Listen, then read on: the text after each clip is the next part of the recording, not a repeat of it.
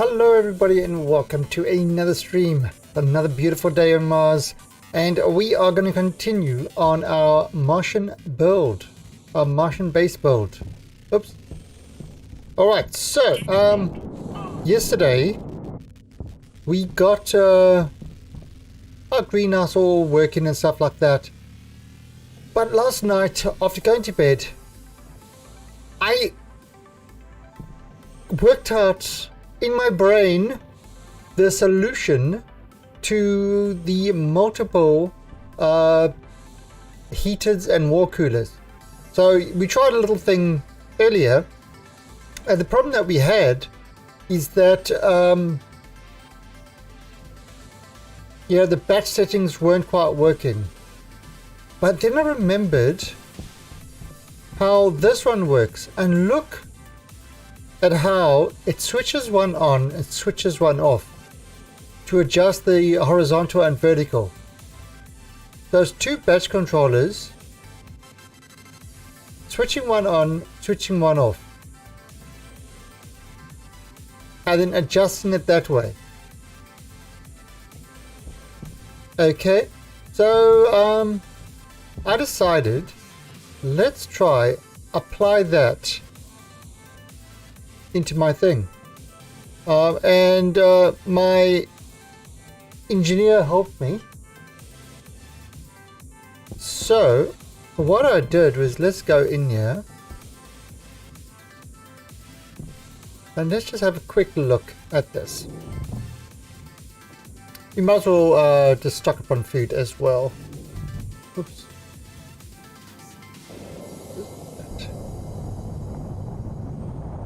Okay.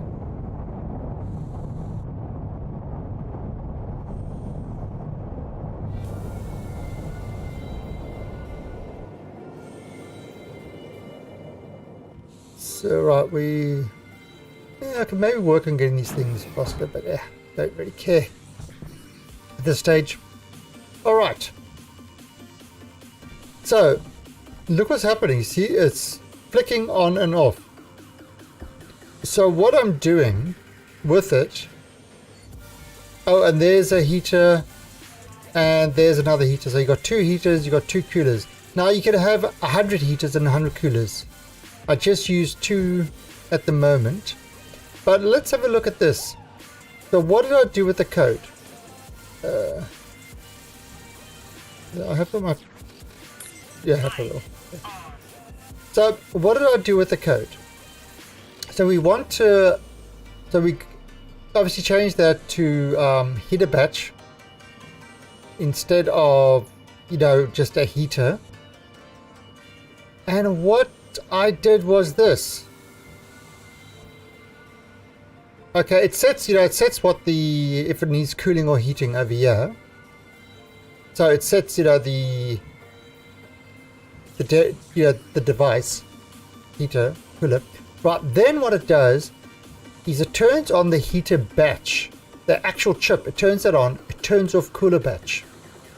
Then it sends the settings to the dev heater.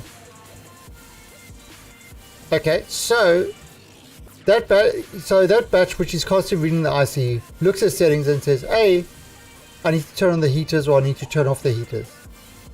It waits one tick. Then it turns off the heater batch, turns on the cooler batch chip, and then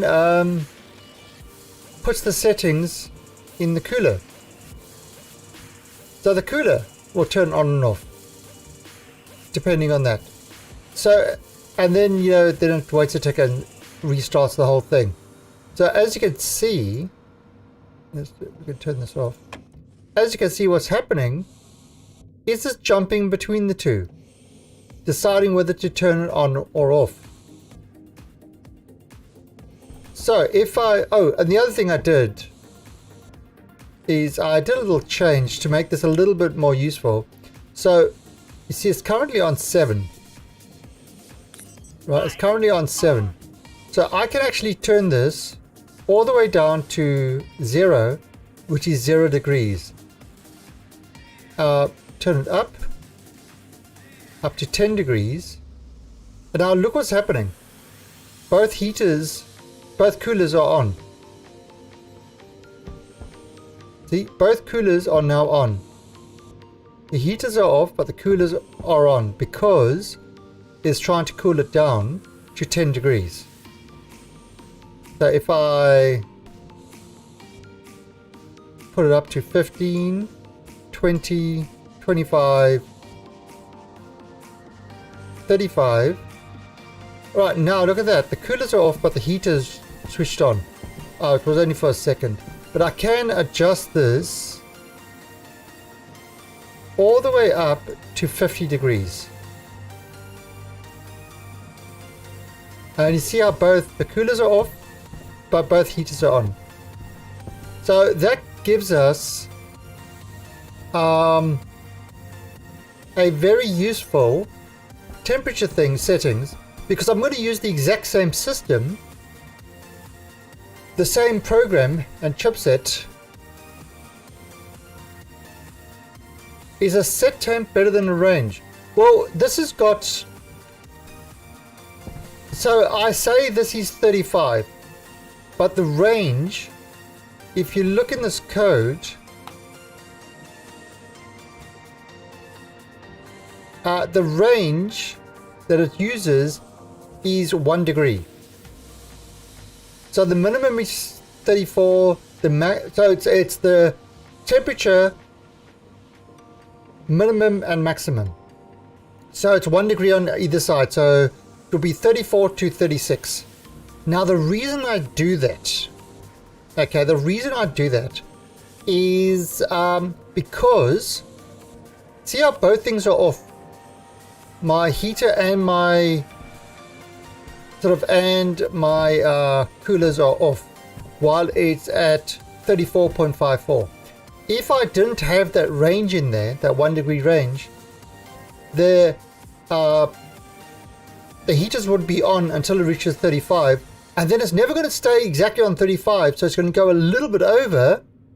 And so as soon as it goes over the coolers, then it goes under the heaters, coolers, heaters. So you're never actually going to have kind of a time when the heaters and coolers are off. So given that 1 degree range between 35 allows it to,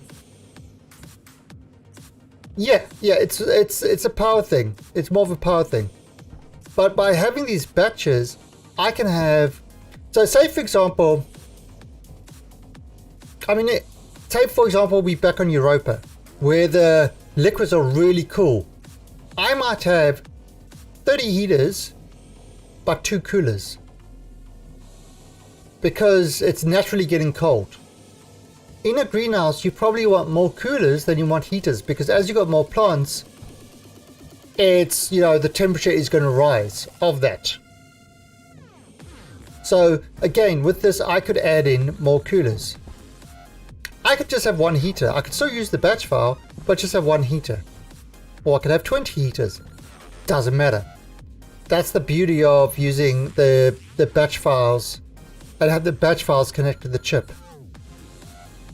So that's kind of, so it just occurred to me, after, because I haven't really looked too much at the solar tracking one, but the way the solar tracking works is I see the thing flashing and then I realize, oh, it's turning off each batch writer so it can send the horizontal and then it can send the vertical. So that's kind of what's happening. Okay, well, while we're in here, let's just get some food.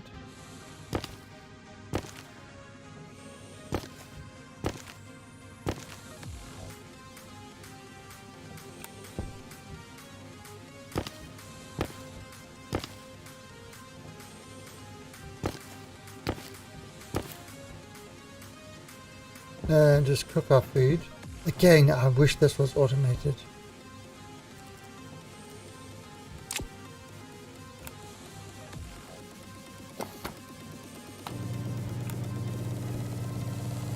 But yeah, so I'm I'm kind of happy the way this temperature thing works now. I mean, if anybody wants a script, I could probably put it up on, you know, upload it to Steam.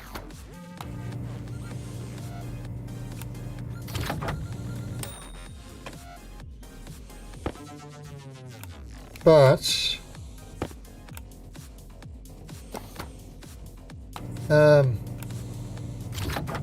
yeah, it's kind of, you know, I would look at other people's stuff to get ideas, but then I like to write the stuff myself. You know, add my kind of, my view on it, if that makes sense. Oh, crap. Open up too soon.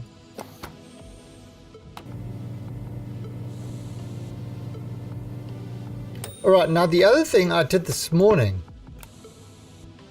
I had another brainwave this morning. So what happened was, I've been trying to get this one thing working,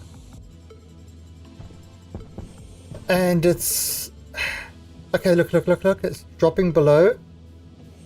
So 34, boom, 33.9, the heater's on.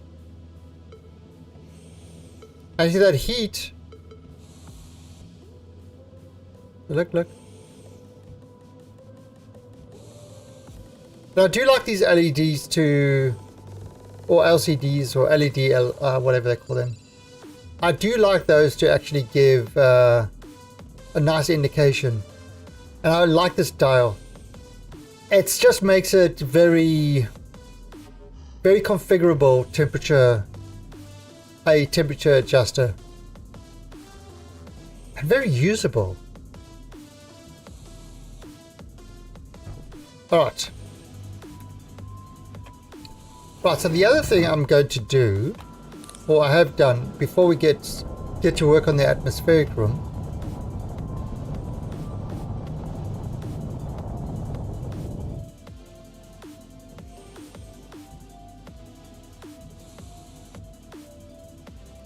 but yeah, this is keeping the greenhouse in the perfect range. And I think 1 degree is on the other side is enough.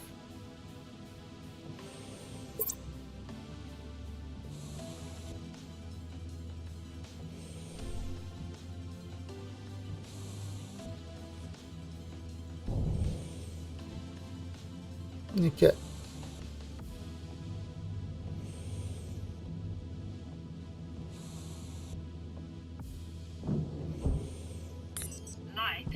Right. The battery's okay. Alright, so this thing. I've got a IC chip over there. Now, this is my volatile tank. Now in this tank over here, if I put something in there, it automatically depletes it.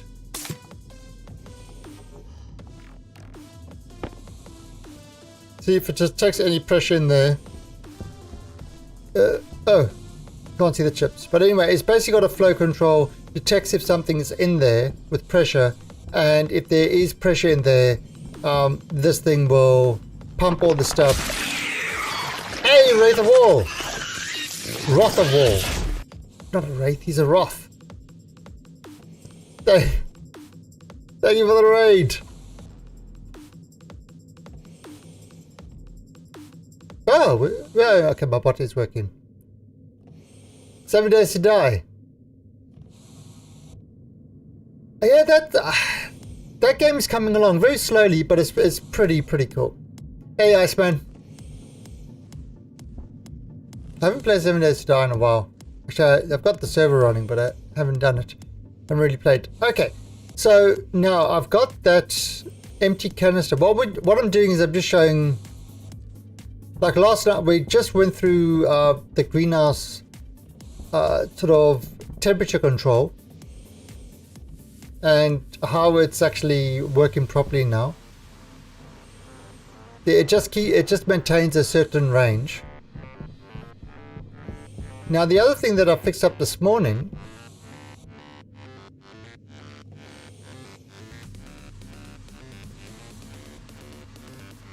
and you don't do my raid thing. Iceman is just rude.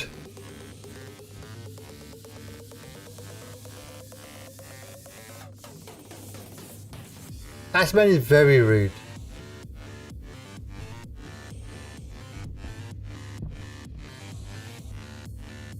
Yeah, so what I was busy going through now is the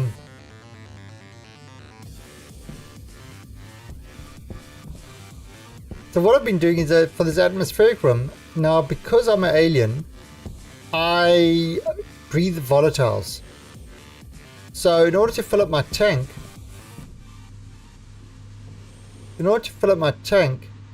what I've got, can I say, oh. Hunger, caution. Oh shit, I've got to eat. I've got the empty tank here. It checks it as 0 pressure. I put it in and it starts filling it up until it gets above 5,500 pressure, and then it stops, and it's kind of got this thing there. Now to get that working properly, it's a little bit of an effort, but I finally got it. I finally got that working with one IC over there. Now I could use the same IC and do another tank, which I might have to do. But anyway, there we go. We've got get rid of our waste and get breathable oxygen or breathable hydrogen straight off the bat. And I can leave it in there because it's not going to turn on. It's not going to explode. Right, let me just go get a can of soup from my vending machine. Right, so today, what we are going to do today is we are going to sort out the atmospheric room. So yesterday we got the whole we got greenhouse going, and we got our recycler going to automatically smelt stuff and then send it sort of back over here for easy packing. So that's all working. Now today what we are going to focus on is getting our tanks. I mean, yes, this is working, but the problem with it at the moment is quite simple. This one is a 6.3 degrees. This one is 4.8 degrees. This one is 29 degrees. This one is negative 5 degrees. This one is 60 degrees, negative 9 degrees, and 55 degrees. So what we want to do is we want to get all these guys to be around 20 degrees. And we do that by filling this with water. Just the tanks. Now, also what we're going to do is we're going to have consoles to give you the pressure and the temperature of each thing.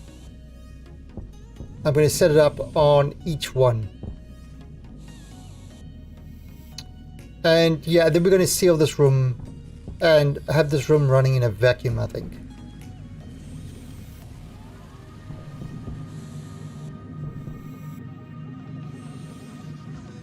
Okay, so let's start naming everything. Alright, so instead of small tank, we're going to have change this to H2 tank.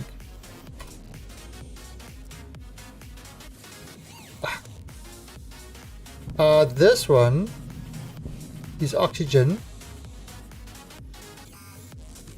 So O2 tank.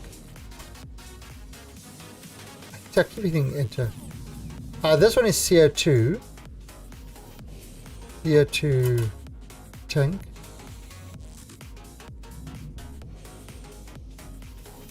Nitrogen? Yeah, nitrogen. That changes to N tank. This one is water. H2O tank. So with the 7 Days to Die, are you playing the experimental or just the live one? Because I mean the live one is usually so unstable that I don't even want to go near the experimental.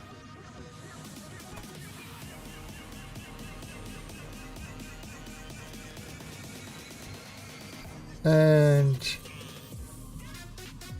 next time, just give me a second. I thought I heard my wife. One second.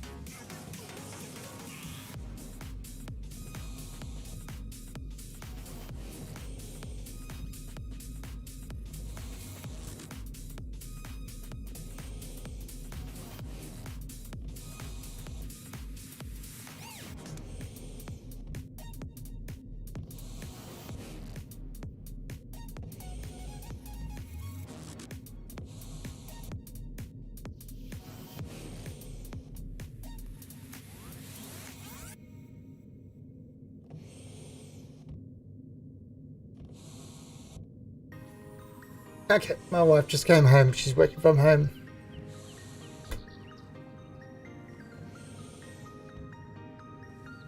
Ah, you're doing the experimental. Has a lot changed between Alpha 18 and 19? So I basically gave up on following the development. Alpha 18, we had a lot of fun with Alpha 18, but I gave up. But I gave up following development on 7 Days to Die. A lot of the time they tend to be all over the place.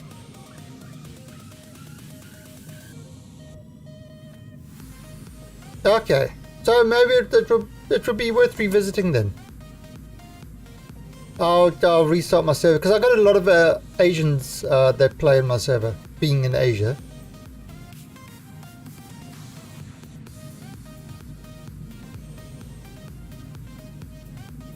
Oh,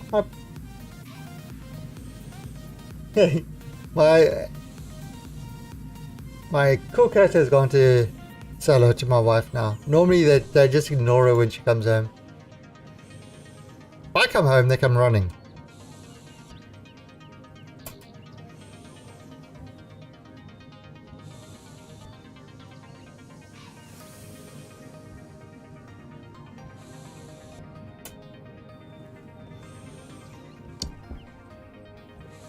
Alright, so yeah, so what we've got to do with this, I'm just renaming all this stuff so it will make it easier to kind of sort out when I actually start doing circuits and stuff like that. X.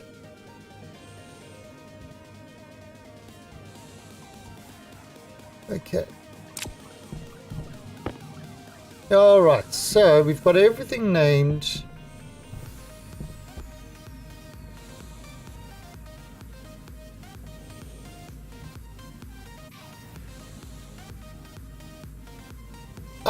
Okay, so you don't need X. However, X is very useful for as a coolant.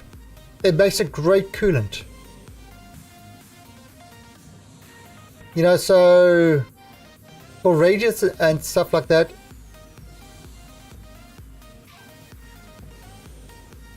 X is very okay, so X is highly available. Water can sometimes be a bit of an issue.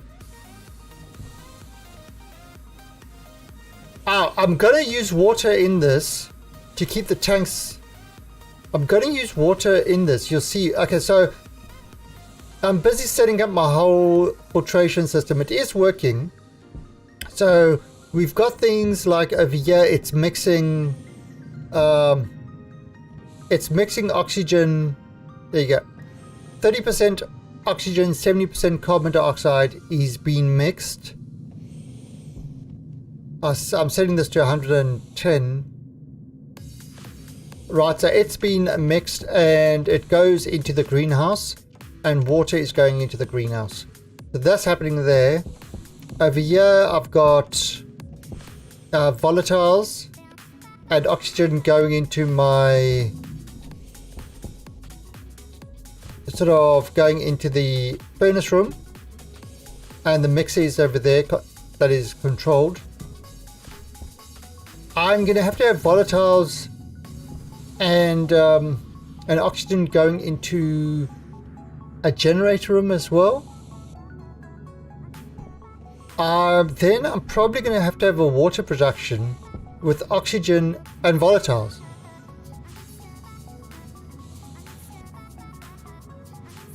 Yeah. Now, nitrogen, I don't know what we use nitrogen for. Unless you want a proper air mixture. But again, my guy's an alien. So he breathes volatiles. He breathes so when we pressurize his base, we're going to pressurize it with volatiles. Alright, so let me set up the consoles. I need... How much? Okay, so it's 7. I need 6. I need 12 consoles. Let me get my console sorted out. Do this one. Consoles. I need 12 of them.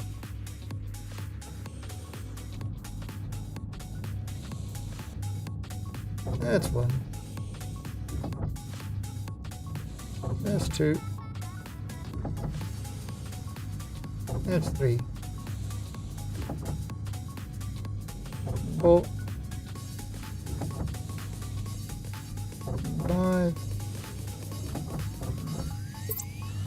6.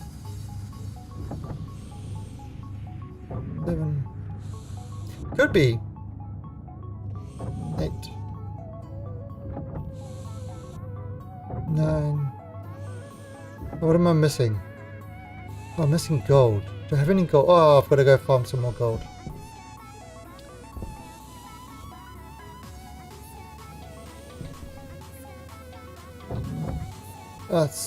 So yeah, I've got to go farm some more gold.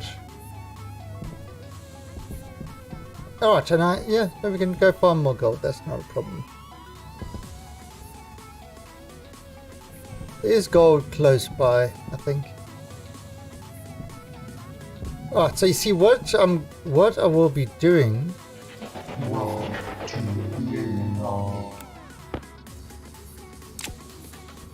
And Astronus. Astron is taken. Thank you for the follow and welcome to the Alien Army. So eventually what I'm going to be doing is I'm going to enclose all this in glass. Right, but in the meantime, in order to set these things up, I'm just using walls. You see, once they're there, they float. They all float.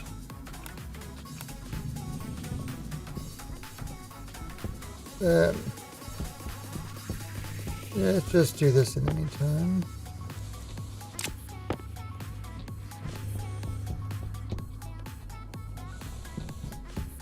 Alright, yeah, you say what we've got to do is we've got to console monitor.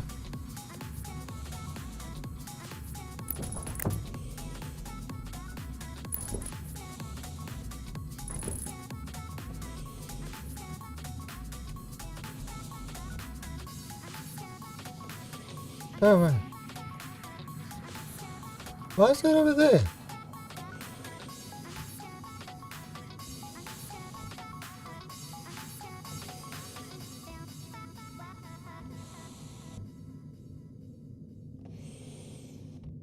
Wait a minute, wait a minute, wait. Jetpack on. Are you kidding me?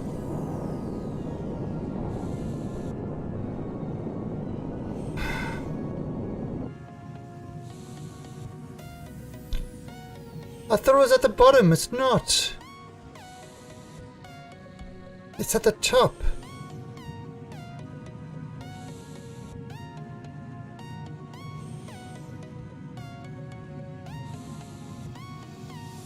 Did you see EA released the $30 arena shooter with Microsoft at EA? EA doing some predatory practices? I, for one, cannot believe that. I refuse to believe that. Those are absolute lies. EA would never do that. They are an upstanding company.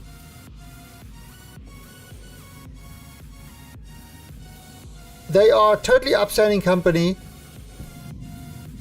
No, I don't believe that for a second. You are obviously telling porcupines. There's no way EA would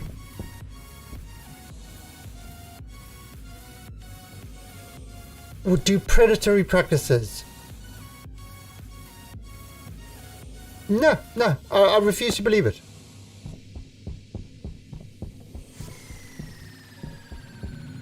I mean, if it was something like CD Projekt Red, sure, I would believe it. But EA, no. Not a chance.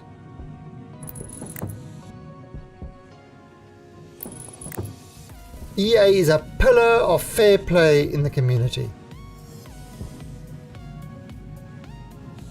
Oh, they don't learn.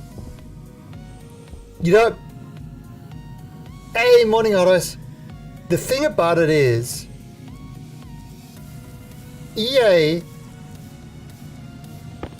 with their surprise mechanics, are literally going to be the ones, you know, by pushing things way too far, are literally going to be the ones that will pretty much remove microtransactions. Well, they will be the ones that will actually ban microtransactions. Because it will be because of them, and it's already now that they've pushed everybody too far that even the politicians are kind of saying, you know, we just can't let them get away with this anymore.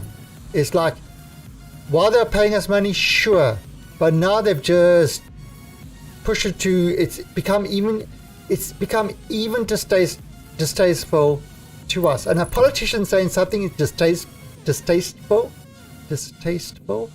to them is, I mean, that's really bad, because politicians will allow anything.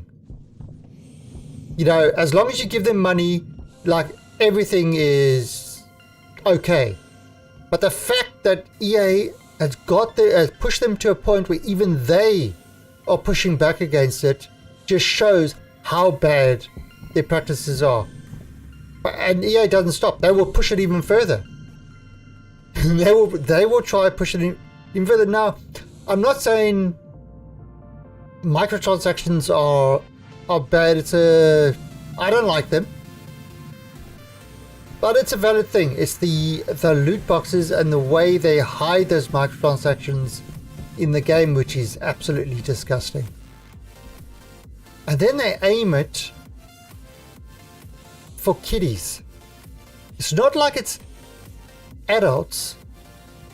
They aim it at kids.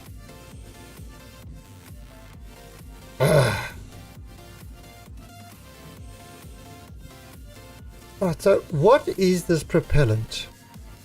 JetTech critical. Oh yeah, it's nitrogen. Okay, so I'm going to have to set up a nitrogen filling station here as well.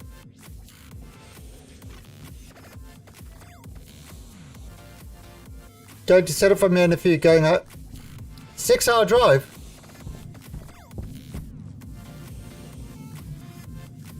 That's a bit of a drive, isn't it?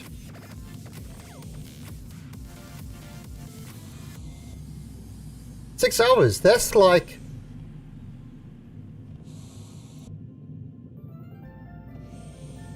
That's like 1 more hour than 5. That's crazy talk right there.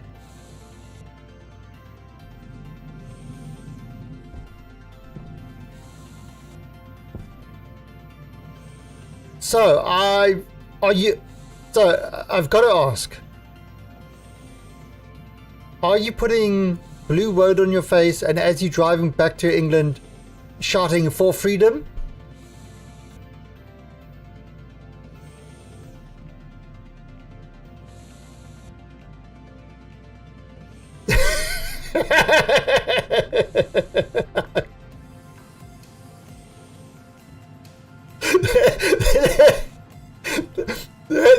That is one scene. What was it with what's his face? Was it? No, it wasn't Russell Crowe. The other crazy guy from Lethal Weapon.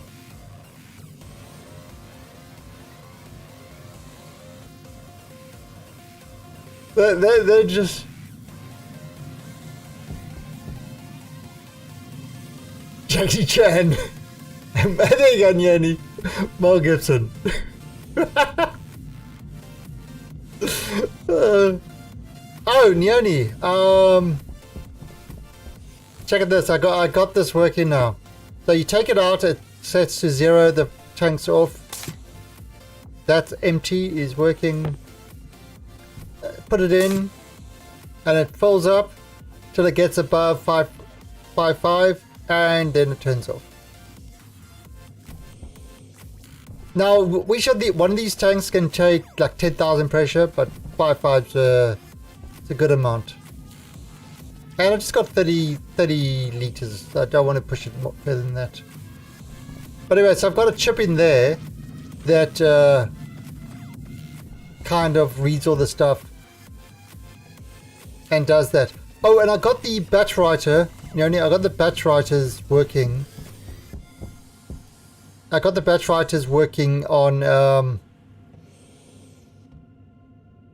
the cooler system.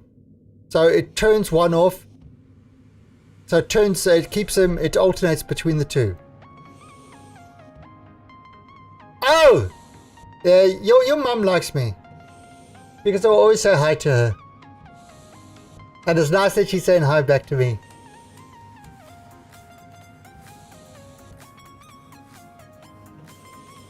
Somehow I heard Lethal Weapon mine went to Rush Hour.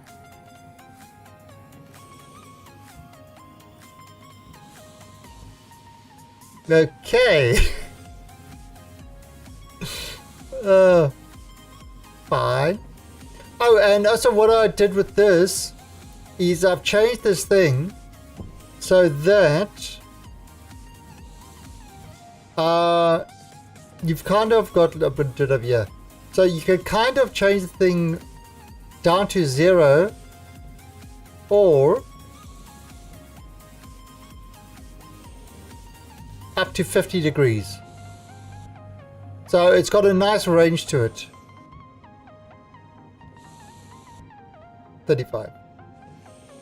So yeah, so it can, in other words, it can be used in lots of different things, and because you can have, and because it's using the batch writers, you can have 1 cooler, 20 coolers, 1 heater, 20 heaters, you know, it doesn't matter. So I'm kind of, so then I couldn't sleep last night. I had to come fix that.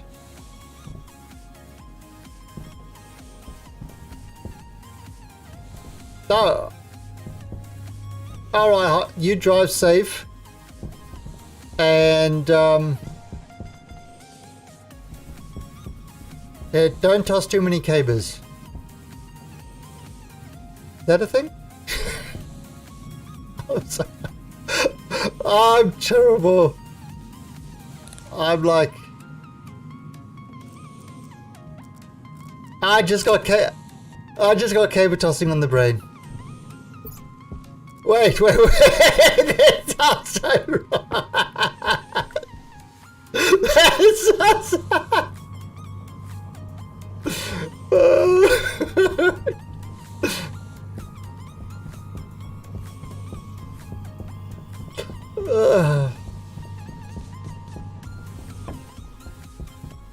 Yeah, you love it. You love it, Hard Ice. That's why you keep coming back for more.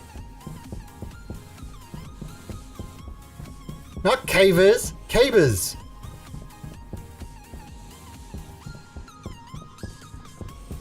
You know those big giant poles.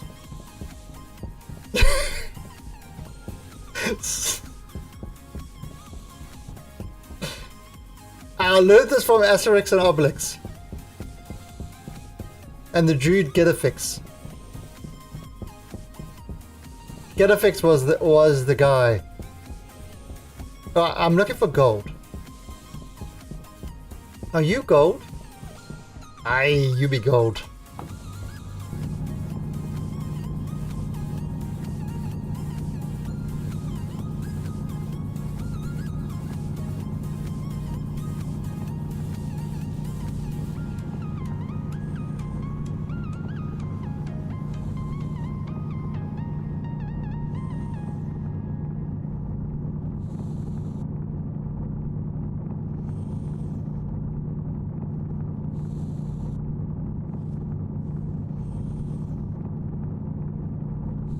Yeah, I mean, I remember Asterix and Obelix, but that was great.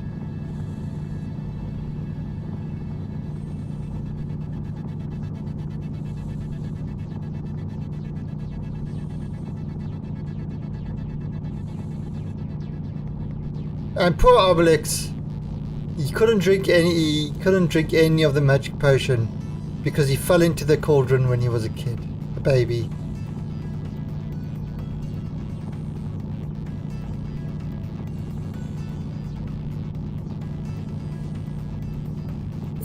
And all he wanted was just a little sip.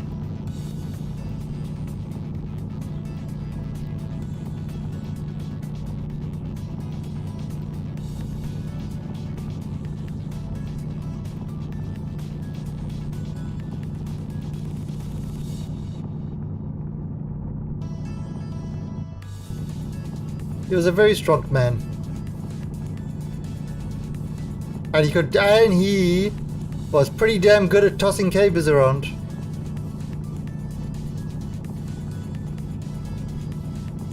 He was a mighty caber tosser. Did I get all the gold? I wonder if there's any more. Oh, wait, there's some. There's some over here. There we go.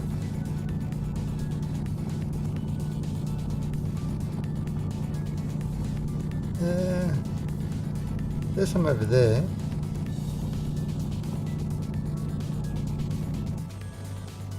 Oh. See, it kind of tells you, not like a very short range scanner.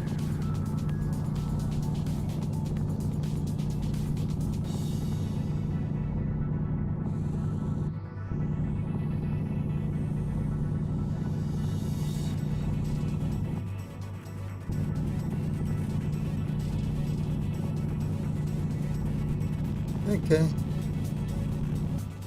Nothing anymore. Yeah, I'm gonna have to set up a hydrogen bottle one as well. At least a nitrogen bottle.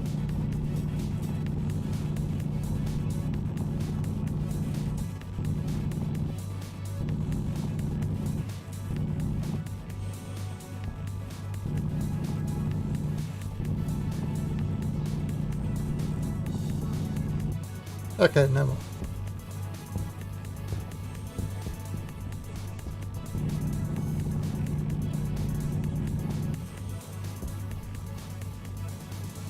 because I get lost too quickly. And then I can never find my way back to my base. Oh. Let's get this iron.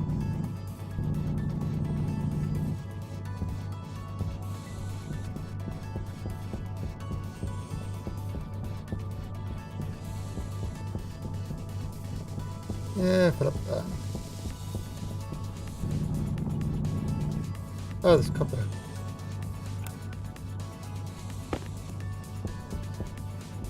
All right.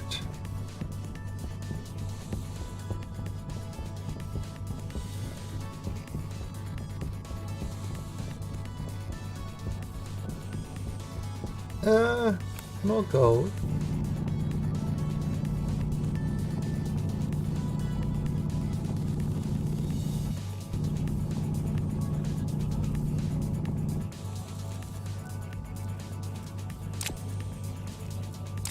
Oh, there's a giant shadow.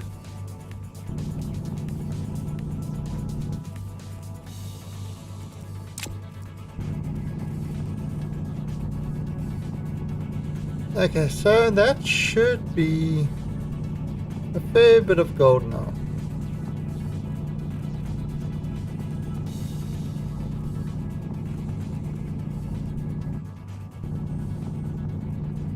Any more? If I just want to expose some so I can find it again. Okay. Alright, let's head back.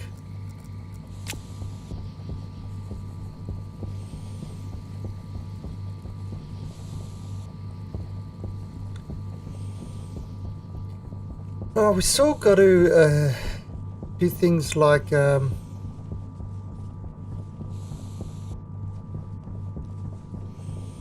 pressurize the base and stuff like that. Right, so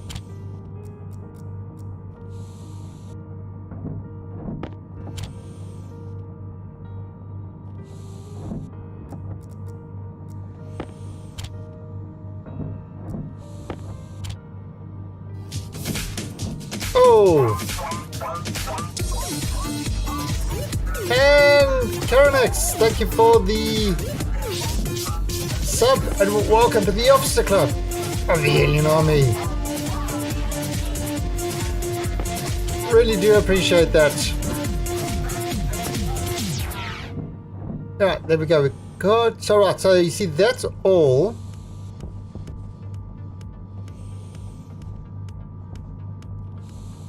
That's all going through, and it's all queuing up to be smelted.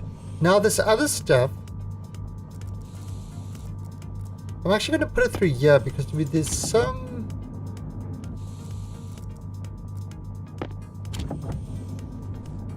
yeah, so it's kind of going there because I had some previous stuff in there already.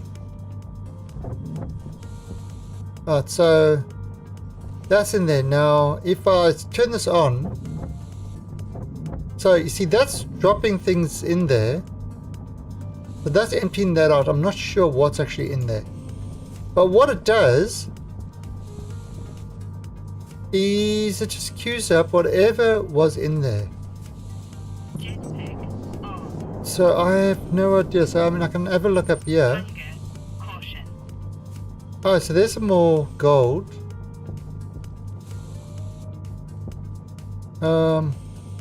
Copper, and there's iron. So that's all going through. Oh, I had some copper in there. Oh, nickel. Let's put the nickel over there. So yeah, it's just as the stuff is being smelted, it's going to come and it's going to drop out over here. So don't, you know, so that's the beauty of it. It's set it and forget it. God, wasn't that an advert? Wasn't that an advert for some product? I like a cooker, whatever, where it's set it and forget it. Hey, look at that, he's got all them notes.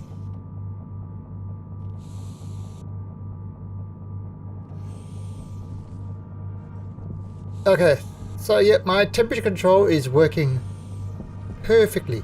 All right, now I'm going to set up crockpots. All right, now I'm going to actually set up another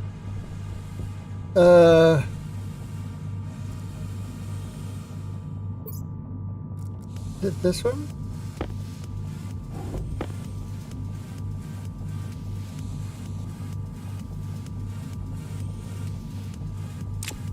Can I turn this off? You see, I can't turn this off, which is annoying. Okay, so I'm going to set up another pipe for nitrogen.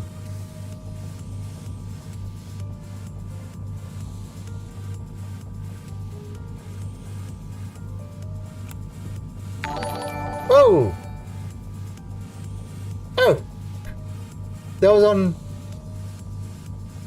was on YouTube.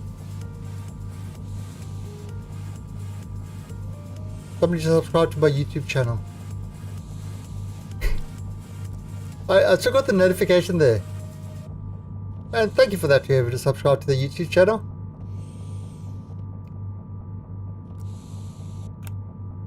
Yeah, so it's potatoes. This is correct. I'm making potatoes. Yeah, because what I do is, instead of uploading all my YouTube videos,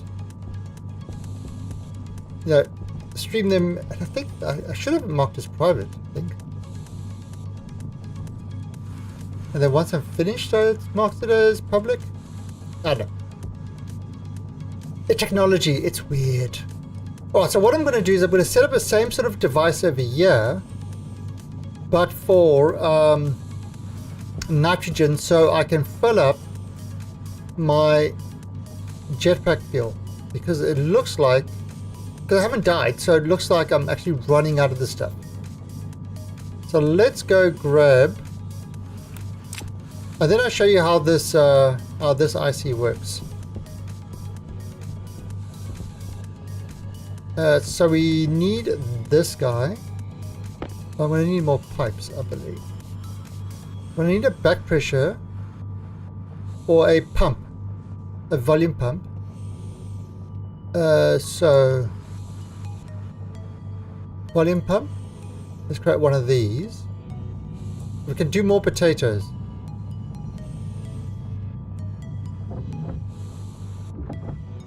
Yeah, I see that now. Oh, so it is actually live. That's okay, Alicia. I see that now. Yeah, that's why. That's unfortunately why I don't actually read the YouTube chat, because it's should be on private. It's just so it saves me the time of uploading it afterwards. And I tend to get a better the way. Imagine reading. Oh, hush you. Okay, so we've got that. Oh, I need more pipes. That's what I need.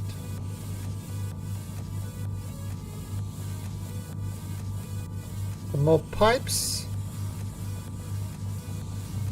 Make a couple of those. And we need a canister storage. Oh, and I need... Oh, I've got a light. Okay.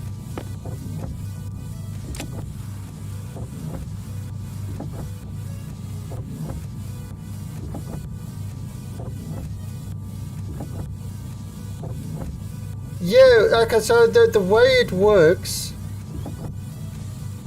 is what I used to do is I used to upload after my stream. You know, there's a button on Twitch that you can upload the stuff directly.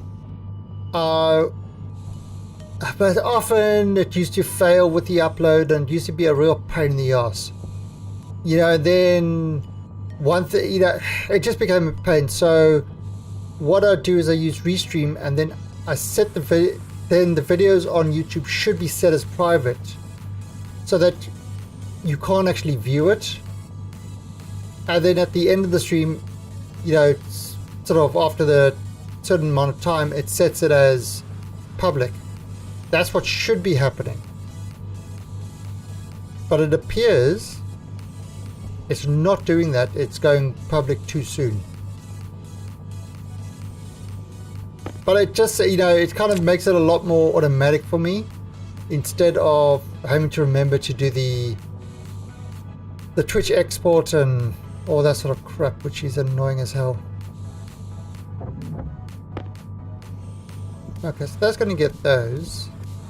Let's see. Got a volume pump. We got pipes. Oh, we need a canister storage. There we go, canister storage.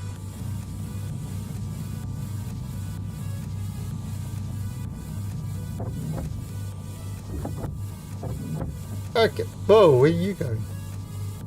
Where are you off to, big boy?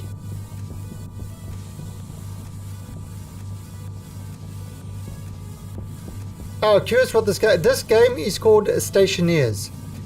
So if you are if you're somebody who likes something like Imperium, or yeah, so Imperium, Space Engineers, Scrap Mechanic. Oh, what others are there that have kind of? I think there's one called Hydromancer or whatever. But basically, what they are is they builder games.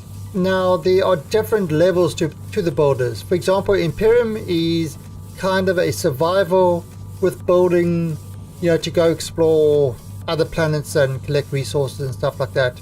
Space Engineers tends to be more of a builder with kind of a tacked on survival, but you know, it's got things like more mechanical things like pistons and rotors, and now they've just added in hinges and stuff like that. So it's got like a nice, I like the building system of that. Now this game takes it to a whole new level. It's a survival game because you have to grow your own stuff and things like that, and you've got to worry about let me just remove the cut for a second. So you can see I've got the external temperature, external pressure, external temperature. I've got food. I've got my internal stuff. I've got things like I've got to worry about sort of my battery, my sort of, you know, the breathing sort of, well, on this alien, but this would normally be oxygen and you know, carbon dioxide filters and stuff like that. And so there's a lot more technical stuff to it. There's things like you've got to worry about how you mix your gases. So for example, for my greenhouse, these things go and separate all the gases I get into the various. So this is pure oxygen in there. This is pure carbon dioxide. And what you have to do is you have to mix them in the correct ratios with the right pressure, and that goes into the greenhouse to make plants grow. If you don't have any carbon dioxide, plants won't grow. You know, so it's kind of like you've really got to manage things. You've got the electrical stuff, like for example,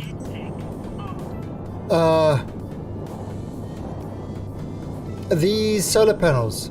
Now they, with the sensor, are actually tracking the sun and trying to keep up to, you know, they keep in 99% efficiency. So and to do that, I've actually got a programmable IC.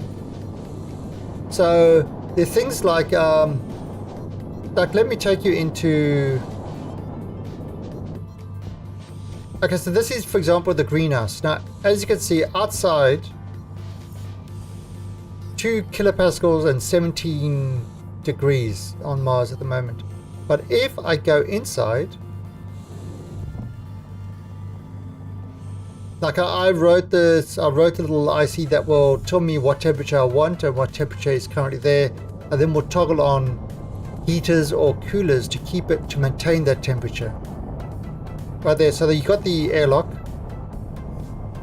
and it's very easy to blow shit up in this game. Getting the wrong mix, you know, too much pressure and stuff like that. Alright, so now I'm in the greenhouse. Now you can see the external pressure is 100 kilopascals, and the heat is 34 degrees. Now I've got special things over here to, I'll show you outside, to maintain that pressure at 100. Because you might pipe in the gas when it's cold, but as it heats up, the pressure increases. Yeah, with the electrolyzer and so we're gonna have to do that because we need water. We do need water, so we're gonna have to do kind of that sort of thing to gather water. That's my water pipe coming in. And also, if you listen, let me just stop this music quickly. Now listen to the sound. You can hear my footsteps and everything else. If you go into vacuum, all that sound disappears. You can hear the plants creaking and stuff like that. This is the program. It's using MIPS, which is like kind of like assembler. So this is the program to control all the variations. Oh, what happened there? To control all the variations of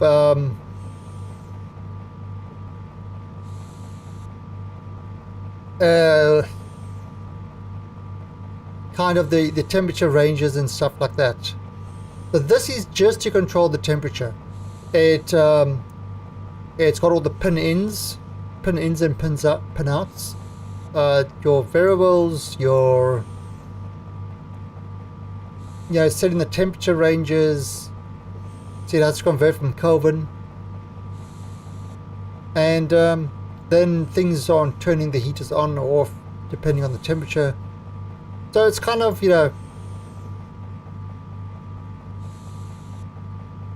oh, I'm glad Stationeers doesn't support C#.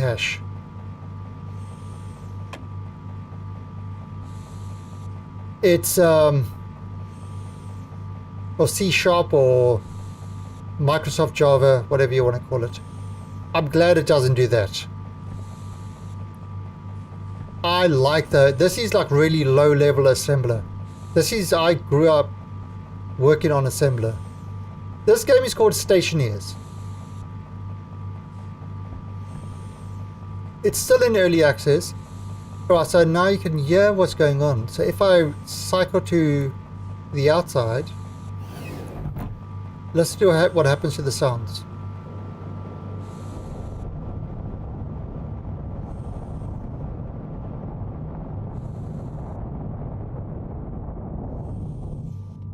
So all of a sudden you're not hearing the wind rushing past you anymore. And all you're hearing is your own breathing. Now I've got a hard suit, so that helps. And you can see the external is now 0 kilopascals. And now we're in a complete vacuum. And once you're in a complete vacuum, then the airlock will then pressurize to what's outside. I've set it to set up to 2 kilopascals, which is the Martian atmosphere.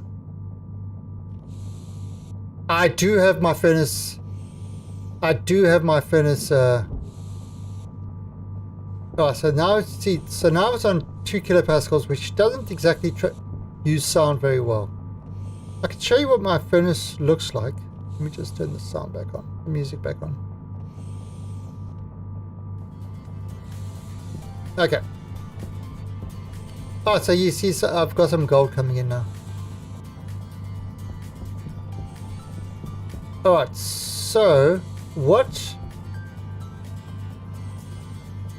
do we need anything? What do we need?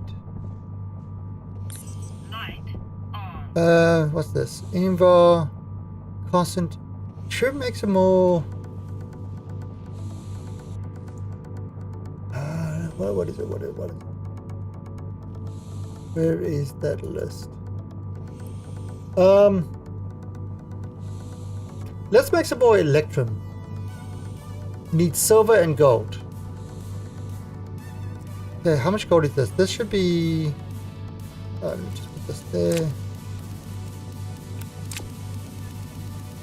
That's 100 gold.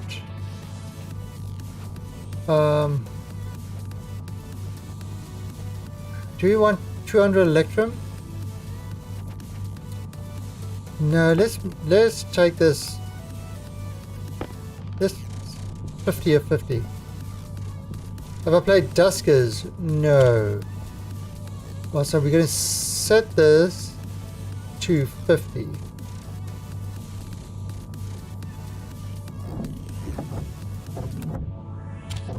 Right, so let's break it up into ingots of 50. Okay, so take that.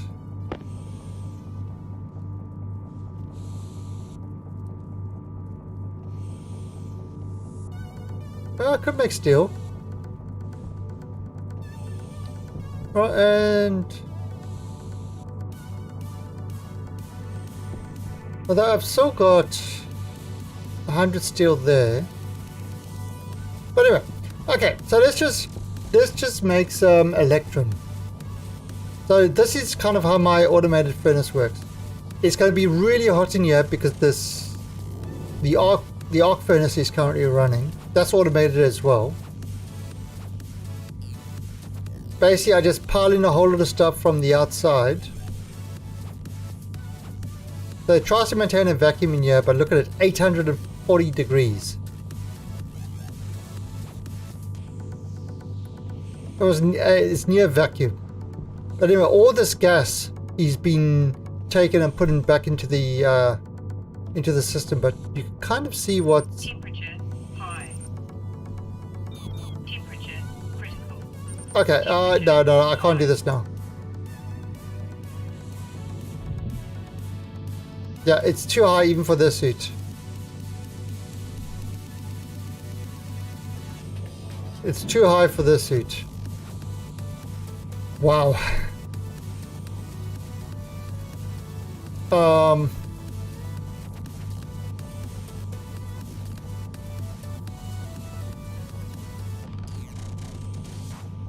I don't know, how can it be that high? In like an almost vacuum. It's a weird thing. Yeah, okay. Screw it. Let's do it. Let's do it. If I die for the stream. Okay, so the way my automated furnace works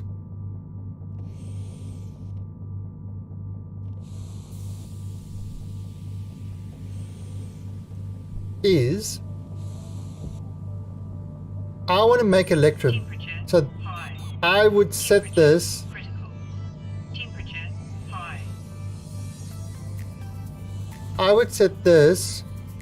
to number 4, which is for electrum. Then I start it up. Now what it's doing is it's mixing the fuel over there and it's starting up the furnace. Now that says green, so I could start putting stuff in.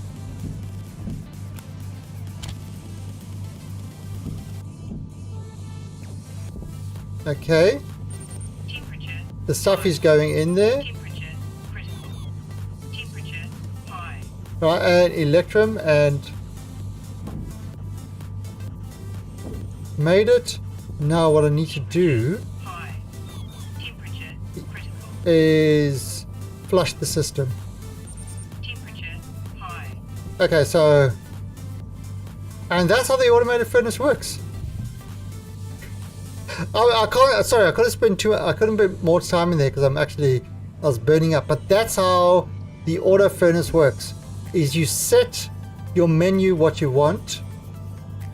And then it's got a chip there that will kind of set the pressure and fuel mix of everything. Get it going. And then you just add your stuff. And here's 100 grams of Electrum. Done.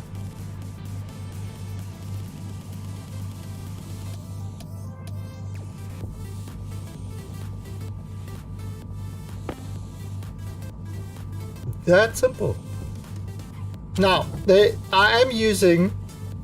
which is the one I'm using?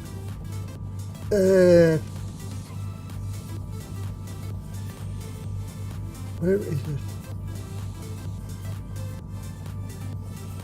Can I find the link? I haven't made any adjustments to it yet. I probably will. Because I tend to do that. I tend to take the thing and then work out adjustments.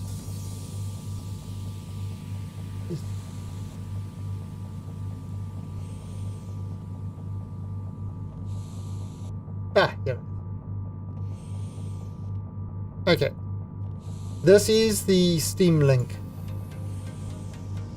That's the Steam link. Alright, good night, Alicia.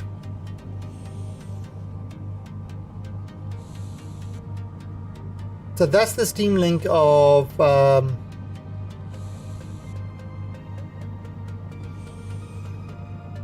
the furnace control I use.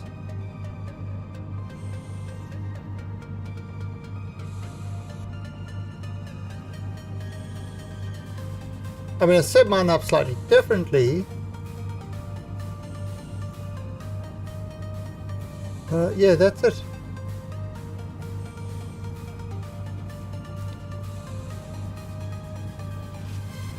Now, what I could do is I could move all that stuff to outside the room. So it all happens in this room. And in fact, that might actually be a good idea. Is to move kind of these switches and everything else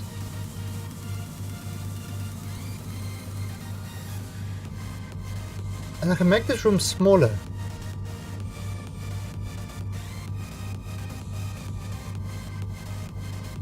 Yeah, that could work.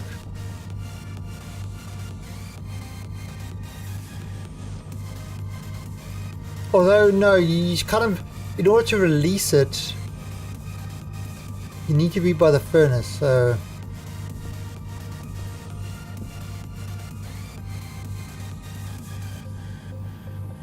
But anyway. Alright, so let's see what we are going to do with this. We've got to get this working. So, now I could put the pressure valve... I mean, I could do this on the floor. Did I do it on the floor? The volume pump?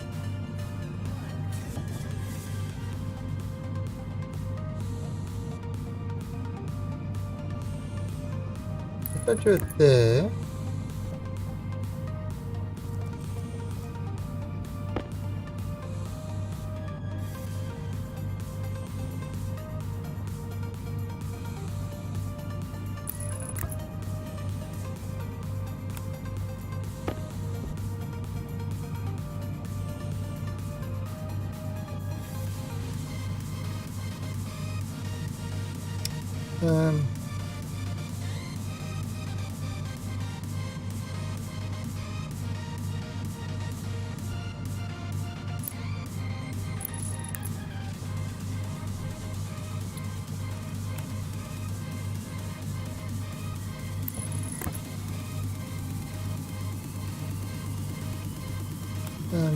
a new wrench.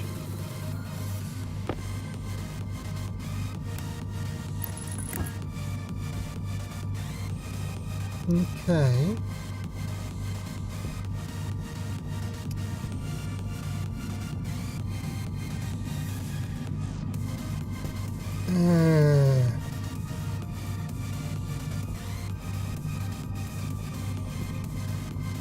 No.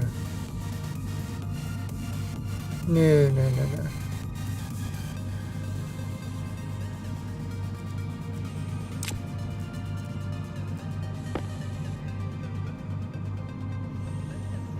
I need a wrench.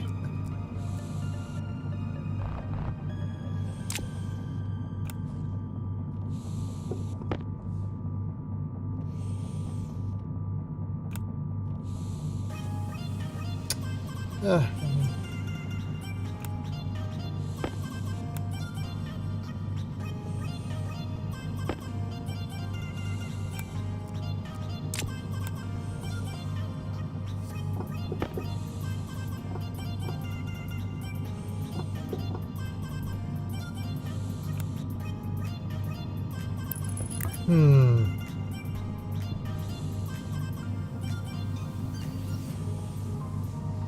Wonder.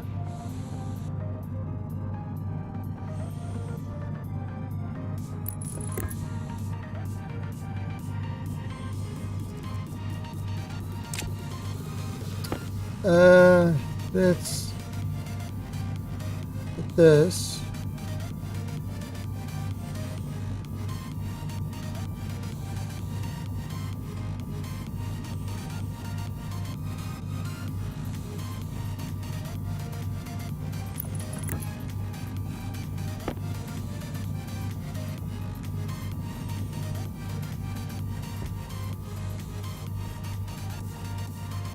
Automate mining.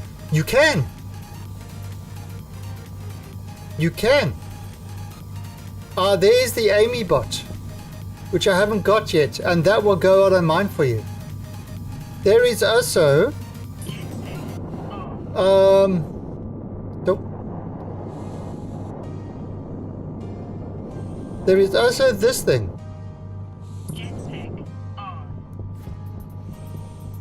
Which will go and drill. You put it over ore and it drills all the way down to the bedrock.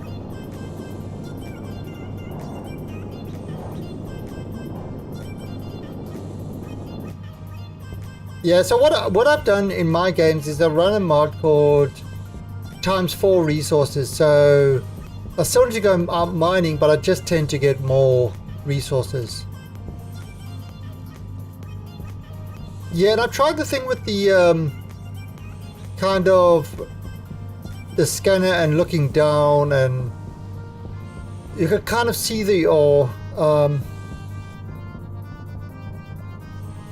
It's an interesting one, but again, it's a very dumb miner. But actually, so I mean, this is the setup I've been using, and it kind of works. Just a normal battery will get you all the way to the bottom.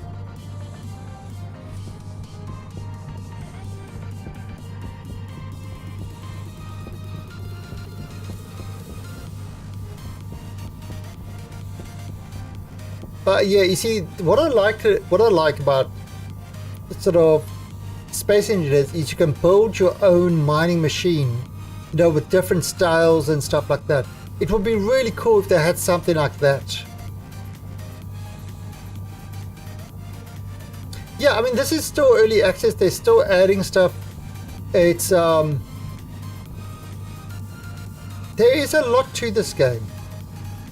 There really is.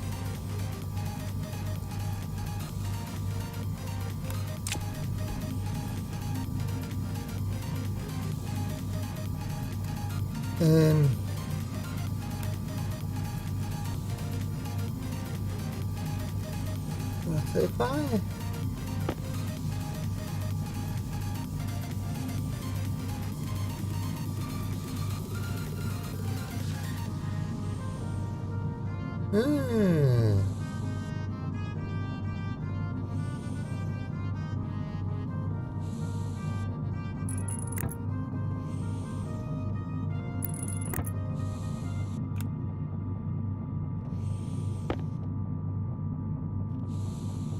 wait a minute.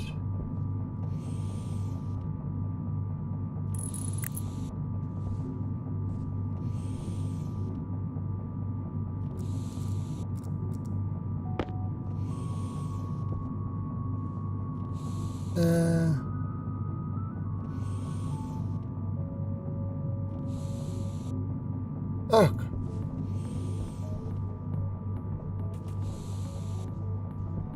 What is this? This is...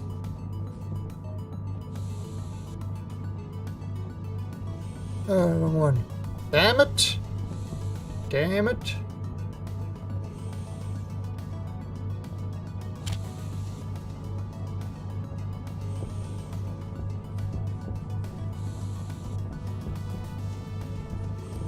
Oh, you did? What stupid thing did you do?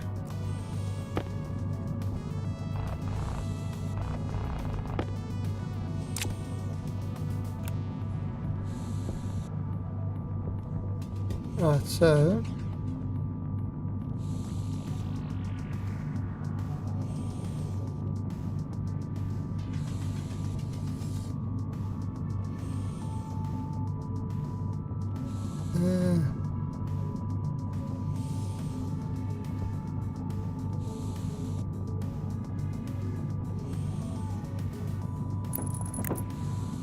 Okay.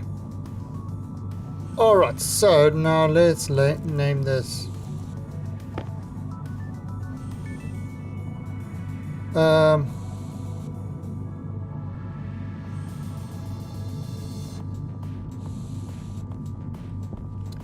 What did I call this?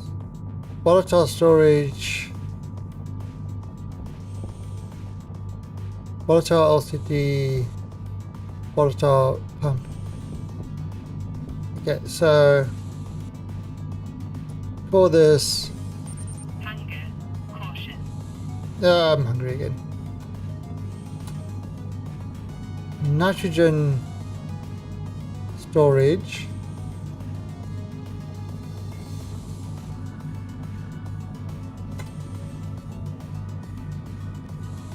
Nitrogen pump.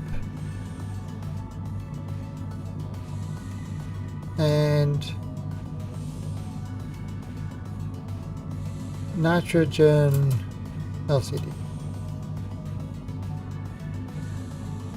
Hey Tao, I'm good. I'm just adding in something to get so that I can refill my nitrogen, which is used for jetpacks.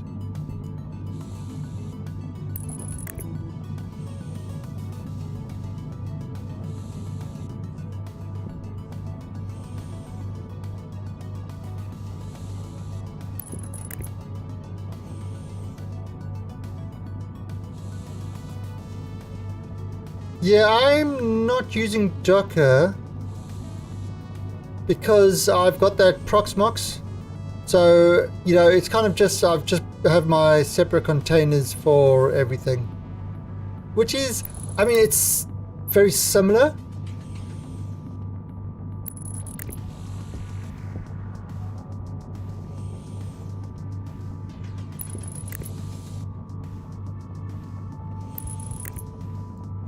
Ah, crap.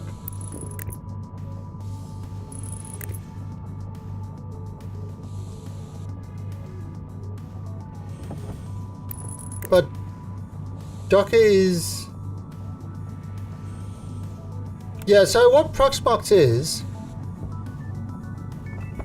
so I've got it on my server, right? What Proxmox is kind of... It's a... You run that on the raw metal. Kind of like VMware. You run it on the raw metal, and then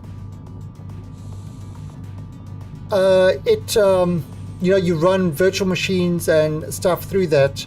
It's got things like, if you've got a couple of Proxmox boxes, you can transfer machines around, backups, and it's kind of free, but there is a virtual license.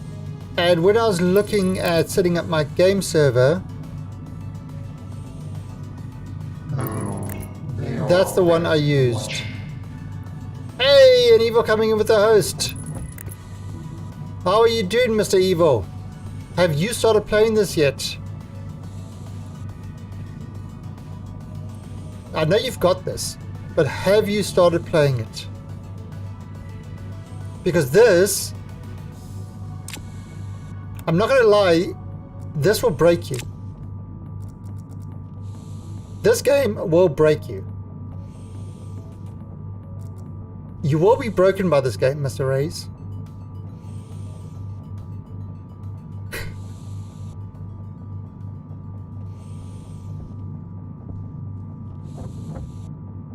Yeah, it's alright,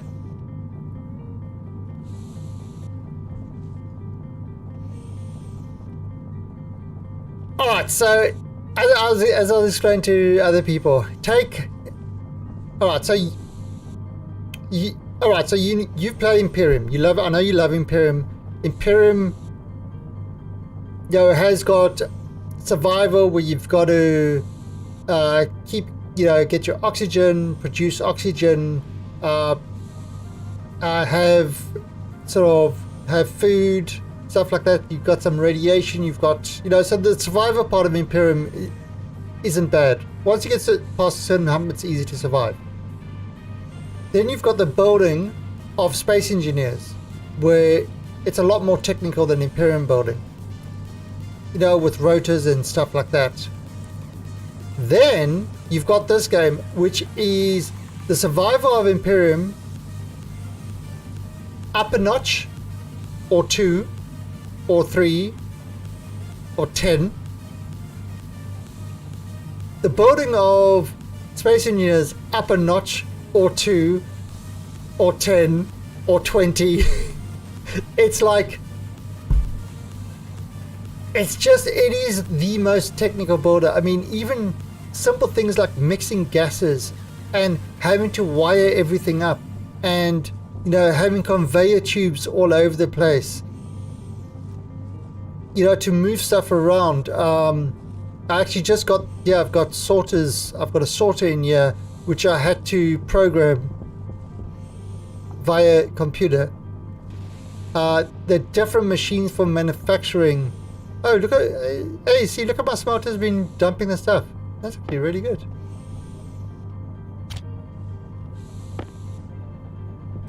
We've got a lot of gold now.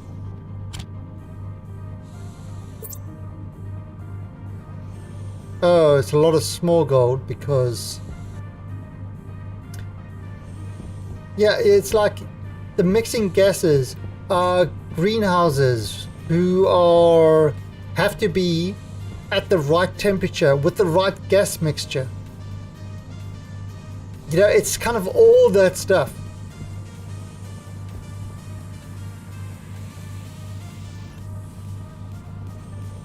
But I think of the problem I'm having.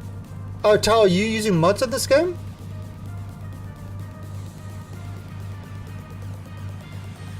To fix a bit of a lighting problem. Okay, so the mods I use in this game. Oh crap, I'm hungry. So let me get a baked potato. Now you say, oh look at that, you got food on demand. That's because I cooked the food and put it in the vending machine. It's not something... oh wait, no, I didn't do? Sorry, evil. There you go. Okay, oh yeah, your KSP, yeah. Yeah, that's like I said, the thing that turned me off that is the tilting of the galaxy. Tilting of the solar system. That just annoyed me way too much. Yeah, and you've got to program in proper airlocks and stuff like that. Evil, this game is going to hurt you. It's going to hurt you more than you can possibly imagine.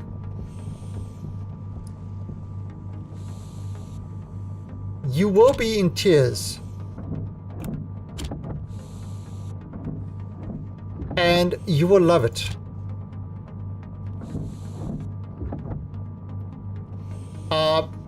By taking your brain and destroying it.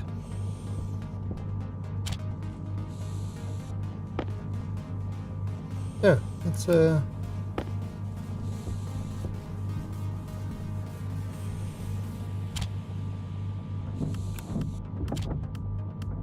Yeah, I mean, I would suggest starting Mars or the Moon are good starting areas.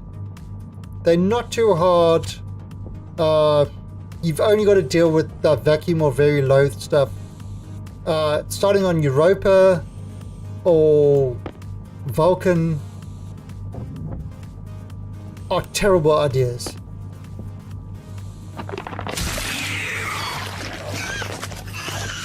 Thank you, Aiden! Coming in with a raid! Thank you, Mr. Quaden! A Kua raid! Okay, you know what this means? Exclamation point defend. No, they're using a text. They're using a text. Exclamation point defend. In chat, I want defend, exclamation point defend spam. I want to blur out the screen with UFOs. Oh, is this not even working? Ah, it's not working! Where's my bot? What little button? It should be doing the defense spam. My bot is being silly. No, I've got a thing on there that should be doing that. But yeah, UFOs. See, UFOs. That's how we defend, with UFOs.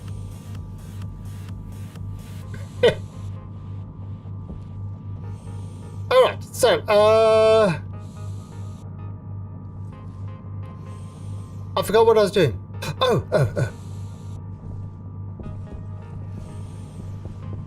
I was getting this for the nitrogen. Okay, so that's all plugged in. And let's do something else here quickly. Where is the paint? Black paint. The nitrogen has a black filter to it. So let me spray paint this.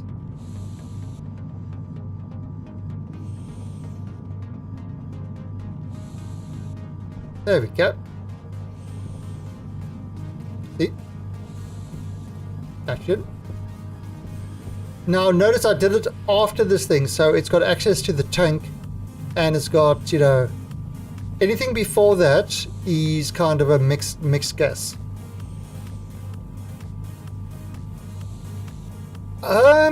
Okay. They're different things. Vulcan, you've got atmosphere, but I haven't actually played on Vulcan, but you've got very, very high heat.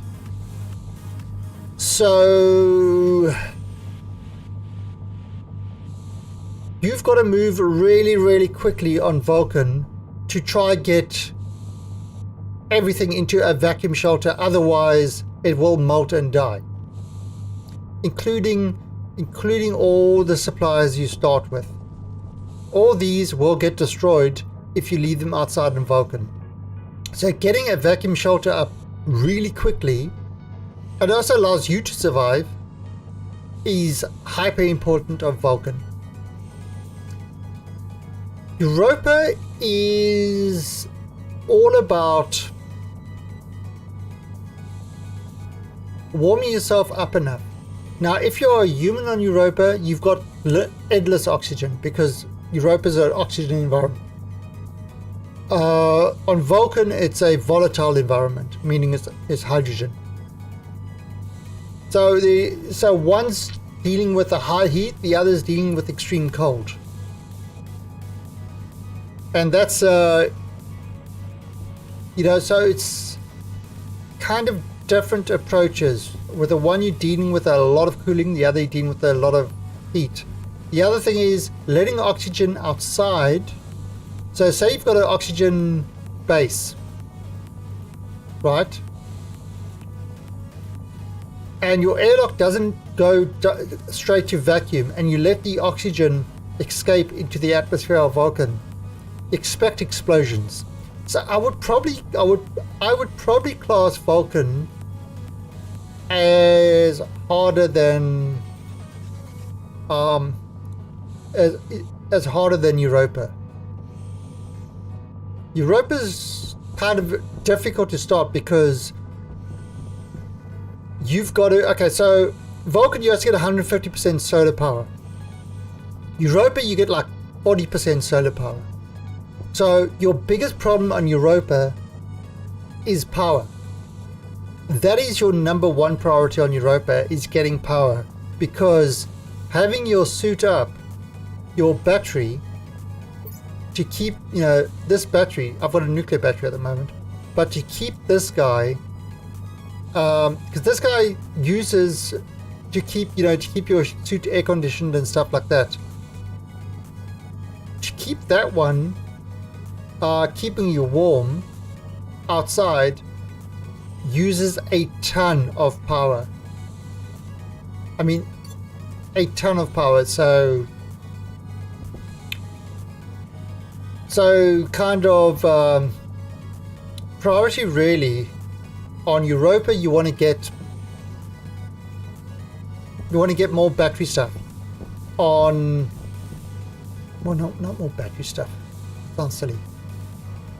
You want to get power generation going, like quickly, so that you can recharge stuff and stuff like that. On Vulcan, you want to get a vacuum room to move everything inside, sort of ASAP. So I haven't played on Vulcan yet, but yeah, I would probably put Vulcan as the hardest. Alright, let's right, so we're going to take this one and we are going to adjust it to work with the nitrogen one.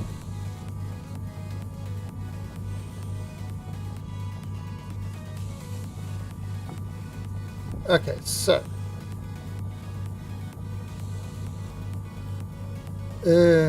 let's wait. Let's rename IC housing, call it filler IC.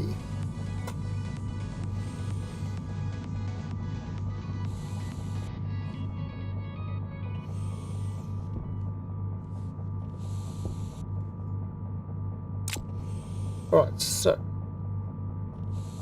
yeah, this is the filler IC. Now I've got the greenhouse IC there as well. Okay, so let's import and let's edit. Right, so now what we're going to do is we're going to add the second one. So we're going to go alias build storage 2 D3. So we're defining our, we're defining our devices.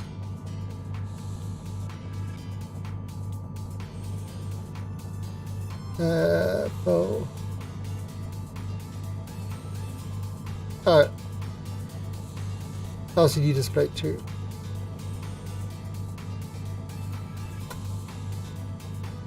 D5.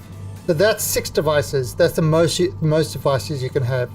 I mean, you can extend that by having batches and stuff like that.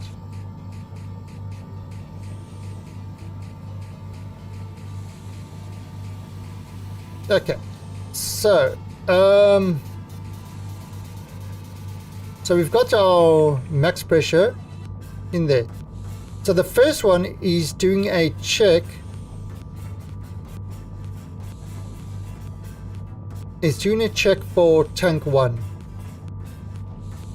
Okay, so let's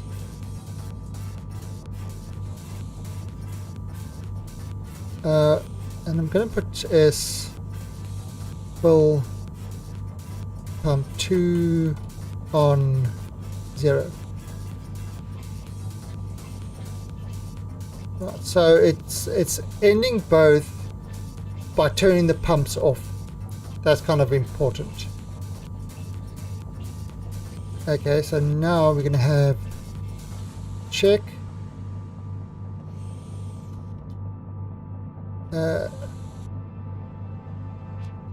Check tank 2 present.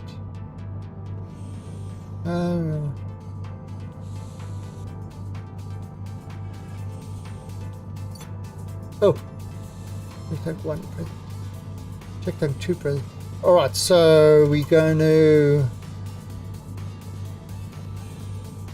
use tank in. Use the same one.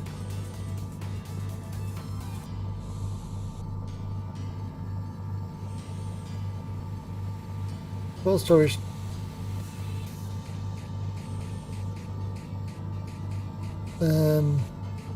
So occupied, and then LCD display 2, setting 0, and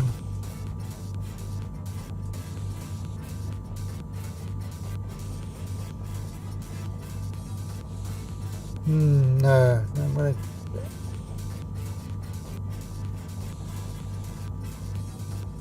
MIPS. It's like assembler language. So this is if you've done programming with assembler, this is kind of very highly low level stuff. Okay, let's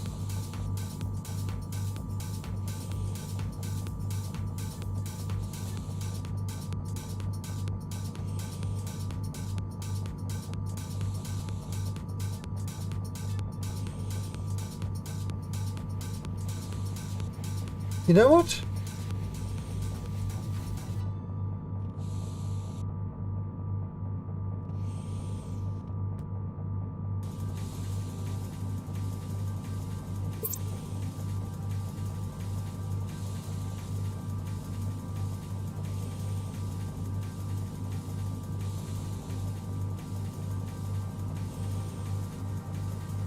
No, no.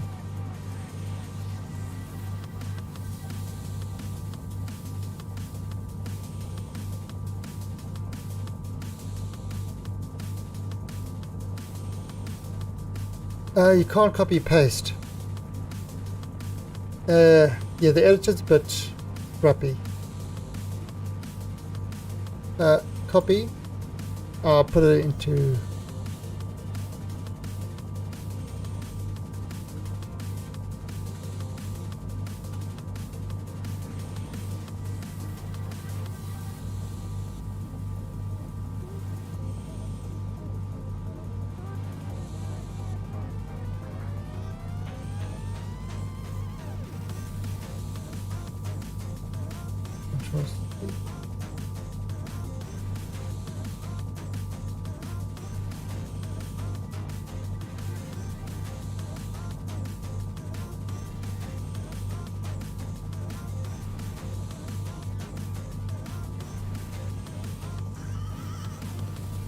There we go. Sorry, I went to copy it into another one. Alright, so maybe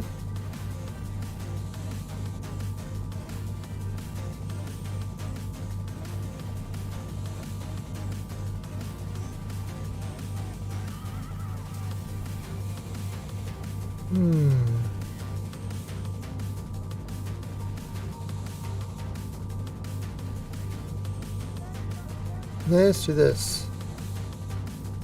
Yes, because I'm doing 2. Full pump on 0. And then skip 1.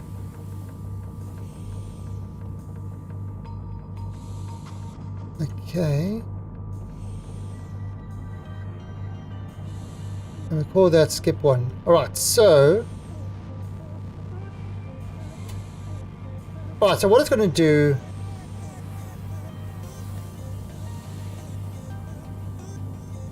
is if there's no tank, it turns the pump off and jumps to check for tank 2.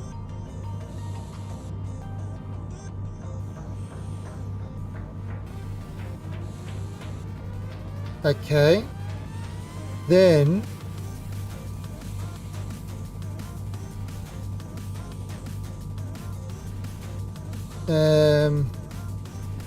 we're gonna have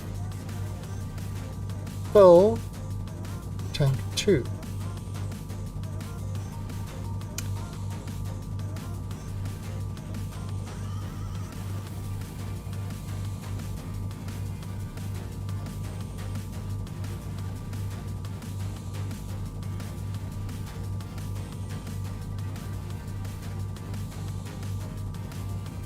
Okay, and that is going to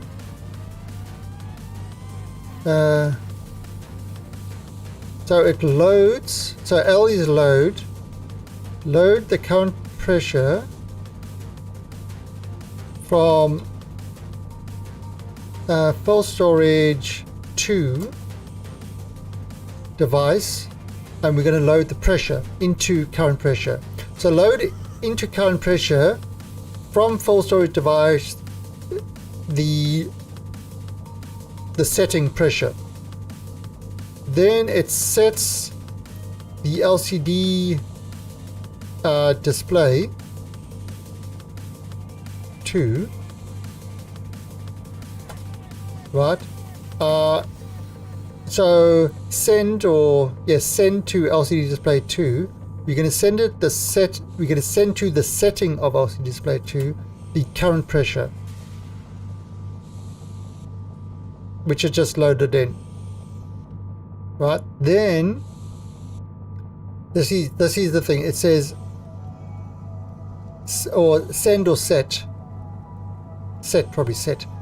if lower than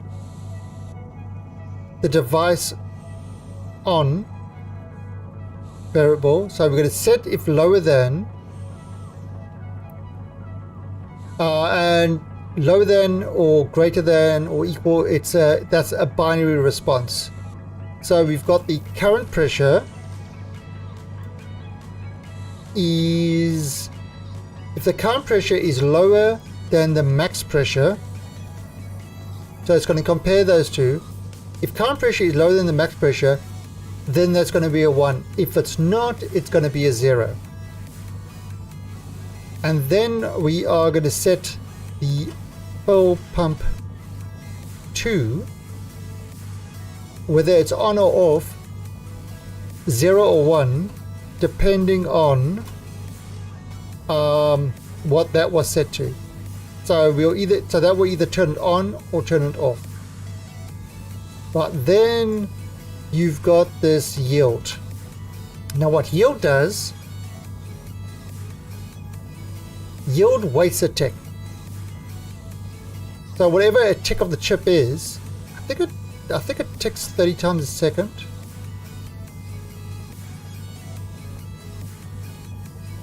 Right. I'm actually going to just make sure it turns this pump off.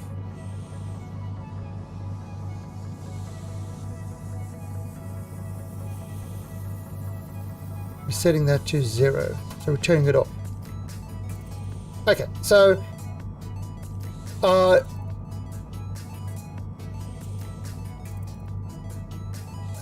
maybe let's call this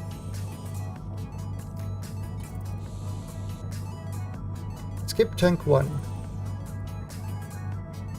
Just that makes it at least more understandable. So, and this is skip tank 2.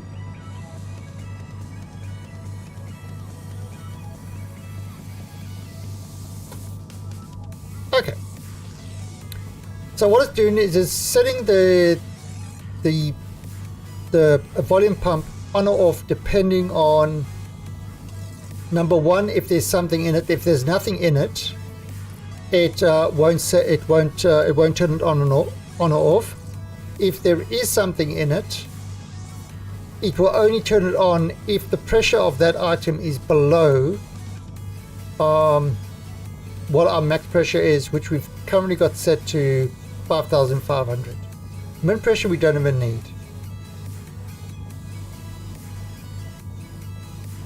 Okay, and then it waits one tick, and then it continues down, and it turns both pumps off. Then it waits a tick, and then it starts again. And so that is going to check both of them, and it's not going to leave that pump on too long, because if it is on too long, it will blow up. Alright, so let's overwrite onto that one, save it. Okay, then we can confirm this. Now, what I want to do, Light on. before I copy it across, let's turn this off. And we are going to export the script to the filler IC. Okay, so now it's been exported there. Alright, so now we need to set the settings. You see that one says volatile storage, volatile pump. Okay, fine. On, off. There we go. Okay. So it read the stuff. So we've got the names of that there. So the names of this would be full storage 2. So we're going to call this nitrogen storage. Then we're going to have nitrogen pump. And then we are going to have nitrogen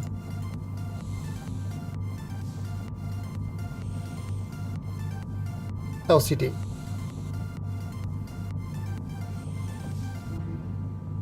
Wait. Oh. I'm going to save this because this is a part that can explode. If I got this wrong, there could be explosions. Alright, so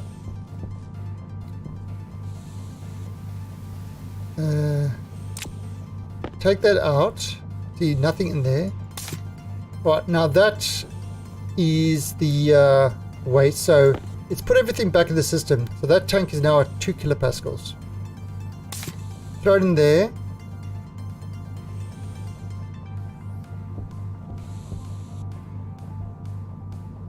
Huh?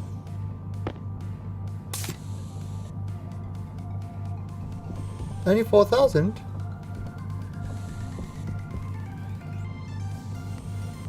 Interesting.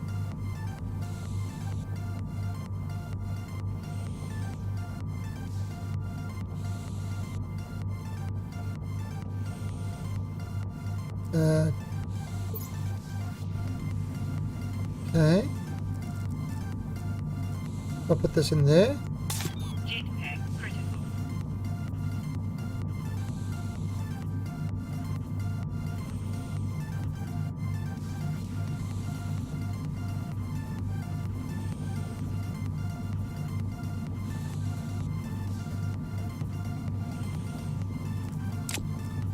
$1,800.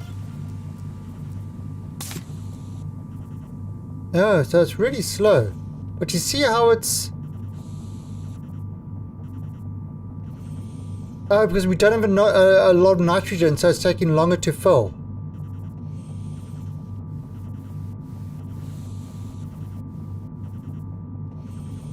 So it's trying to pump all the stuff from there.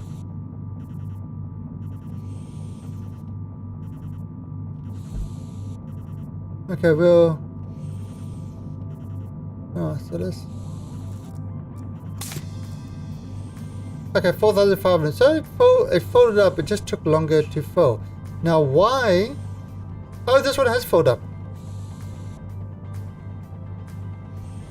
But okay, remove all this.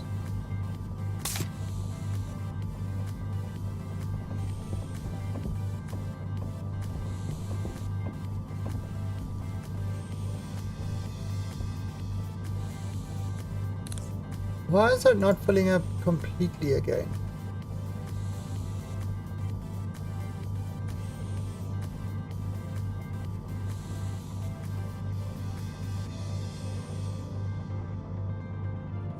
So it lowers the current pressure.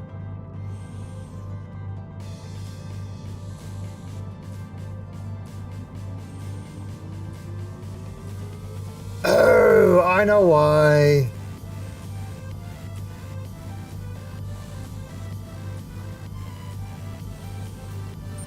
Filter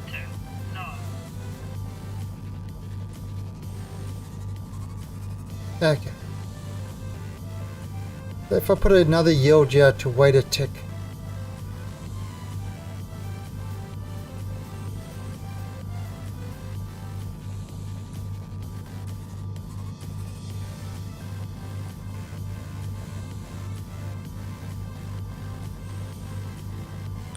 Okay. So right, because I'm emptying it back into the system. This is just a waste storage. I can do it in there. Put it in there.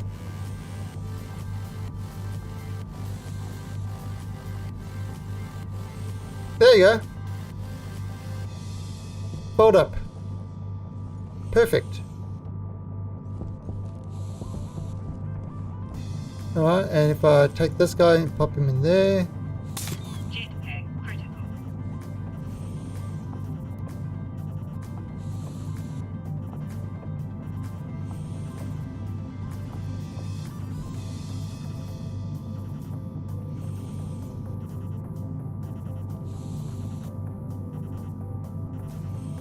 Alright.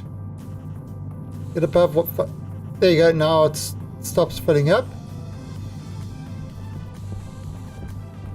And this one is still at the same amount. Alright. Perfect.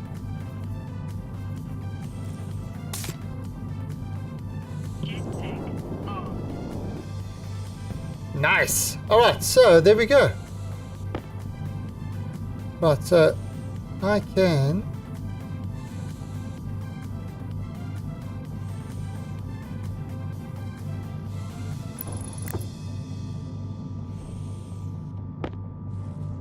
Yeah, I mean, a lot of the stuff you can do with kind of standard logic chips. For example, this, you know, so it's got logic where you can read and write and stuff like that. The IC chips is kind of more of an advanced, is an advanced type of thing. 10 filler, right, let's just. Oh, I'll probably need to do something if, skip if the stuff isn't there.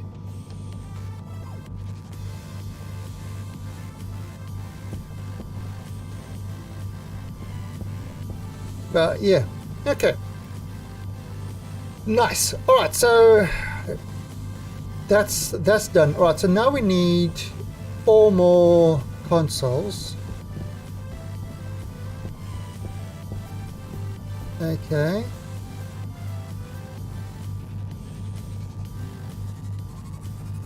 One, 2,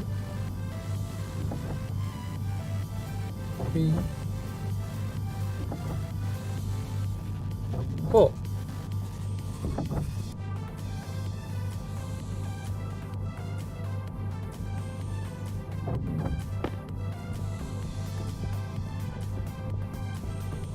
Right, because these consoles will tell us about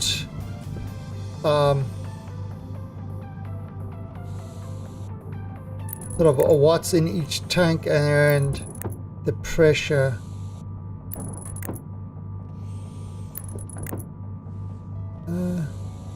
Let's still access that. Yeah, I'll have to change that. So access this one. I can't access this one. Okay, I'll have to move that one. That's not a problem. Alright, now I've got to wire these guys up.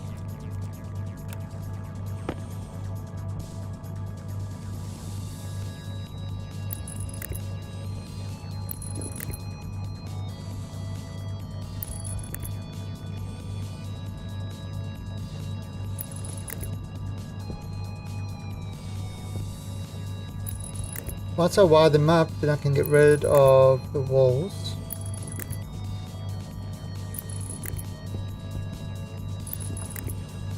And what I need, Passengers, caution. oh, I'm at 30%.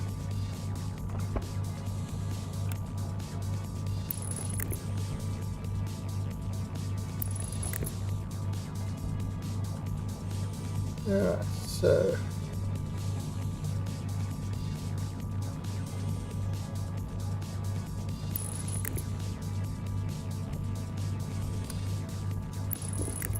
I'm just kind of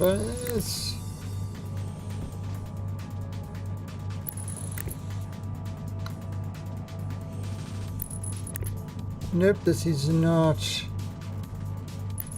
the ideal way to do it, but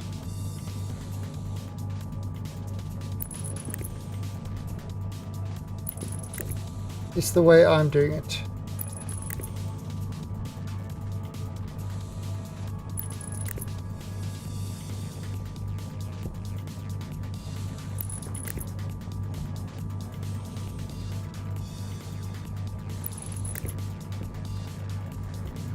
Okay. I've got to make more cables. However, like I probably do now. Now, because I've got the wires in, they are supported by the wire.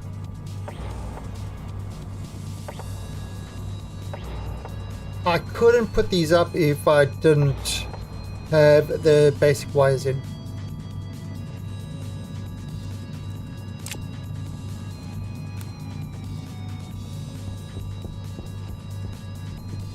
So let's go over here. Might as well put this there in the meantime. Electronic sprinter coil. Cable coils. Yeah, I'm gonna need a lot of those. Alright, so let's eat a potato. Num num num num num. These potatoes are making me thirsty.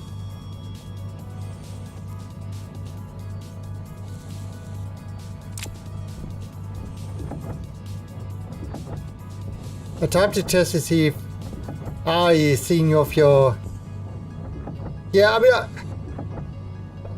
I really hope that they don't screw up KSP2, because you know that they fix up a lot of the issues with KSP1. If it's just KSP1 with prettier graphics and stuff like that, I'll be seriously disappointed.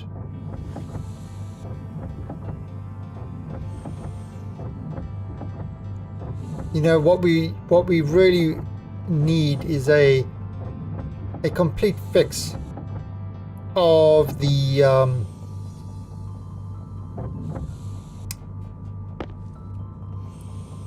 issues with KSP1.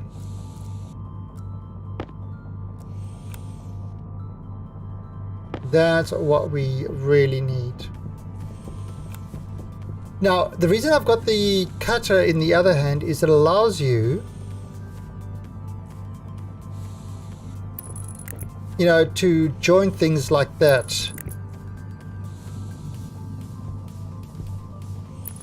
So just by doing that, it allows everything to join up. Now, if I don't have the cutter, I wouldn't be able to join it up like that.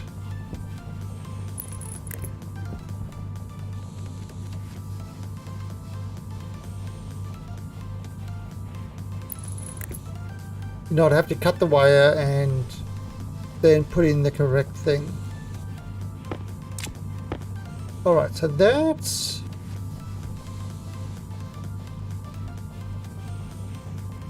Yeah, so the pipes you do it with a wrench. The pipes you do it with a wrench. The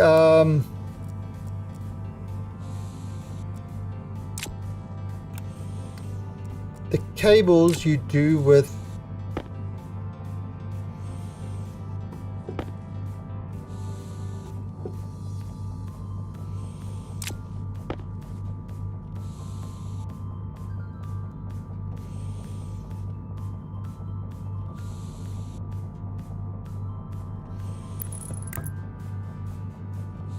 the pipes you do with the wrench, the cables you do with the cutter.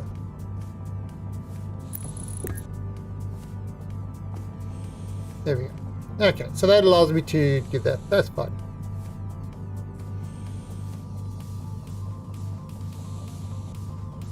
Oh yeah, that is... I try not to burn my cables.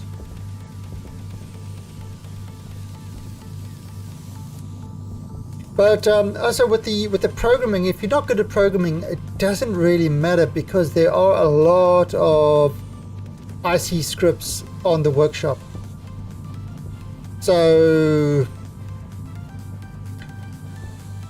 as long as you understand how to use them and the person is given, like for example, there's this whole furnace thing. Oh, I can actually go jump into the furnace now and look at it. Right, so let me show you what the way this whole furnace works, now that I can actually walk in here without getting burnt alive.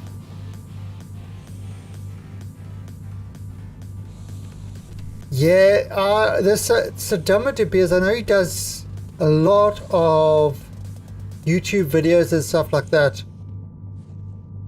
But what he calls tutorials and stuff like that are honestly not.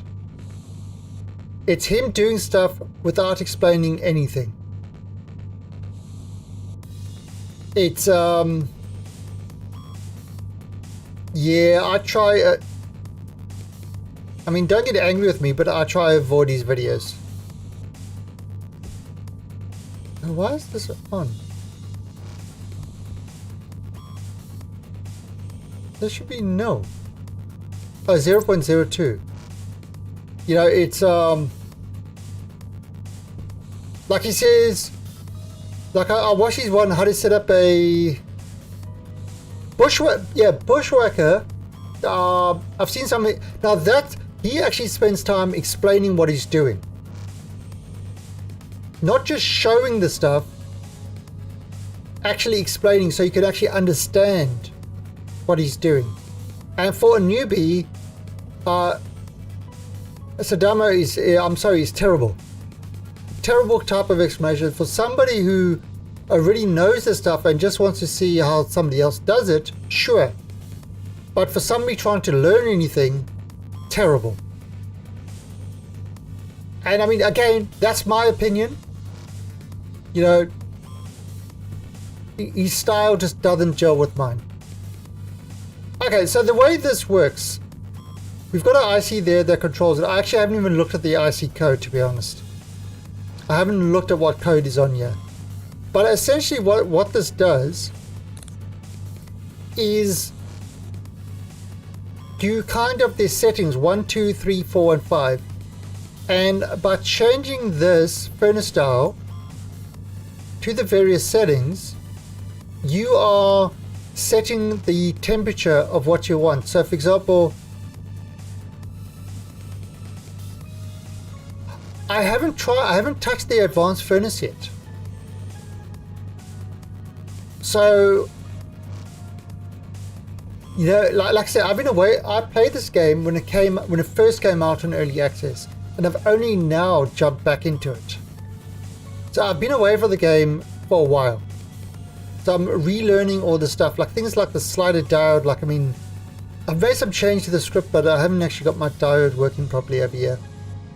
But essentially what this does is you set it, then you pull the furnace lever, and it will set the temperature you want. Now at the moment it's on 0, so all it's doing it is firing off this volume pump and it's flushing the furnace.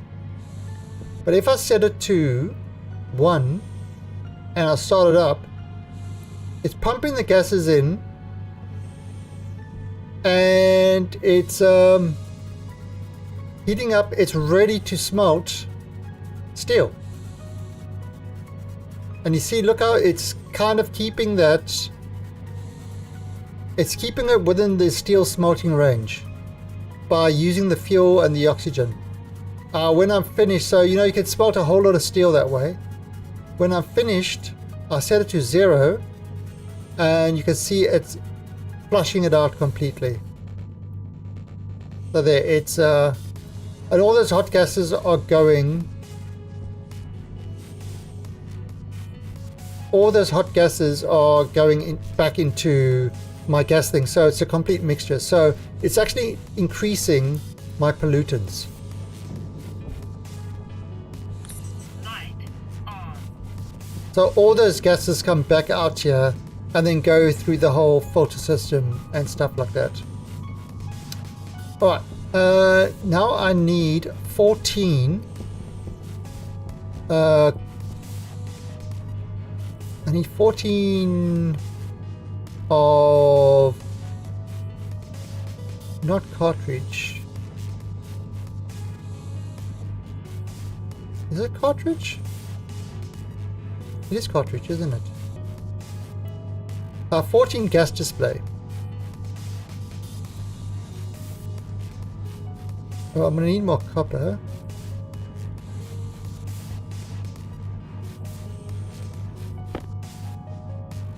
Let's take the 100 copper.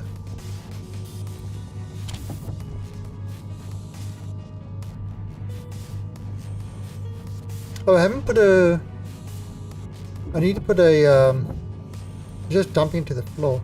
I need to put a conveyor belt.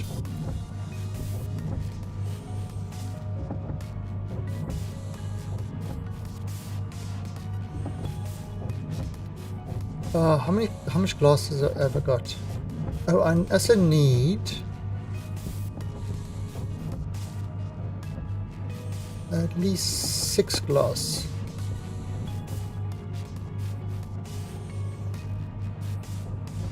Glass.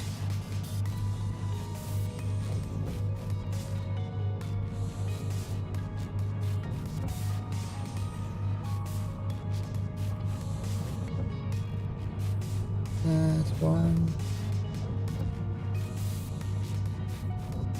2. Well, let's stop this quickly.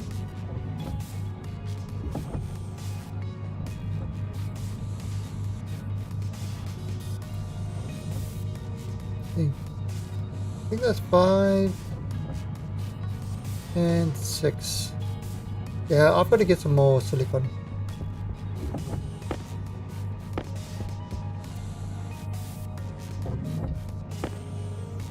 Oh, I made 1 extra.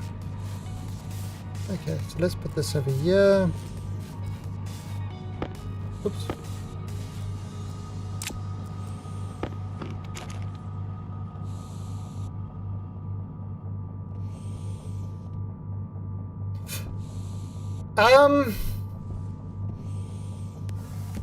Yeah, you could do that. I've never bothered to do that, to be honest.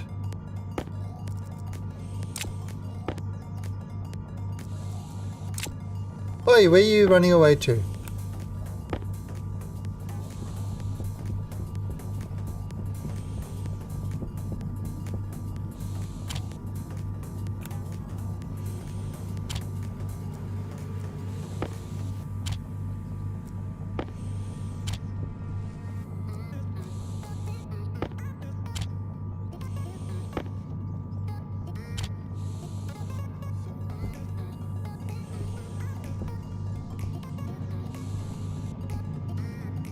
Yeah, this is true.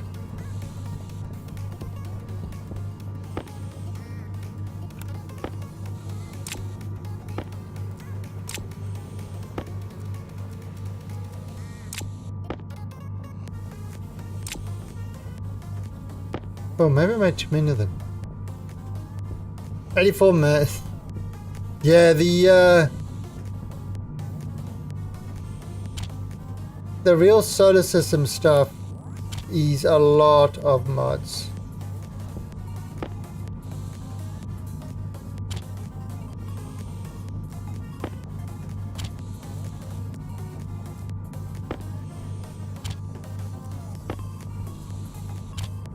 What's I need on the 2?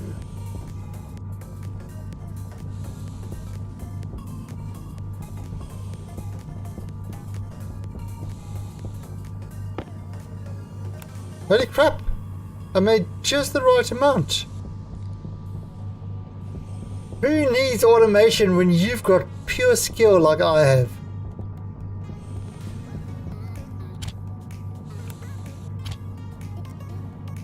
Automation my ass!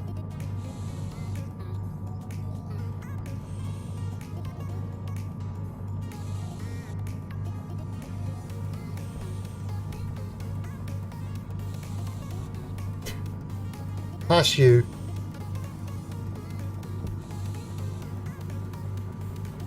I have more skills than you could ever dream of.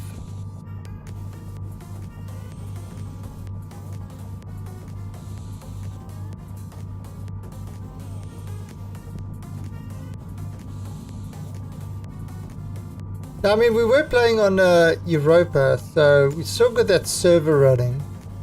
But I've really just felt like come doing a solo sort of doing, you know, it's one thing doing it with people, it's another thing doing it on your own and getting shit working.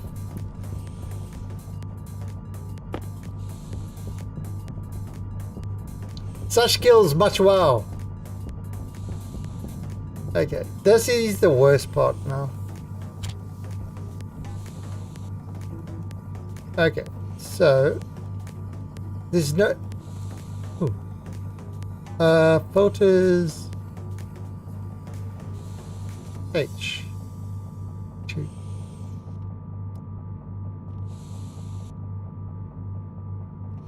H tag. Let's do temperature.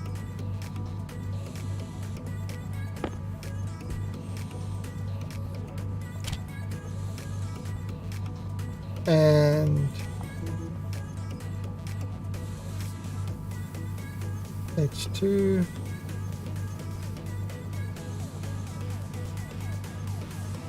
Pressure. Oh, so you said what to do that on each one.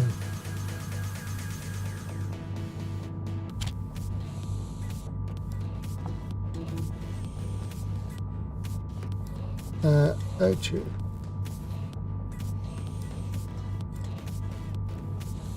Set that for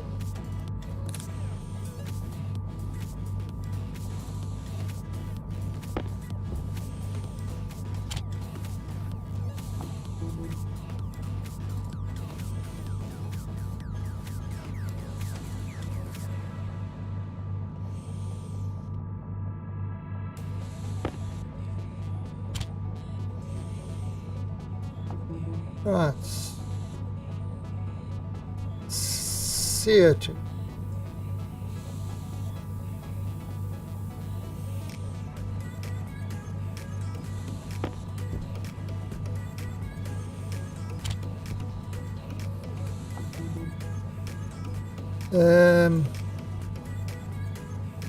CO2.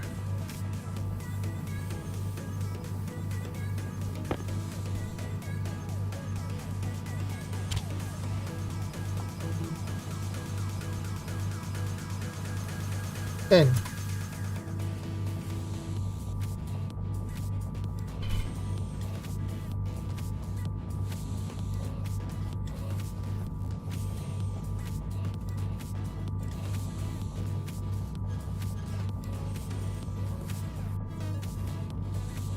No.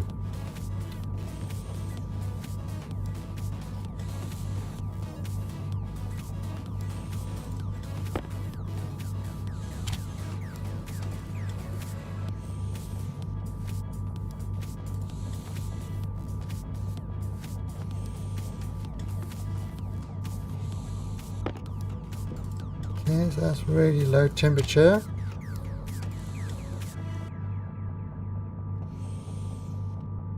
Yeah. That's kind of why I'm getting all this stuff. You know, that's part of that's kind of part of this, getting this all there so I can see what everything is at.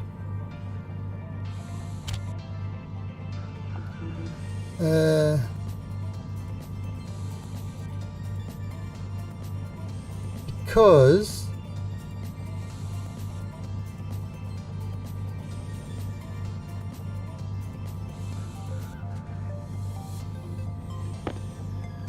yeah, at a glance I can come in here and I can look at what everything is doing.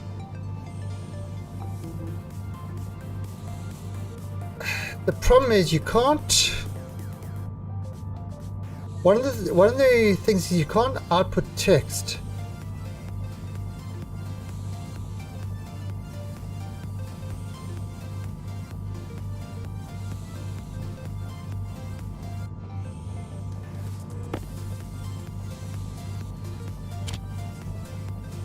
What? H2O. Yeah. Right, nitrogen dioxide. This would be N2O.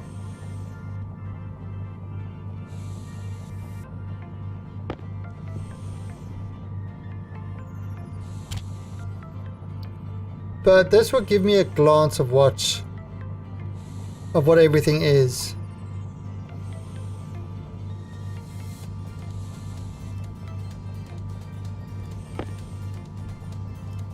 Ah, you see, that's why. Oh no. Oh, okay.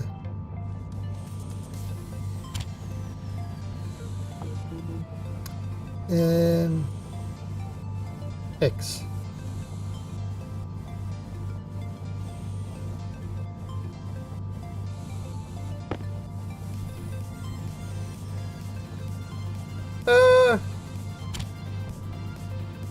I could have gone with large tanks. Well, I could always upgrade.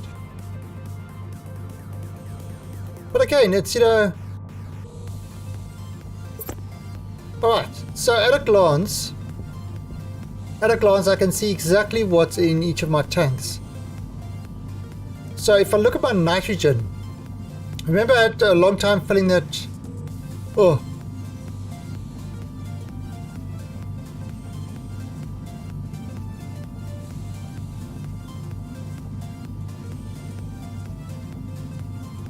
I forgot a kitty cat. Oh, I've got 2 kitties.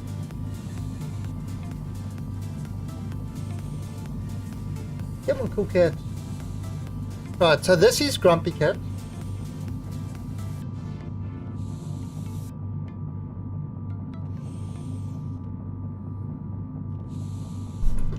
And this is Cool Cat. Hello. See, this is Cool Cat. And that's Grumpy Cat. They won't sit together.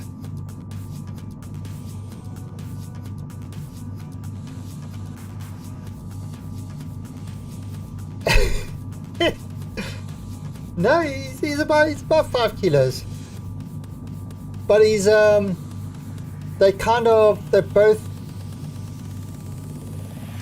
I mean, I think there's some, I don't know what the, look at her stretching. I don't know what the, oh, my camera's, I don't know what the, not the make, the breed, but she's some sort of special breed.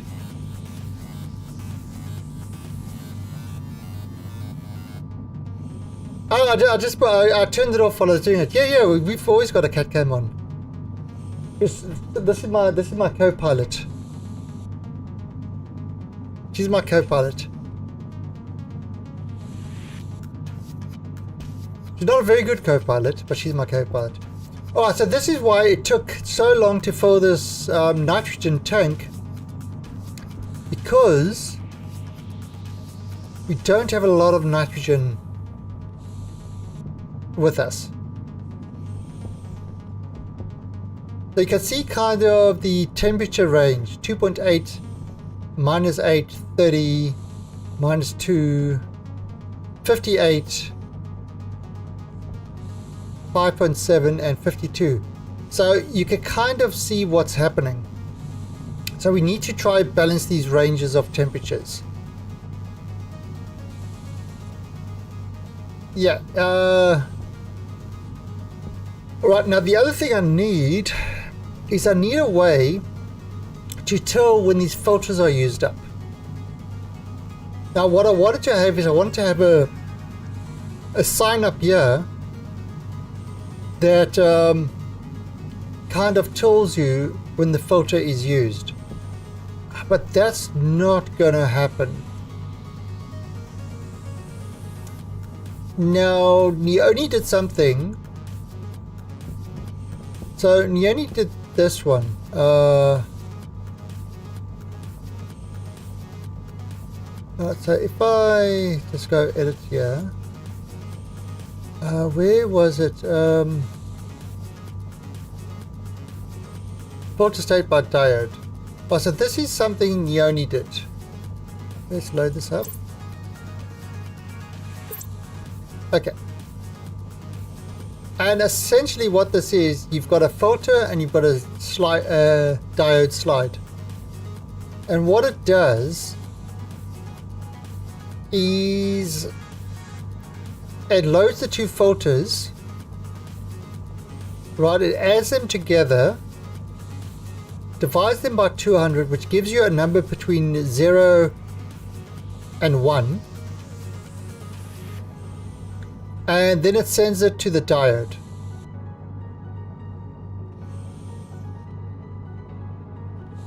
Okay. Do you know this is a gain switch TOS? Yeah, we are not a just chatting stream. We are actually a gaming stream.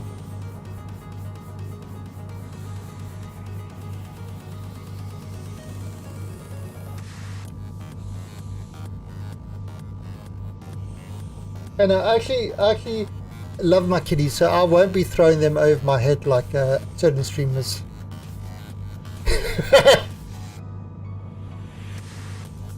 But anyway, so all that this does is it kind of runs through and sets the thing. Now I've been trying to think of a way to do this without using, I'll have to use 3 ICs to do it.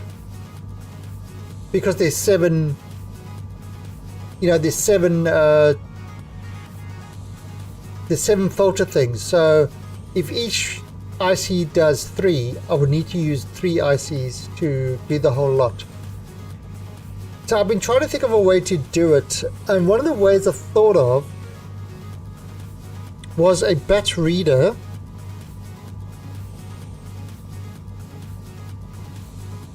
The problem with that is it will be able to tell that a filter is done,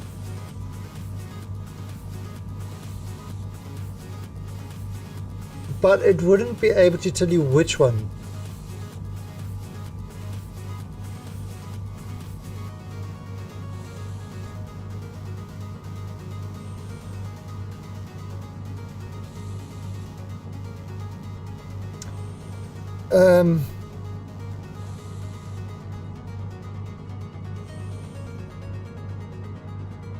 So we need to think of a way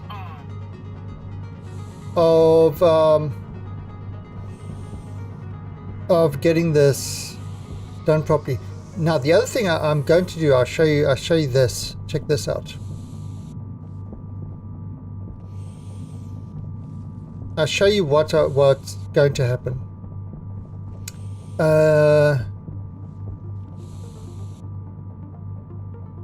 Kit wall. Okay, so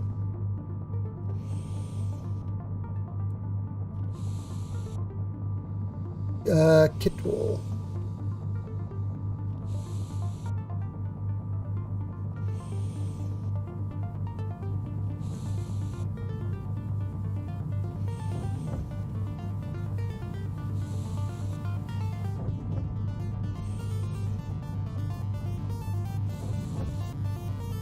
Yeah, her nickname is Poo Poo Girl because she often has a poo poo bum.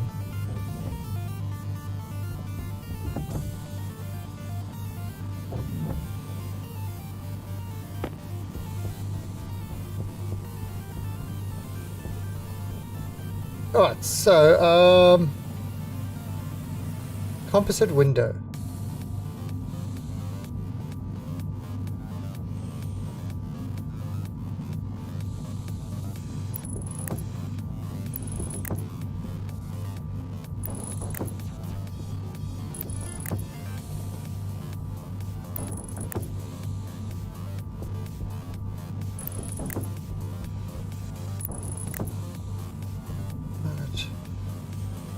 Plastic sheets and glass.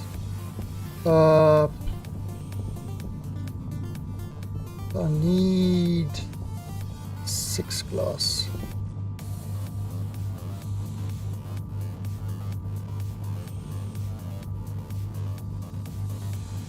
Let's see, glass. 6 of these guys.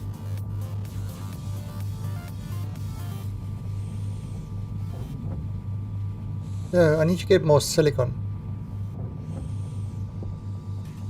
Here's 50.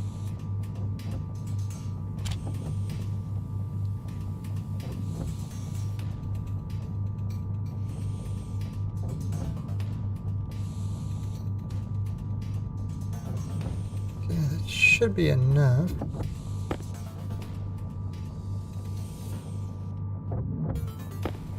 Perfect. Look at that.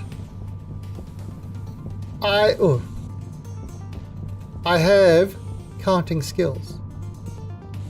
Do you even count, bro? Yeah, bro. I count.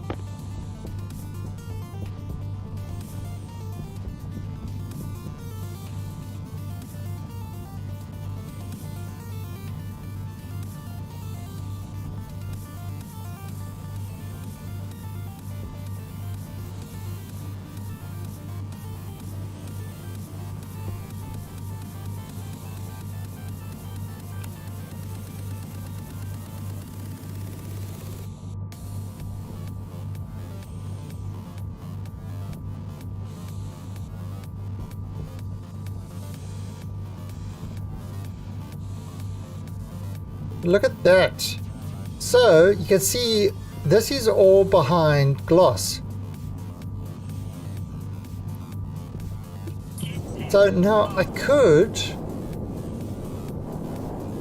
well, what I'm thinking of doing is, like we did with Europa, is fill this with water, and that way the temperatures will balance out between all of them.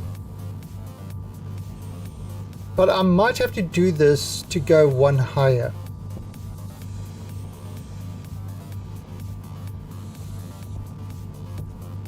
And then I'll have a bank of heaters. Yeah, I can't put anything there because that thing takes up the block. Whoa! So if I do a bank of heaters and coolers.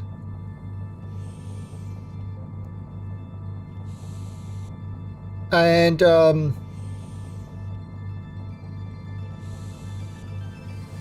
that will kind of keep these guys. We can set it to like a 20-degree thing, and it would maintain the temperature of everything to be 20 degrees.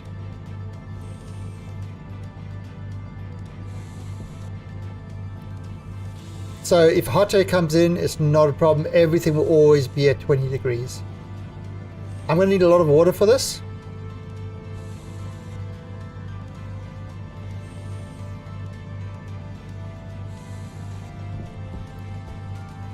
Um,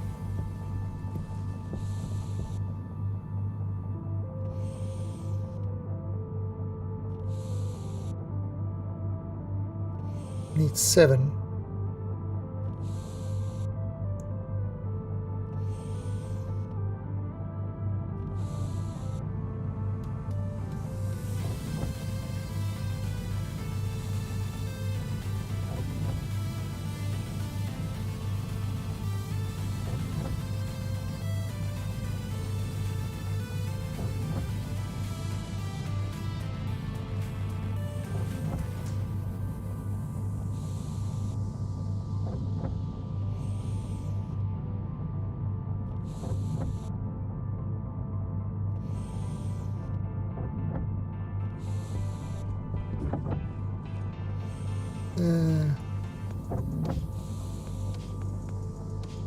Oh, 1 extra. That's okay.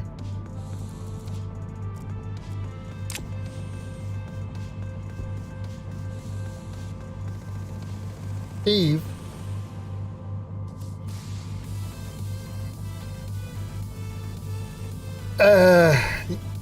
Eve, yes.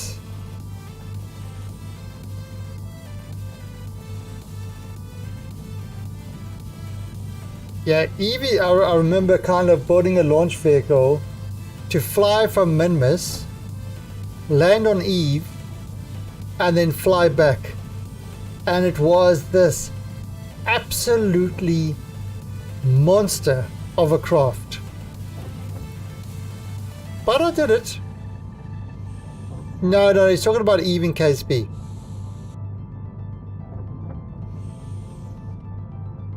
Majidov, are you still playing Guild Wars?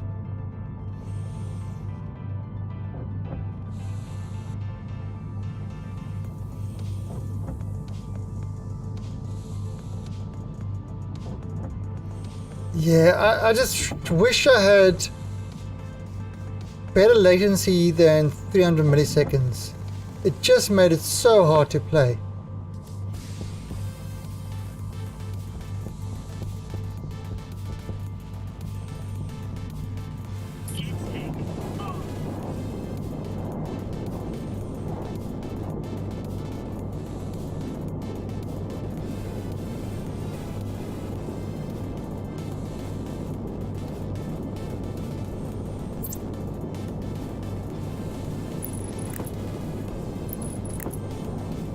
So we're going to make this a double story.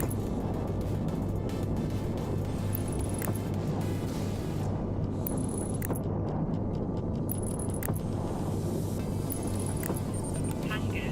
Caution.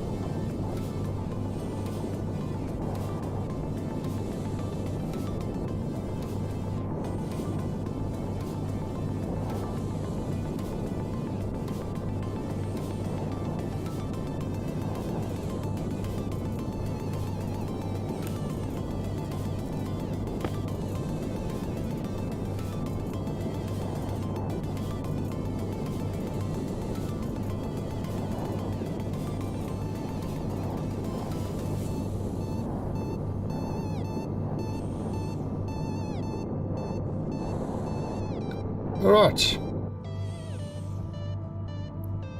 So I'm going to bring this across. See, so this room will be sort of completed to this height.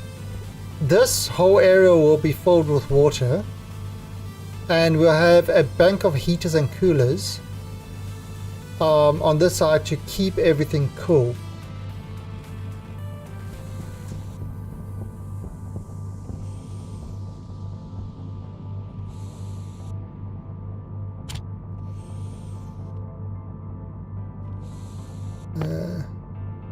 Leave the data disk over there.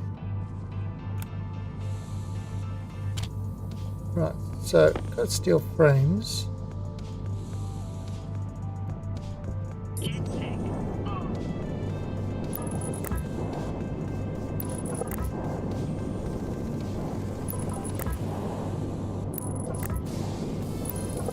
Yes, and I use I'm using steel frames to, you know, if there's any explosions, hopefully this will give a little bit better protection.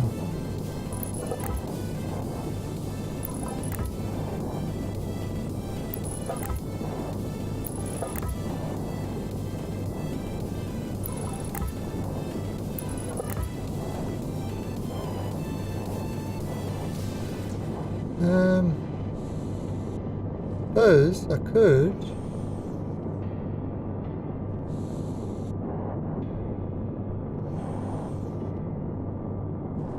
Haven't decided what I'm going to do there yet. I want to have an elevator coming up here so you can actually walk around up here. Maybe a window looking into this room. So this room will be a vacuum.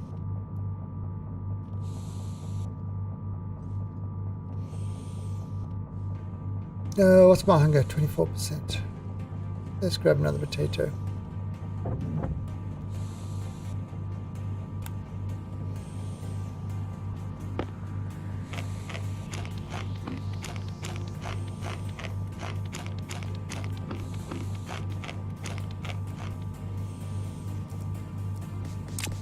Well, I do need to get some silicon quickly.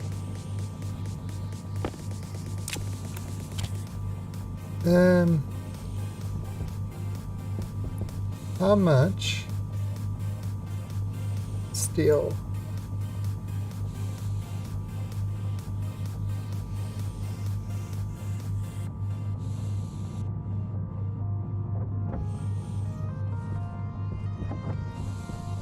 I got a bunch of silicon there. Don't want to dig there though.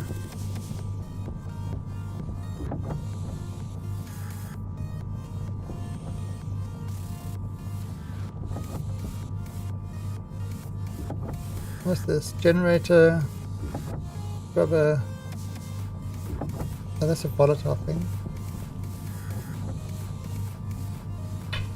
Yeah, so we've got to.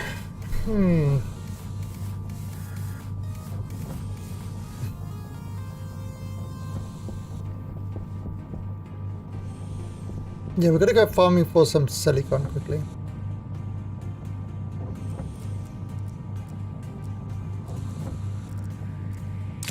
Do that. Just stop.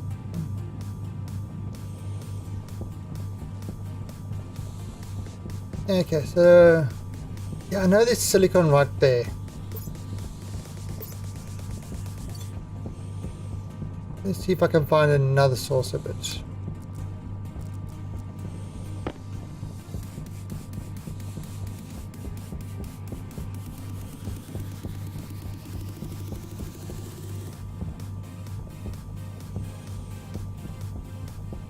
There's some oxides.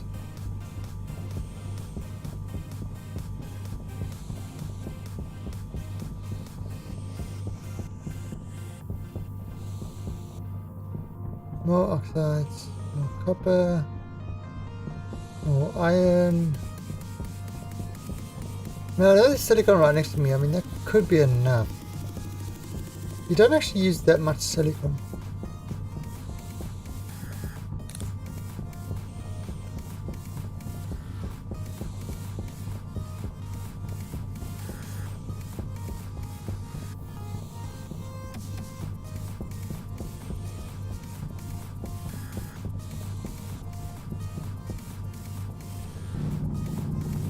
Can get some more iron.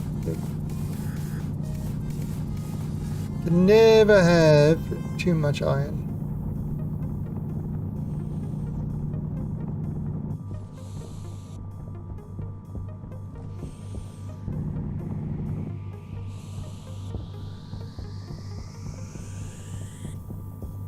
Silicon. And actually ice is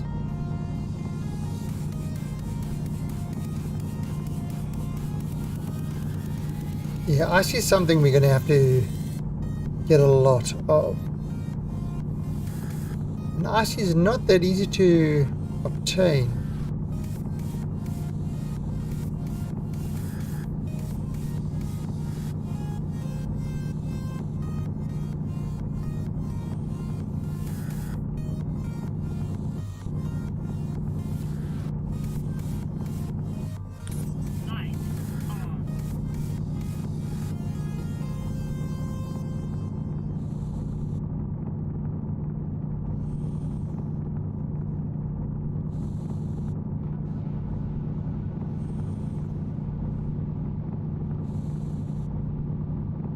Right.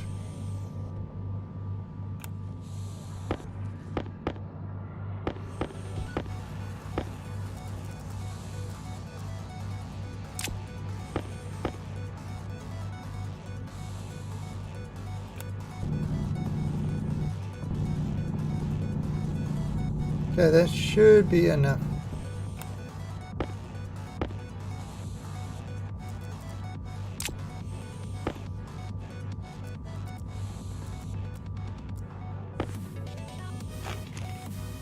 All right.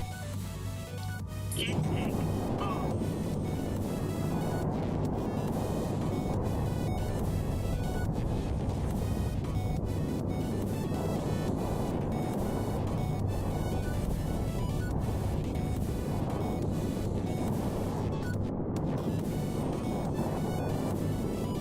Okay.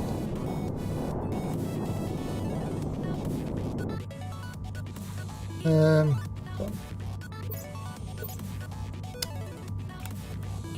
this off.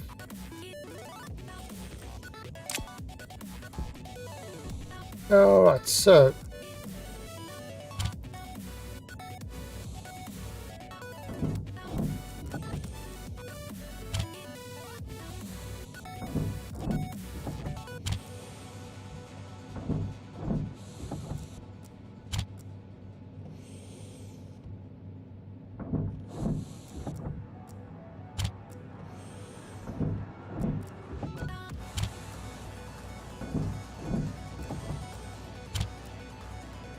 So what this is doing now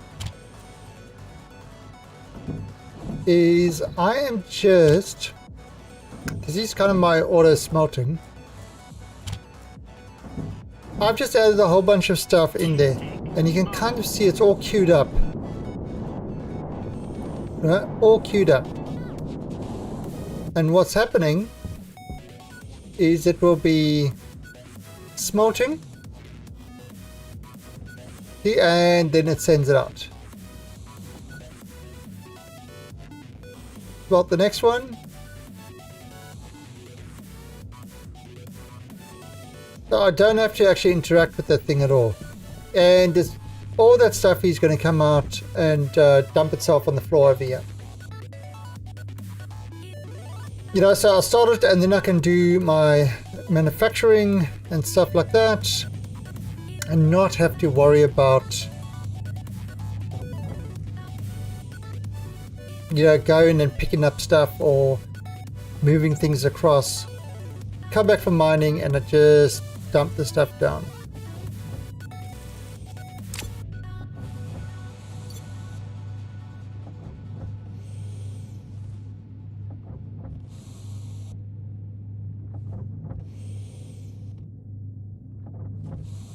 Okay.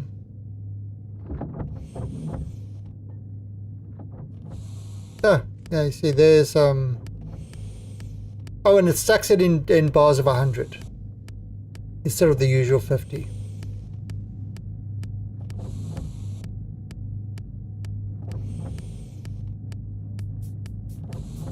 Okay, that should be enough.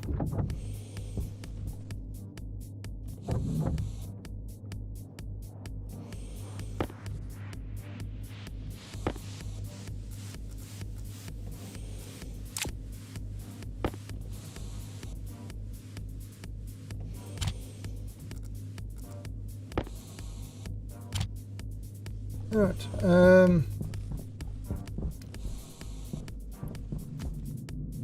that's it. Yeah, okay. Jetpack on.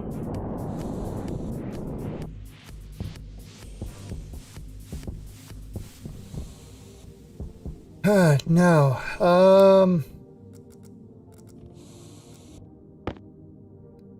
this is kind of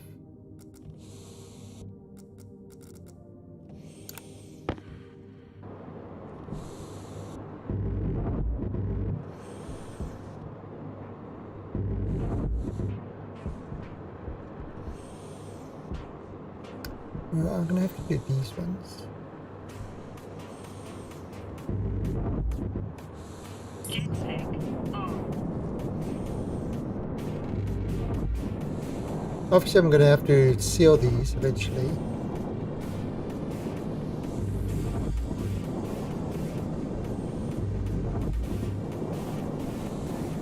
But you... Problem is, there might be...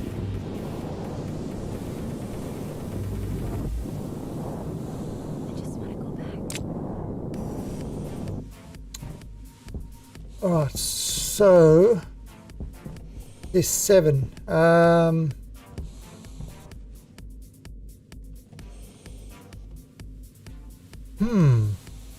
7 heaters and 7 coolers.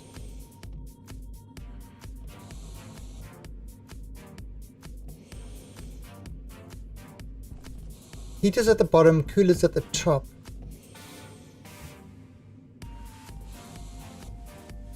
Yeah, and that will be loss of control.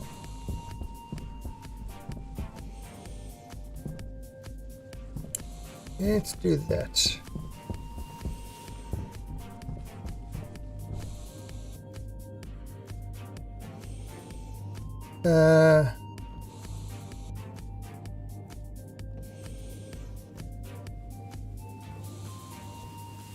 Wall heater.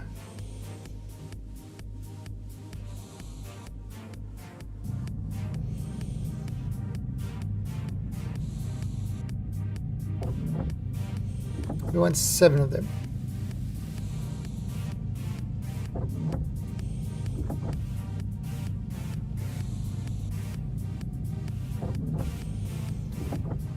Yeah, burnout on games is definitely a thing.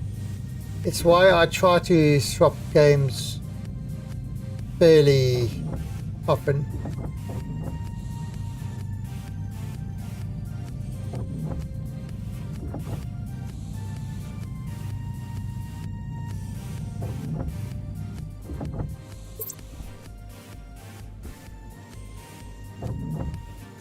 Okay, so that's 7. What now? Coolers.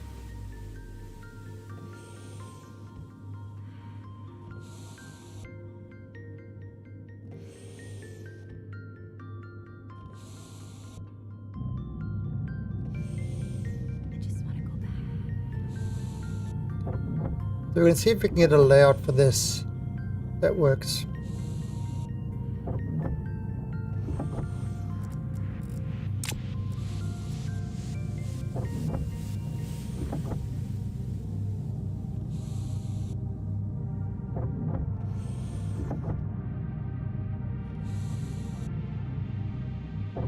I need more iron.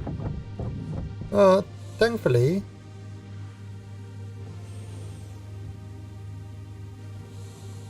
And let's take this 85 one.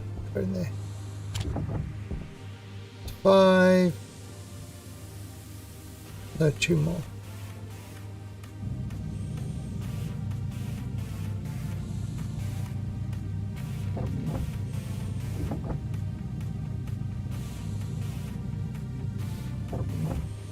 All right.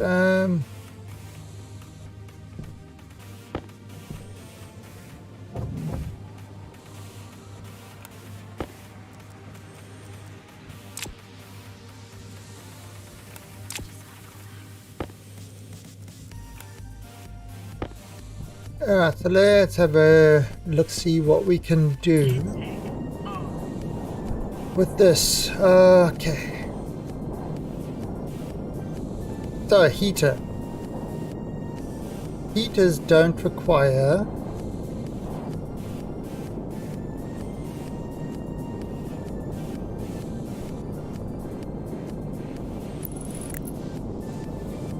alright, and then cooler.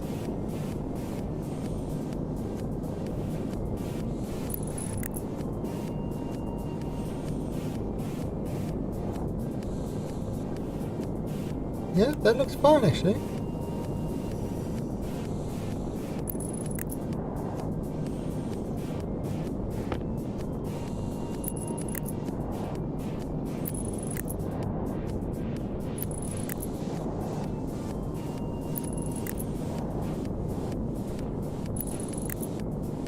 Now this actually is the setup I should have used on Europa.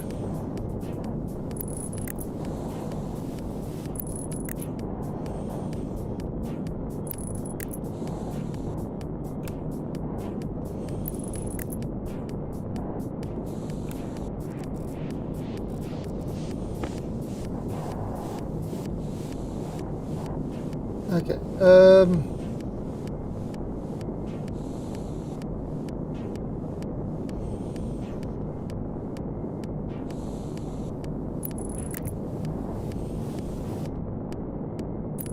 Yeah, so that's kind of nice. It's a fancy.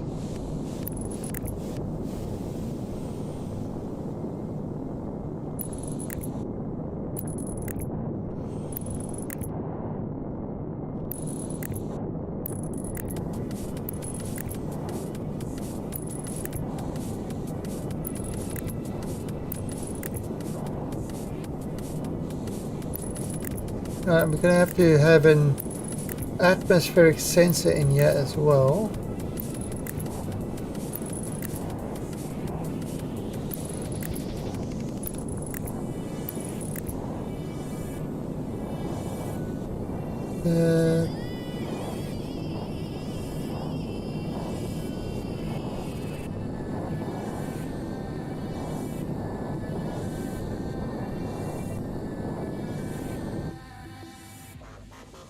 So we need an Atmos sensor.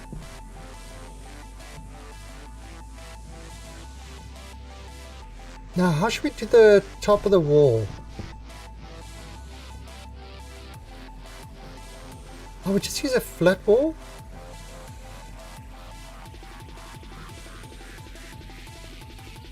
Yeah, just use a flat wall. Jetpack on.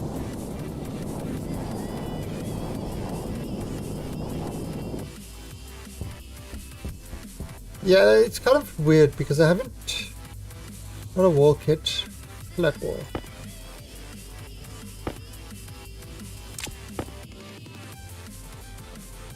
And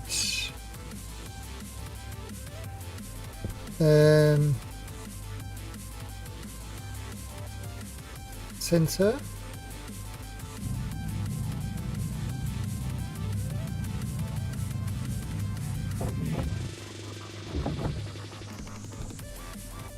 Gonna have to have vents coming in and out.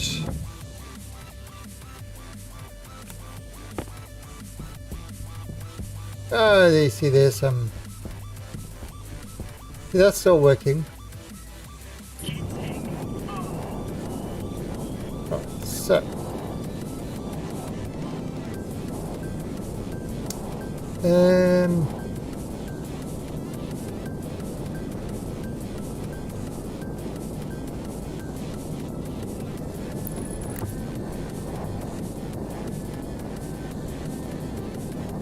Yeah, that is the center, although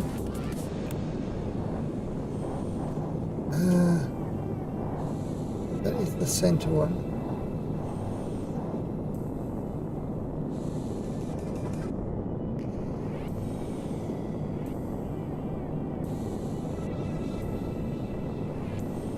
Wonder, can I?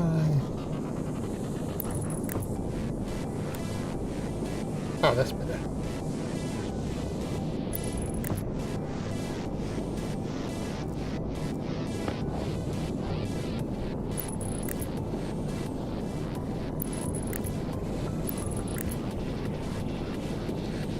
Alright, bring this guy there, connect that.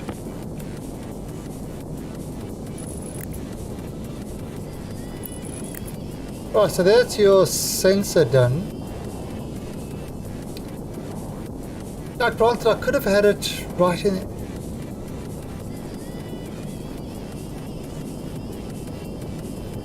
Ah, you know what, screw this.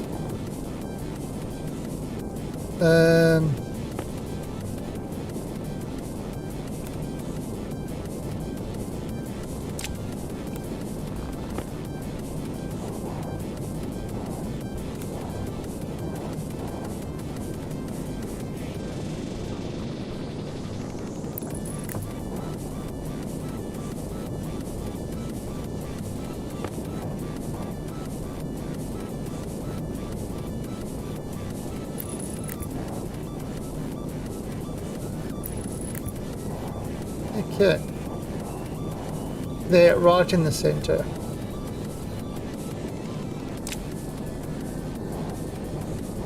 Alright.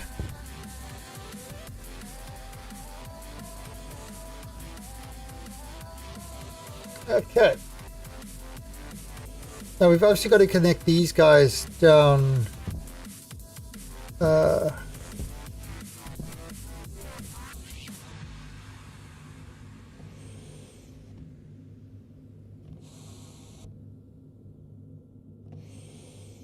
Hmm.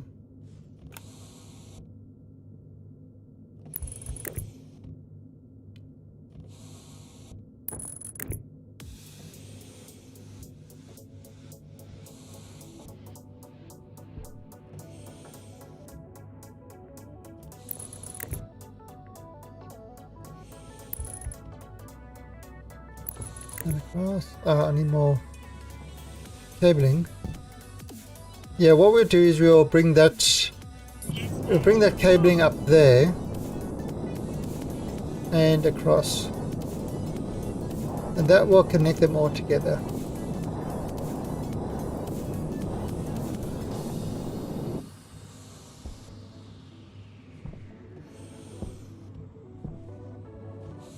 Alright, so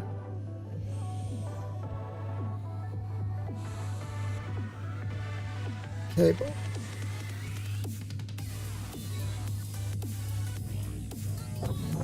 So that's going to do all that.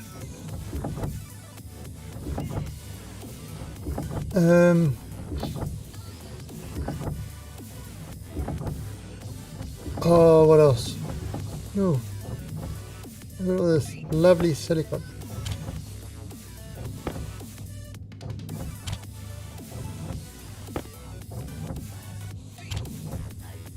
Oh, that's nice.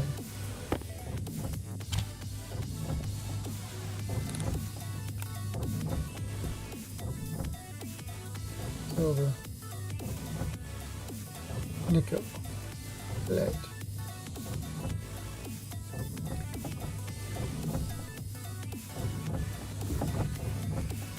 Let's put this over there.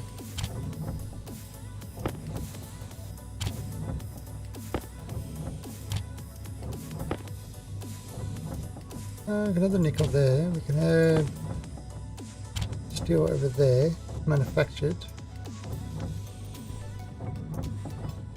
Okay. Now what else do we want to do? Oops. Stop.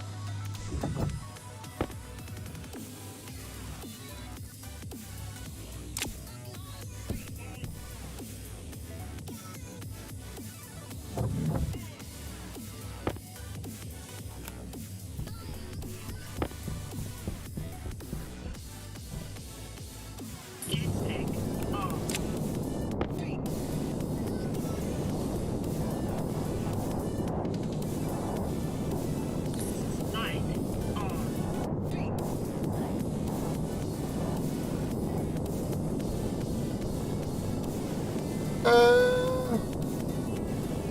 Wait a minute.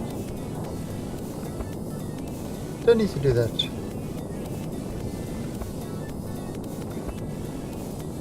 What we need to do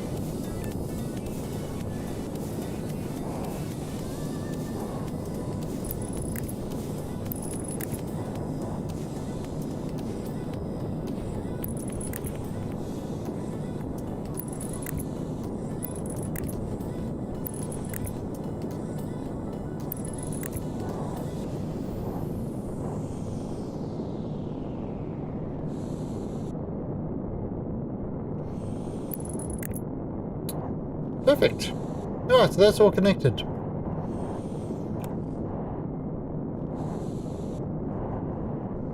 Okay, now Getting on. now what do we need to do? We need a extract. We need an extract fan, and we need a fill.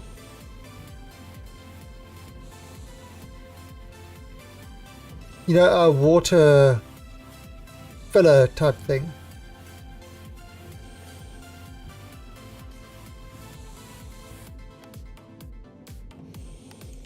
So maybe we put the whole thing over there.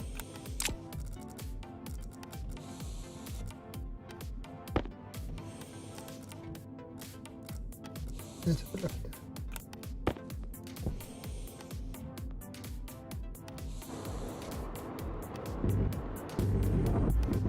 Because we've already got the pipe going there. And we do the extract there.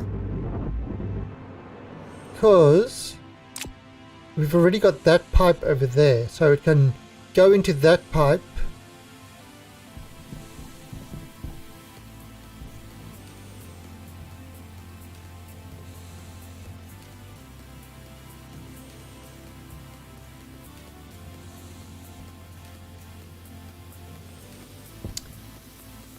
Now, water is treated like a gas, I believe. So you can have an extract fan up here and it would suck the water from the bottom.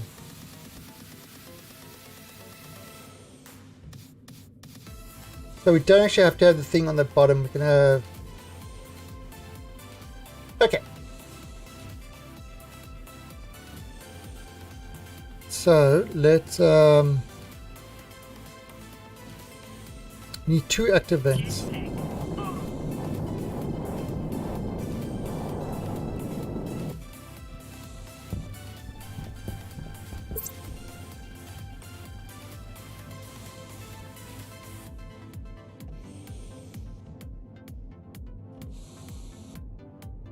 I'm pretty sure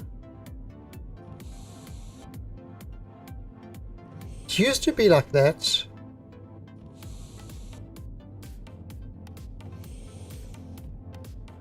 Alright, but if I don't do that, where can I put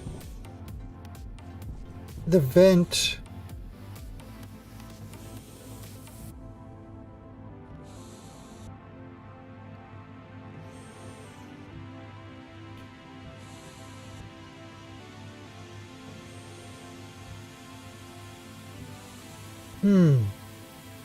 I mean,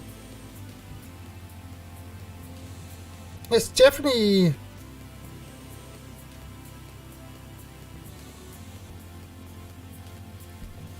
Intake.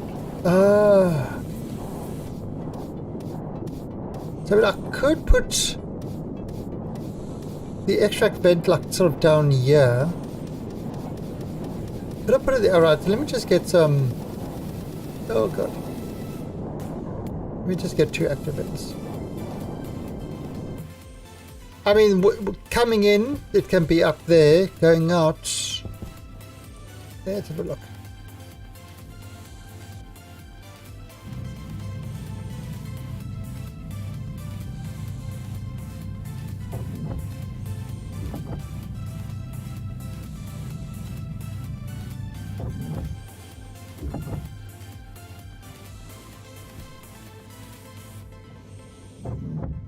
Now you've got me paranoid.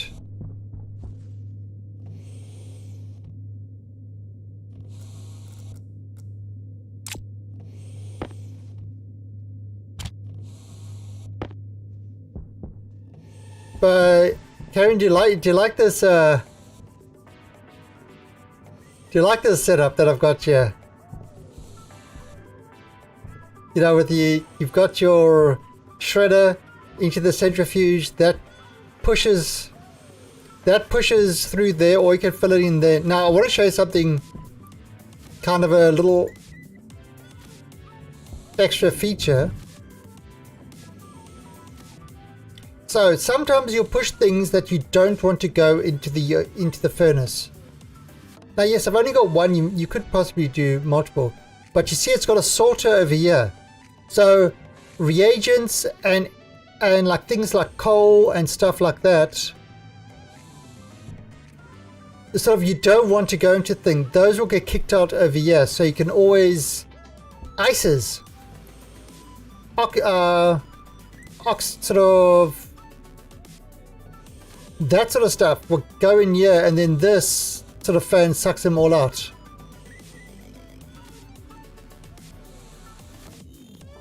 But this kind of, the only problem is this lever.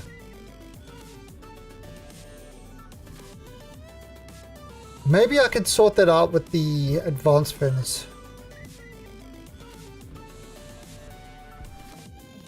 And then I can have this outside there. This whole thing outside. And I'll have to play with the advanced furnace. But yeah, it's like you just queue up a whole lot of shit. You know, and it sends the stuff back to where you actually need it. So you don't need to carry around a whole lot of things. Now this could be kind of away from the base. So yeah, this could, yeah, it could literally be away from the base, and you have the stuff sent over. So if it explodes, it doesn't affect your base. The other thing is, the hot gases come from there. I wonder if you could have those pipes pipe through, sort of on Europa, pipe through your base, like on the floor, to provide some heating.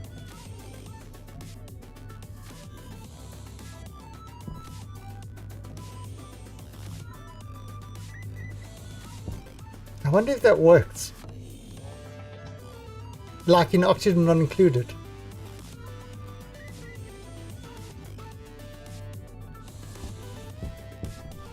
Okay, let me just swap these batteries out. God, these nuclear batteries last forever.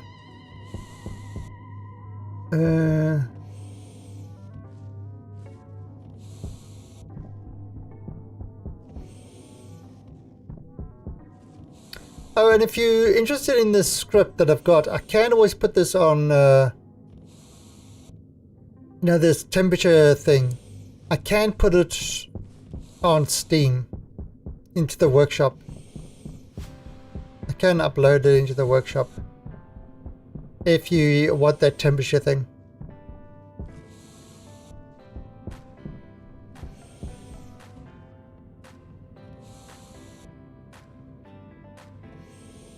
Huge vacuum cleaner.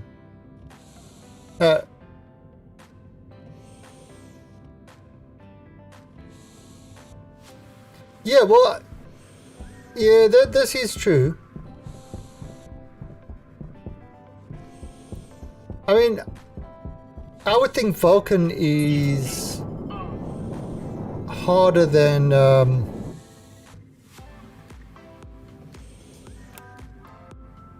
yeah, but I would say Vulcan is probably harder than what's that other one called?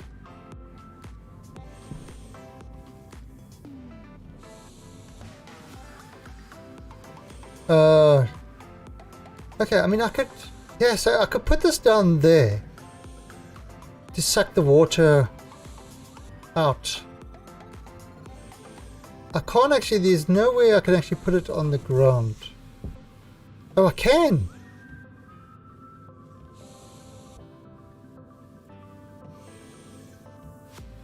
Yeah, I can put it right on the ground like that.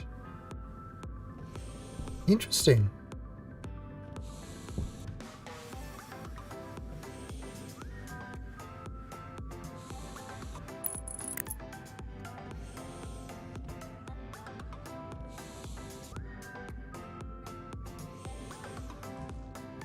Leland is gathering an orientation challenge.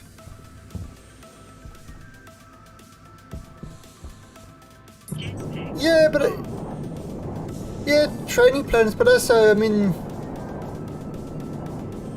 yeah, I suppose training plans kind of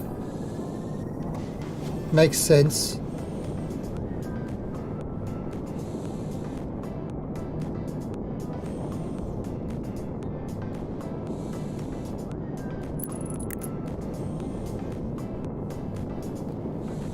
Yeah, I could probably go with training plans.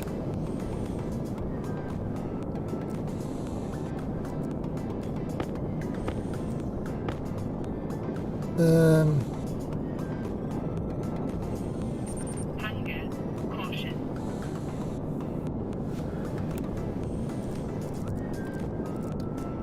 I mean, but it's kind of, it's just different. Well, I mean, there are different challenges to each one, really.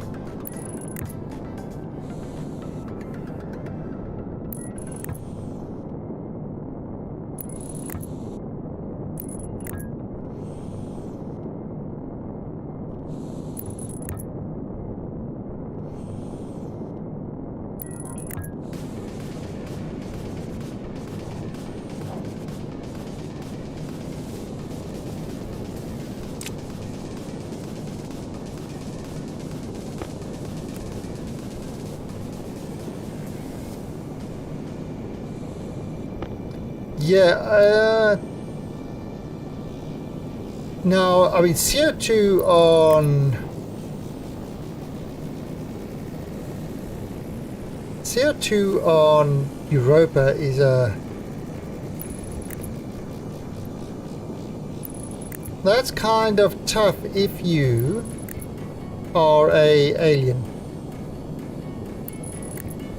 If you're a human, you can gather all your CO2. But if an alien, ain't got no time for that.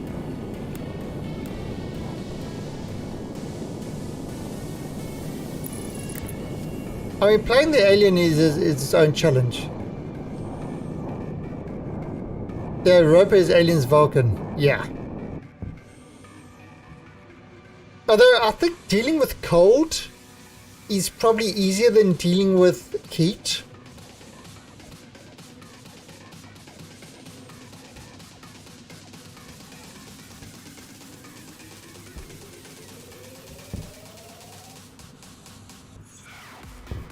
Jetpack on.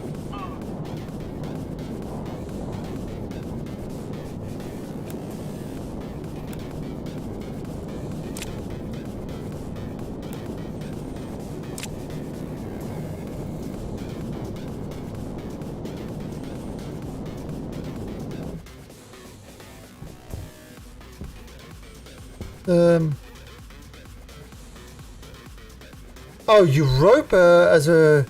Well, actually, Neoni is playing on Europa as a robot. That...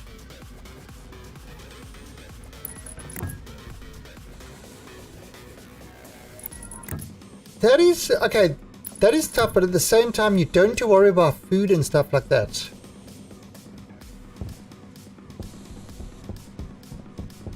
Jetpack. I would say Europa for an alien is harder than Europa for a robot. Because just think about it. How are you going to get your greenhouse going? As a, like for example, as a robot, you don't need to. As a robot, you don't need to get your greenhouse going. As an alien, you've got to get your greenhouse going. So, getting CO2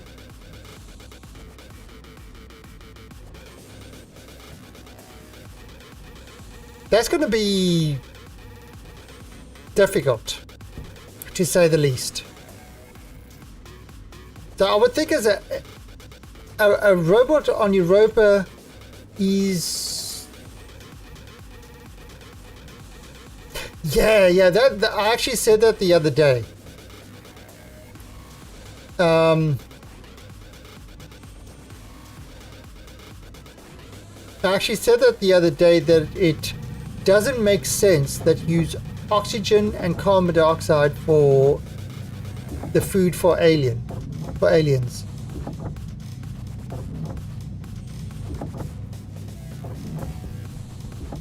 Because, I mean,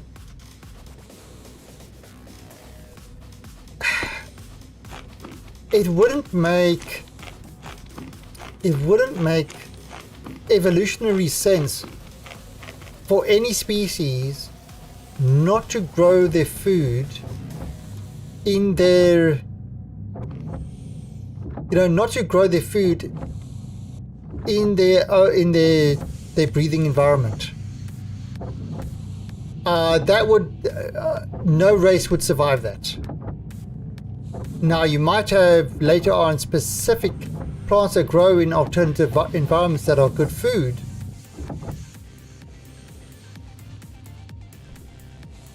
Oh god, have you had that bug on a server where I log into the server and there I see Zykor's brain and Zykor's lungs and his skeleton, and it's like, what the lungs and a brain floating around there, what the hell is going on with that?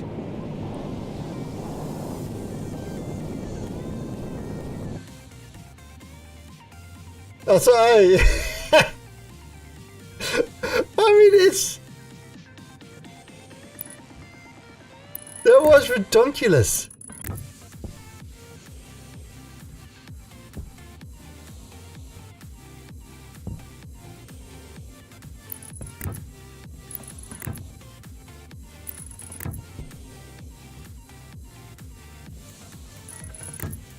Yeah, I mean, when it first came out, the game came out with multiplayer servers. It was actually on game release, there were multiplayer servers. Problem was, the server was pretty bad. You know, with desync and stuff like that. It seems they fixed up a lot, but there's still issues with the server.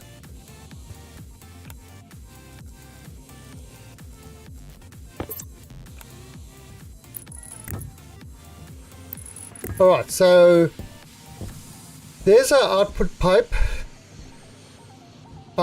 We've got our input pipe. That's going to be water.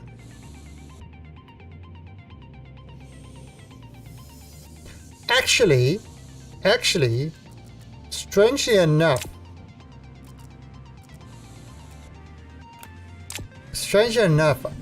I've had the server run better than the hosted. The hosted worked fine with 2 people, co-op. But as soon as you go more than that, it started screwing up massively. The dedicated server, no problem. So the dedicated server has improved quite a bit.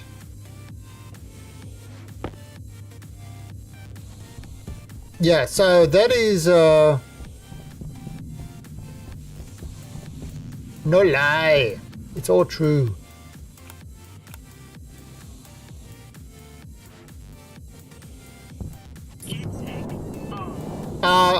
Linux.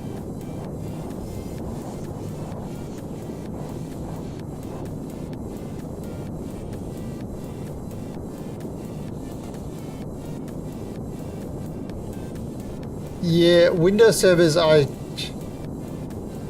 if something's a Windows server, I say screw it, not interested.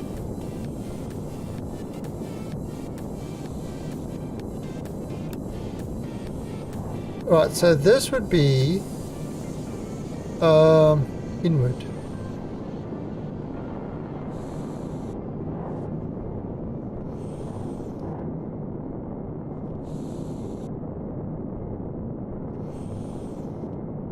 Right, inward. Inward to the vent?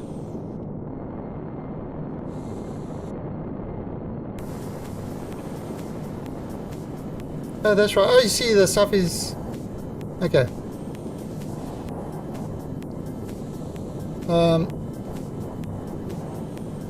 This one should be outward. Okay, perfect.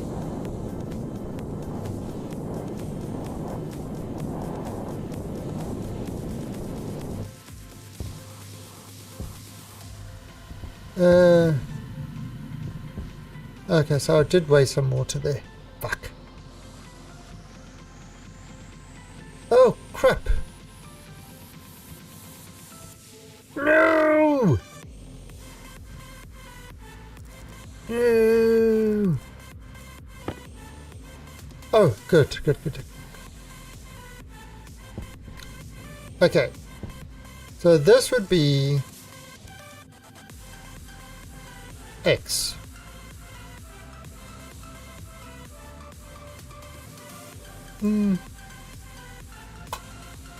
X console.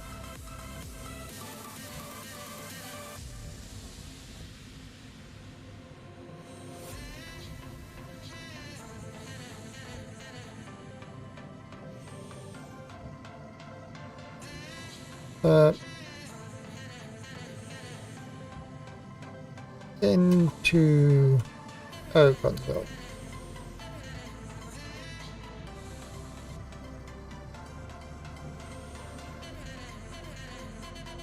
A bit of Windows you teach in the...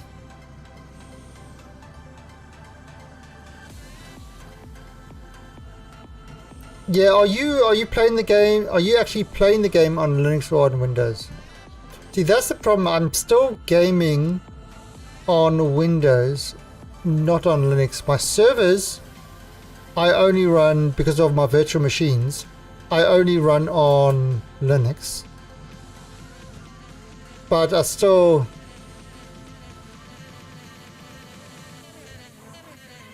Yeah, I mean, yeah, it's... what was the latest count? 75% of the Steam catalog runs on Linux. I think that was the latest figures.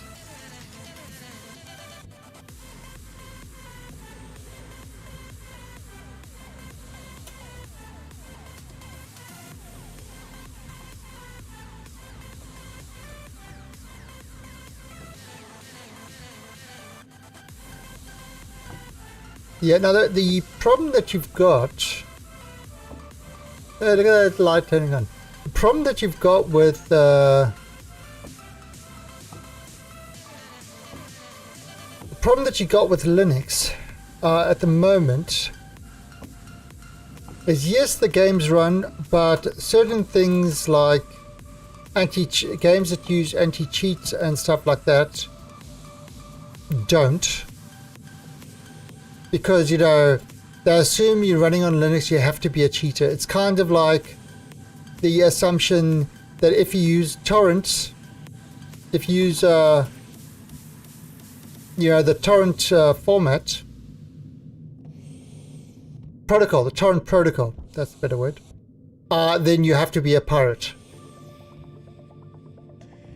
You can't possibly be legitimately using the torrent protocol, which is the most dumbass idea, because I think WoW back in 2002, when did WoW come out? 2003? Their whole download system was using the torrent protocol. You know, because it made them easier to distribute patches and stuff like that. But it's about... people, but kind of ISPs assume, oh, you're using that, you have to be a pirate. You know, you're using Linux, you have to be a cheater. It's like, seriously, that old god needs to just piss off out of IT. That absolutely idiotic way of thinking needs to go. It needs to go.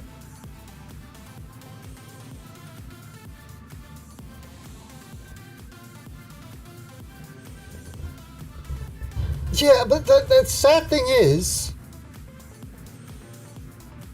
anti-cheat doesn't really stop cheaters at all.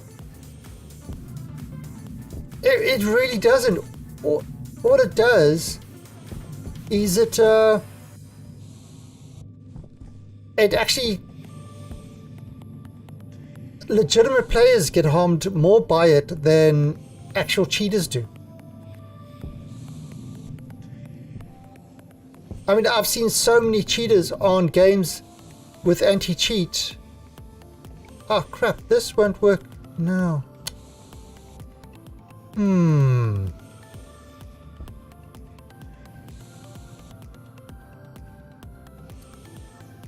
Okay, I have another idea. Tech on.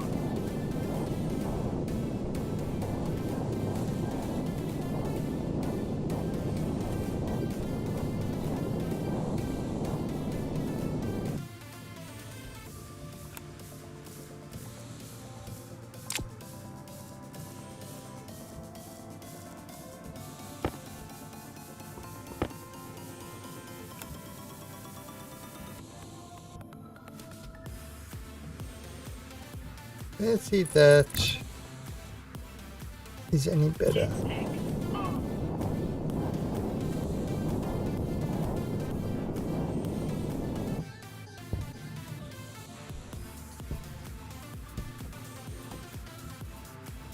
Okay, perfect. Yeah, so I've got hard valves for the greenhouse. So, you know, if I need to shut down the stuff, I've got hard valves for greenhouse. That's good. I suppose I could have actually had like a little loop there, but I mean, that's easier. Yeah, I mean, I've got like, see over here, I've got the whole pressure regulator. So this does the mix. This monitors the pressure, and when it's below 100, it adds more, and this limits it to 100 kilopascals, and then this just tells you what the pressure in the pipe is. So the way it, see, that's the pressure in the pipe. So the way it does it is feeding into the greenhouse is a passive vent. Now there is an active vent if I want to like force feed it. There is an active vent, but it's mostly does it through passive venting. The extraction is a passive vent as well. Oh, yeah, it went above 36. That's why the coolers went on. But we've got a force extract as well. And then you just got a back pressure. You've just got a back pressure thing over here. So anything above 115 gets pushed back into the waste system. Okay, but what I've probably got at the moment is I would say a lot of my filters are kind of screwed up. So what I need to do, what, seven diodes. Let's see if I can get 7 diodes.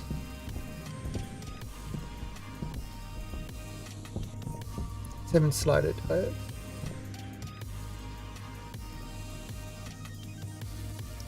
Where should I actually put them?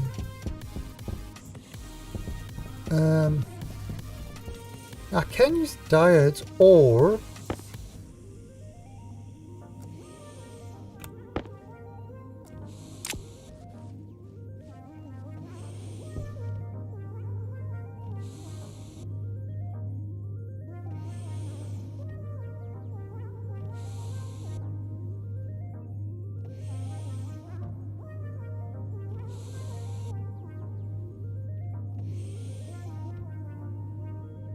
I could use the light flash.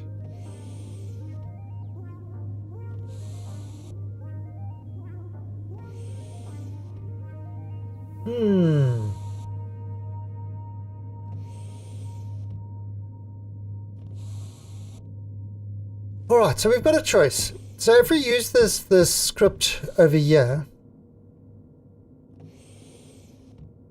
No, not that one.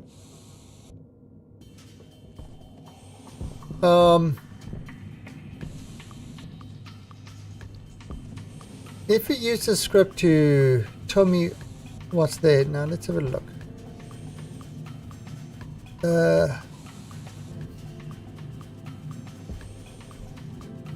Right, so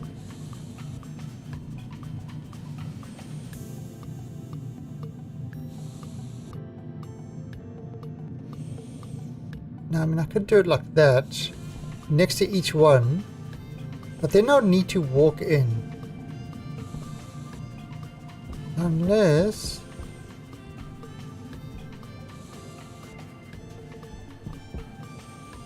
Oh, why can't I go there? Oh, I can't.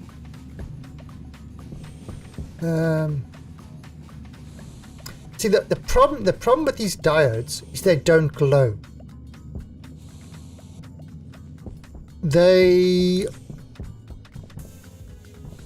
you know, so there's no glowing, so it's not like a light.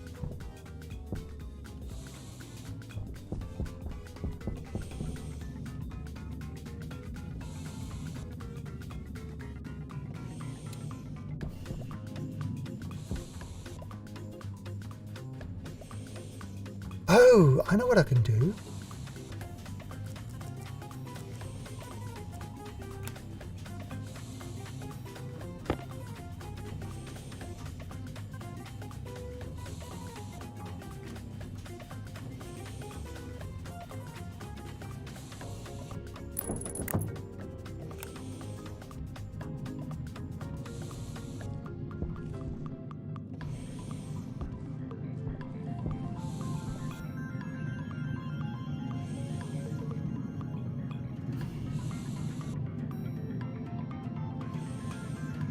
Yeah, that will work. That will work very nicely. As they say, yes. Do you have the Holy Grail? Yes, we do, and it's very, very nice.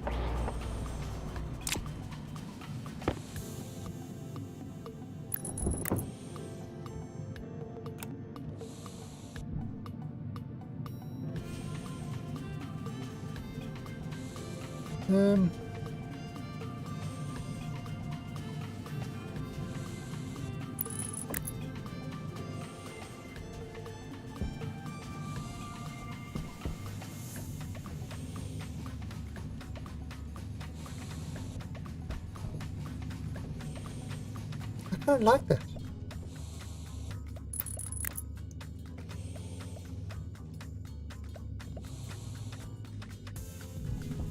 Let's try this.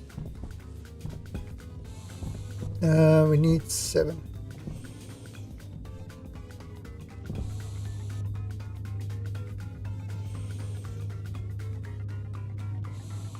So I need another 5.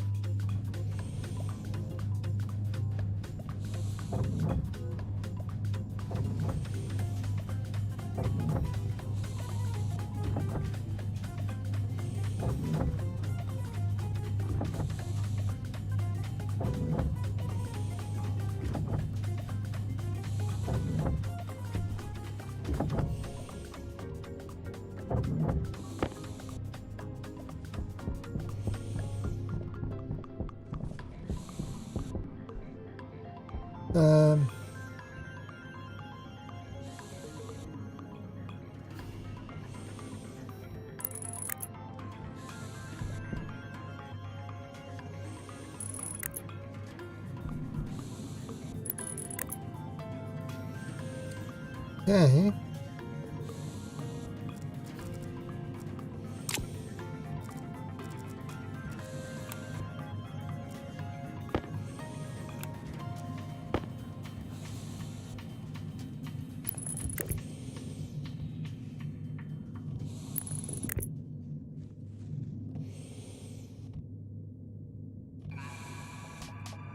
Right, so let's do that. Yeah, kind of building these fake walls. Is definitely a way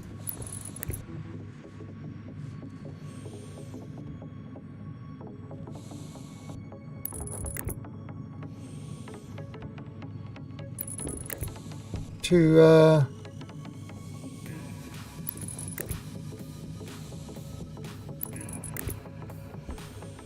now what I can do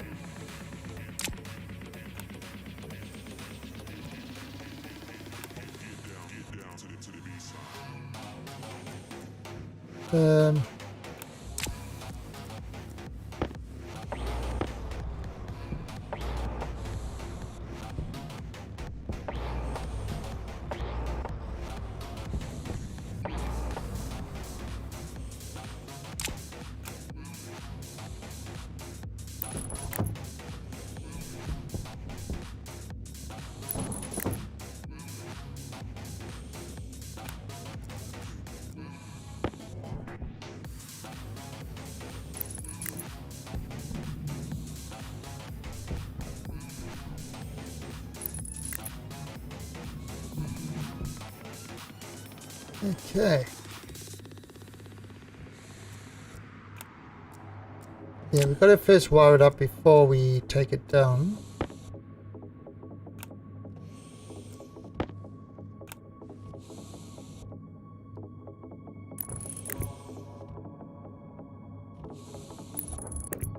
Now, is what I'm doing actually giving you any ideas for your base? Because I know everybody has different ways of approaching things. Like, I watch how other people do things, and I say, oh, that gives me an idea of how to do it. Obviously not the same way, but you know, just looking at how other people's builds are. Yeah, exactly. You adapt to your liking, but I think that's kind of the best, is look at what other people do, and then, how can I get that to work with mine? Like, I mean, I haven't seen anybody do the building. Well, okay, so I saw the one person doing the thing to have the things floating. And I said, oh, you can do that.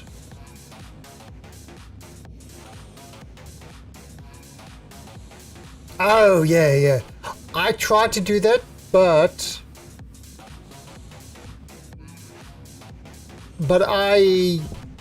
I've always been, yeah, it's nice having small stuff, but you've got to leave space. An emerald! Thank you for the follow. Welcome to the alien army, where you too can feed the crew in the form of Soylent Green. Light on. That's the blue paint over there. Oh, you've been watching for... Oh, nice. Oh god, and you still stuck around. What is wrong with you?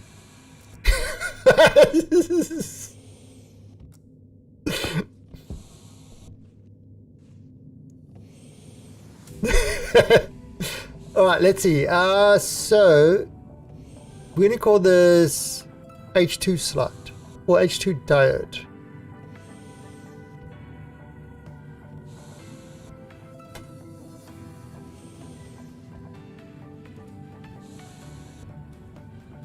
Oh, this needs battery. Yeah, Stationeers, you know, it's one of these quiet little games that they've been plugging away on. And it, you know, when it released, it had some really nice ideas. Now, kind of the control scheme is, I think, what kills a lot of people.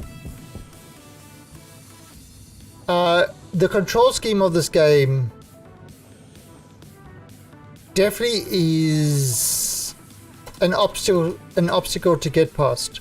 But once you get past it, it's kind of becomes second nature.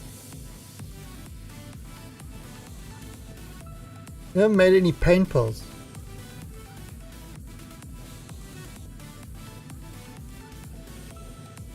Oh, okay, so did you play Station 13 or whatever it was called? See, I never played that Station 13, but a lot of what that game was has been adapted into this game.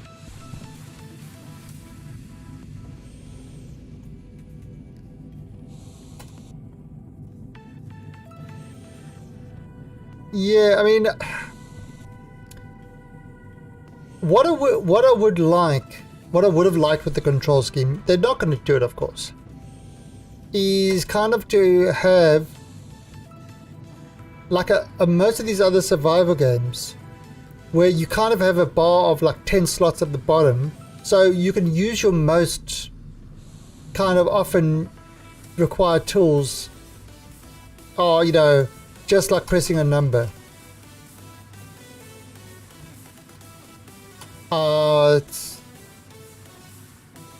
But I mean, I can see this game they've tried to go realism trumps all, and you've only got two hands. But I mean, at the same time, it's a game, you know?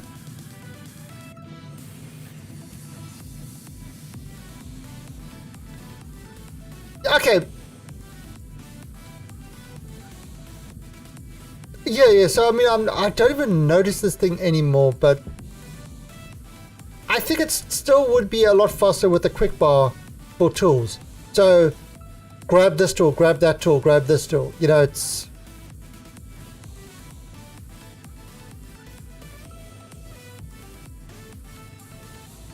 Oh, you watch somebody that is highly skilled at something and uses a lot of instruments. They literally, you know, they kind of had them in a certain place on their desk, whatever, and it's just like they just reach it and use it. They don't even need to kind of. It's just natural. It's just natural to reach it like that, and that's kind of what a hotbar would emulate. That natural, you know, that natural extension. You move their stuff around and they screw up.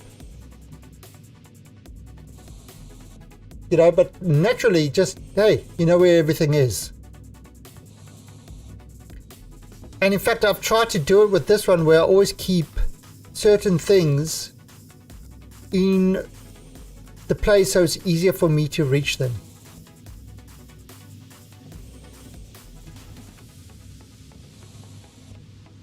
There's some good Japanese food over here. But there's really good Thai food. I'm actually, in Thailand, I'm actually spoiled for food.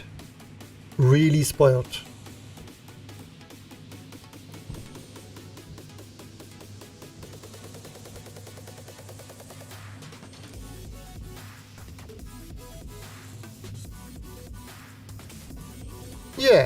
Yeah, I'm in Thailand.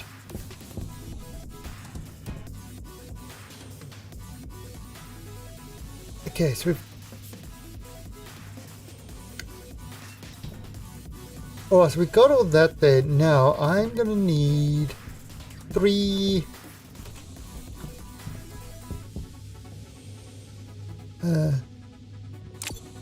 Right. Farming durian. Hey, Basilisk. I actually do have a durian farm. Yeah, I do. As hilarious as that sounds.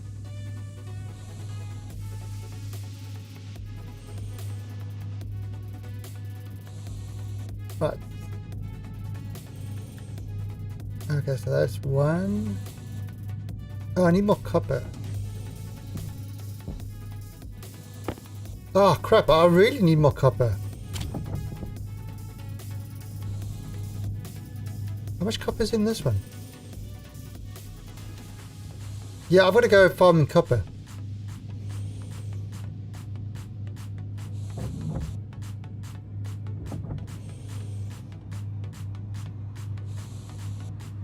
Actually, Basilisk. You know, the smell always put me off them. But my wife absolutely loves them, and I had some, and they actually really are yummy. They are very yummy. Surprisingly yummy. I didn't actually expect it because the smell puts me off. No, I just ate it raw, no sauce or anything like that. And they actually are, when they're ripe, they are yummy. But of course, the smell is a whole different story. But I kind of got over the smell.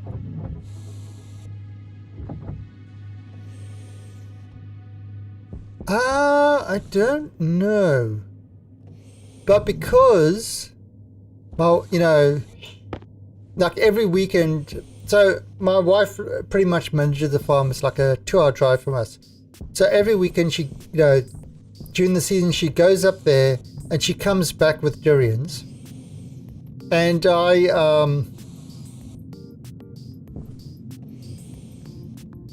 Yeah, and so kind of when she comes back, she's like munching on them and all that sort of stuff. And so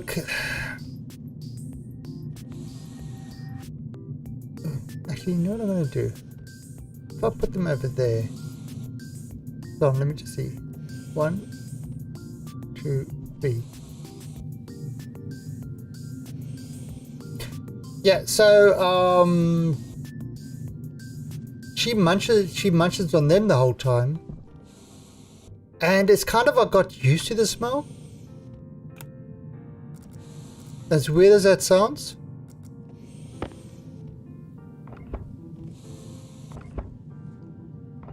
So it doesn't actually bother me anymore.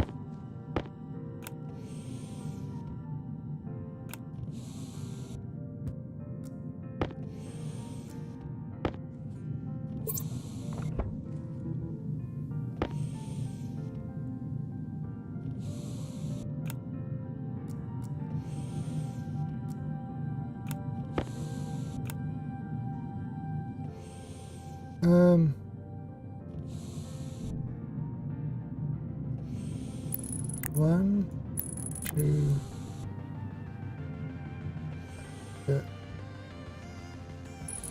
one.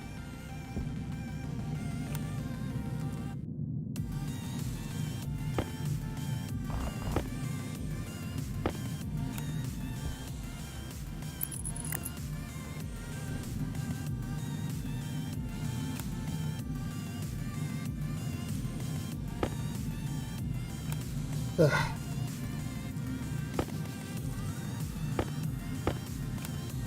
Yes, I'll still screw this thing up.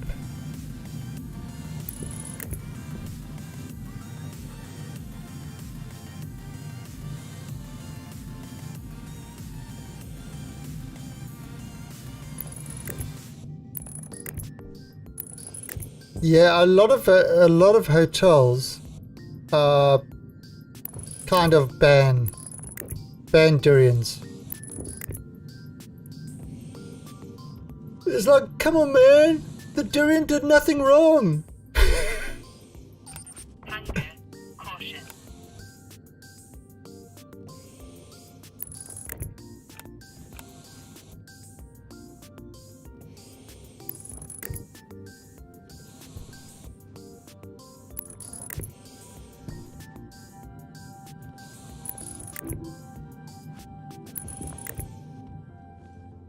Okay. There you go, that's a nice setup. I hope it's oh yeah, I mean they have got a fairly good gas thing going. Yeah, they have got a fairly good gas thing going.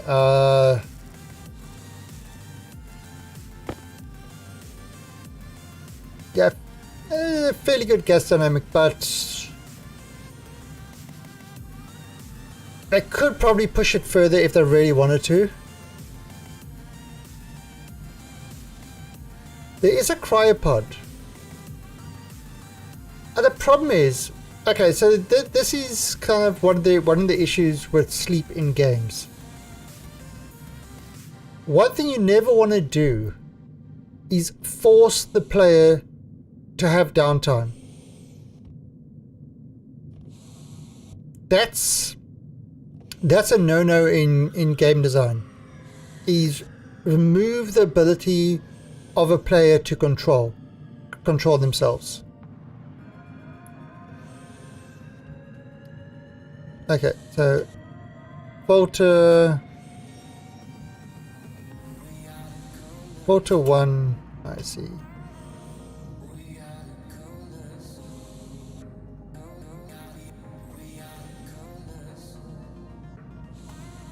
Filter 2, I see.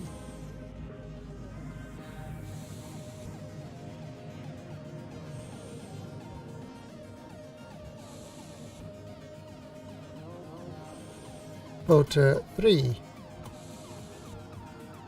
I see. Yeah, so it's like, I mean, think of it this way. You come home, you start up your game, you've got like an hour to play, and it says, you have to sleep. So you have to sit there for like 5 or 10 minutes or whatever, doing absolutely nothing while your character sleeps.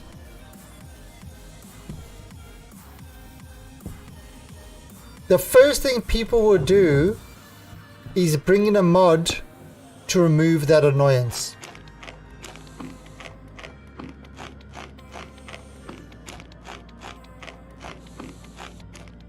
Okay, so something like what you're talking about, Karen, yes, that makes sense. That's part of the gameplay. But then click on a bed, hit sleep, and it just fades to black and comes out. It's like no time actually passes. Kind of like eating. Now you could have time passing, like it will go from like in-game time passing, but how do you do that? How do you do that in multiplayer?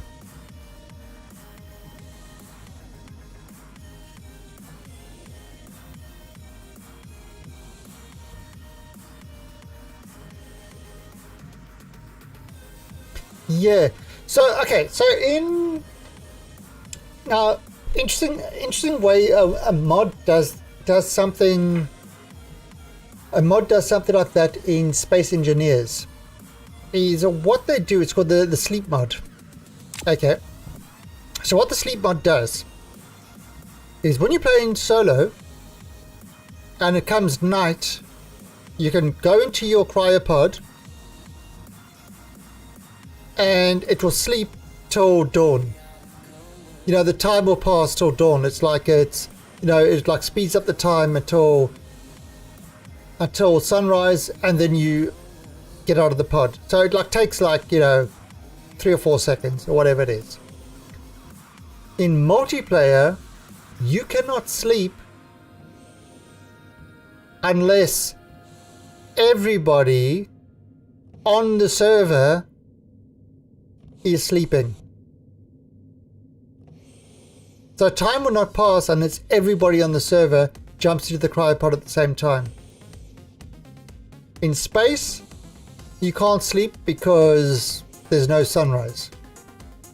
So that's an interesting way one of the mods did it. But there's no need for it. It's just to get through to sunrise. Okay, I need IC chips.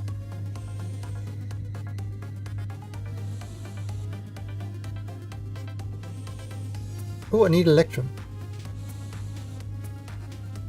Good thing I printed a whole bunch of Electrum.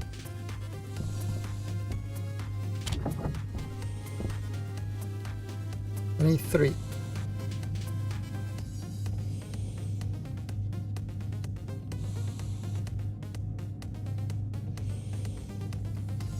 Multiplayer, yeah, I've never played Minecraft. I'm afraid the pixels hurt my eyes.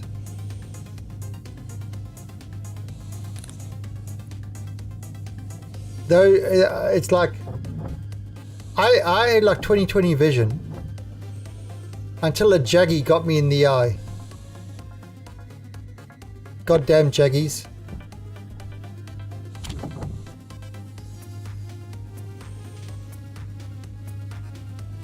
No, I don't care. The Jaggies, the Jaggies.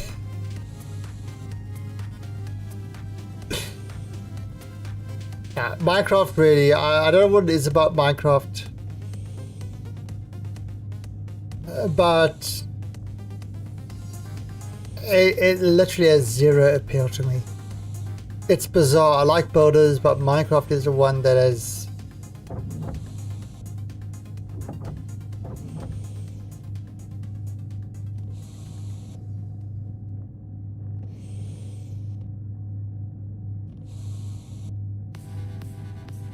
Yeah, a lot of kids used it. It's you know, it was like a, okay, so the equivalent of Minecraft.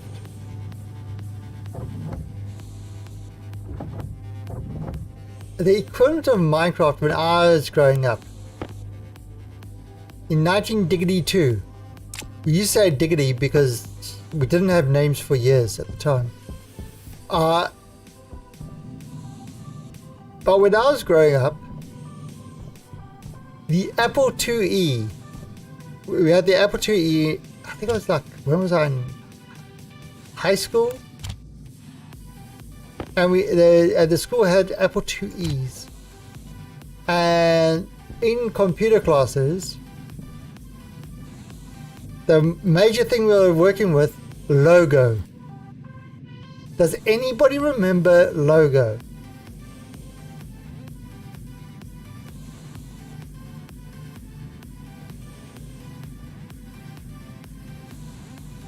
Yay, the VIC-20 and the BBC Micro and Logo. You remember Logo?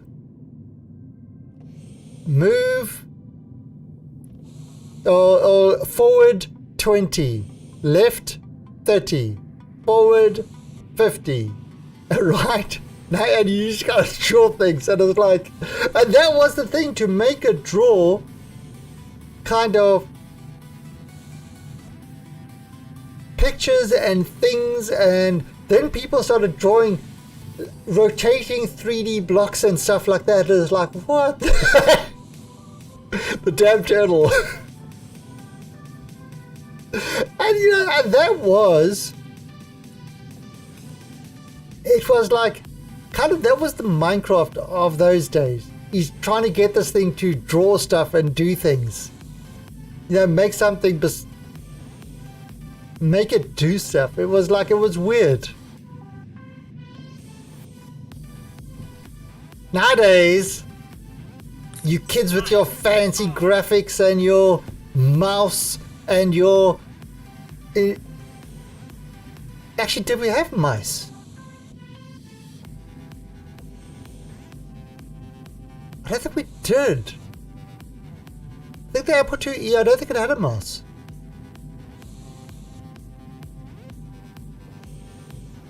Oh, Pascal. Yeah, I started programming with Pascal, then Turbo Pascal,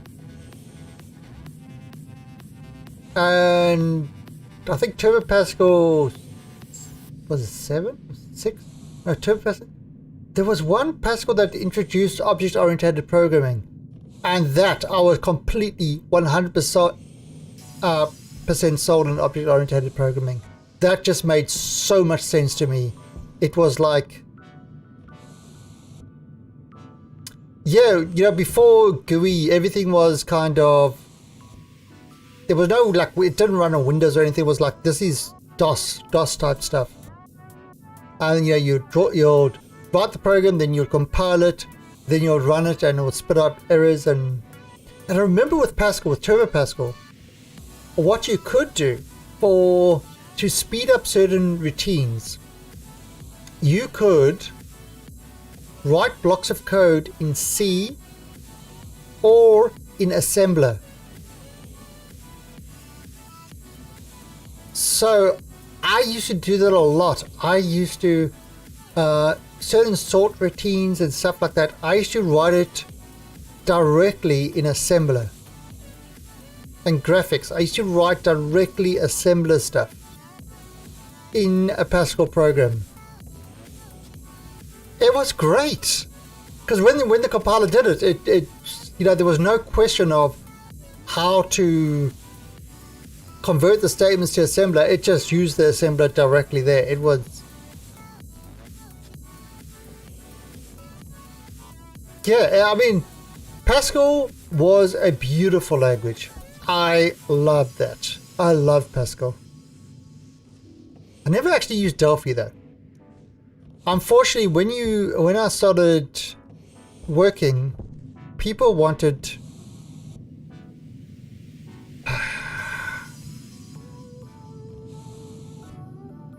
Visual Basic.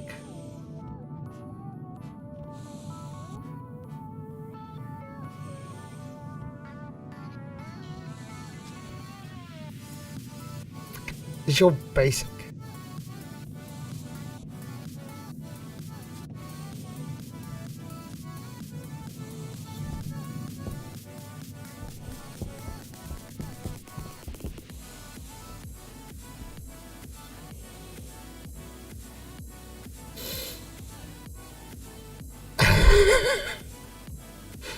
Goddamn Visual Basic.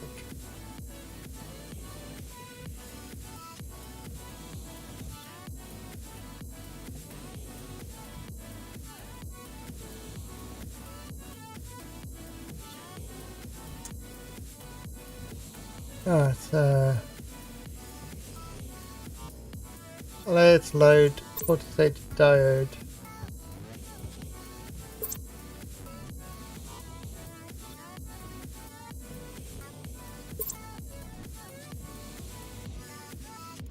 Yeah, now the problem with Visual Basic is everything about Visual Basic was half-assed. So they had, you would do something, and of course it never quite worked the way it was documented to work. So you spend 90% of your time working around the bugs.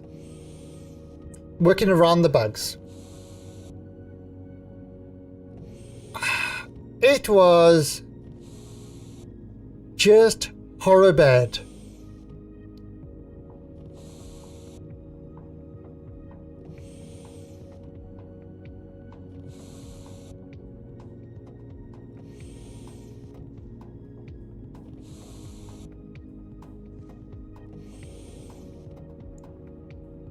And then it gets worse. Then they introduced their version of object-oriented programming because Microsoft can't keep to industry standards. And they had things like what they called classes, and they had a half-assed implementation of object orientation where you could have encapsulation, you could have inheritance, but you couldn't have polymorphism and some other basic object-oriented stuff. And so you kind of had to work around a lot of those limitations, and multiple inheritance you couldn't have and stuff like that.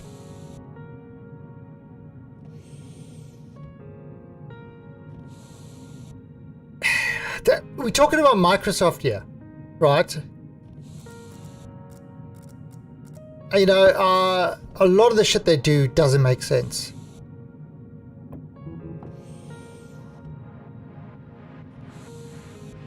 So, I remember going for I remember going for an interview.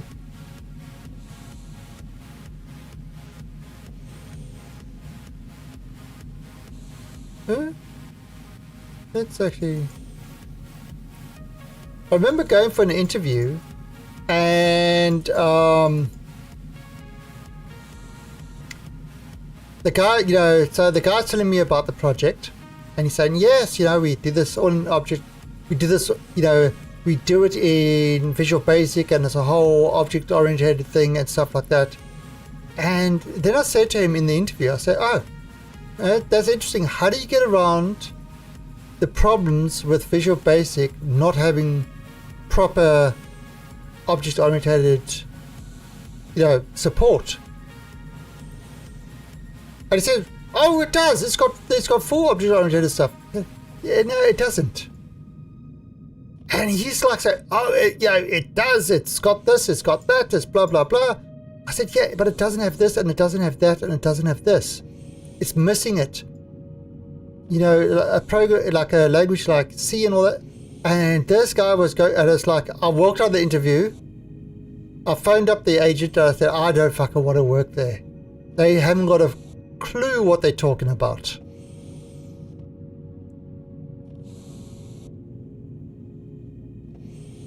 You know, it's like, yeah, it's like, I said to, you know, it's like, okay, show me anywhere that says that it's got this support, because it doesn't have it.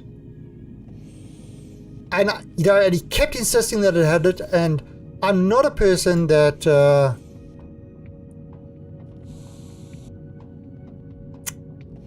how can I put it in gentle terms? I don't suffer. If somebody's wrong, if I'm wrong, I'll admit I'm wrong. I've got no problem with that. But if, you know, but don't try to bullshit me. I just don't deal with bullshit very well. What's my opinion on C hash? You talking about Microsoft Java?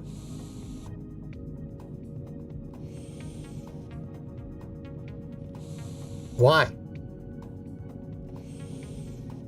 When CH came out, when C Sharp or whatever they want to call it, when that came out, I was like, oh god, here's a language that runs everywhere that is Windows.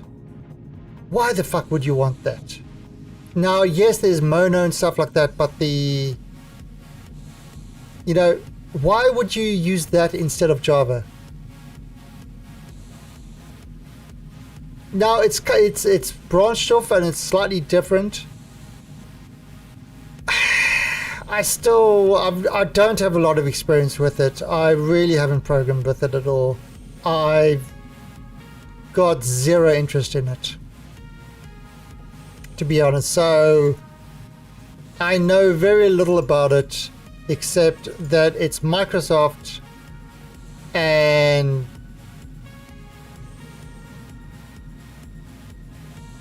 that's all I need to know. Yeah, of course it does things better than Java, but then Java does things better than it. You know, it's every language has got advantages and disadvantages. I would rather use now OpenJava, sure. Oracle Java, that's a whole different story now. But before, Java used to be open, so they can't close it. So as long as you're keeping in the open side, you're okay. But the, you know, using any of the proprietary Oracle stuff, that's a no-no. Because Oracle make a great database, but they are a shitty company. Right, so let's have a look at this. Whoa! Okay.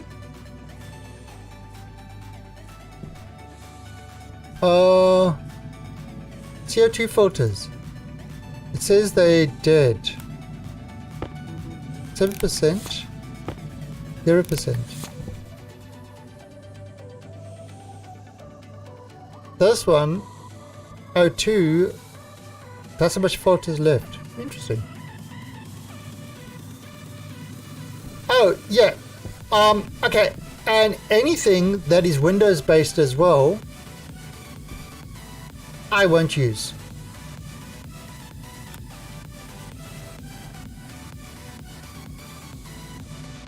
H2, O2. Oh, crap. That should be CO2.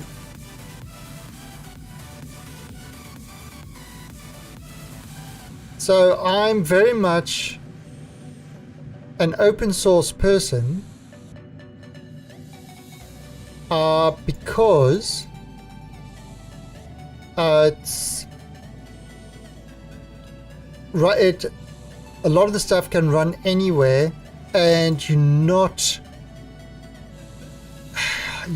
stuck with one particular company's whims and shit like that.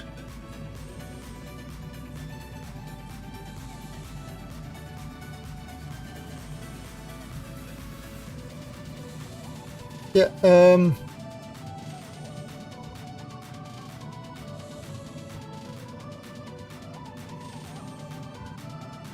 yeah, oh god. So I did a lot of, because I'm mainly, I mean, I started off as a programmer, but I mainly did, oh,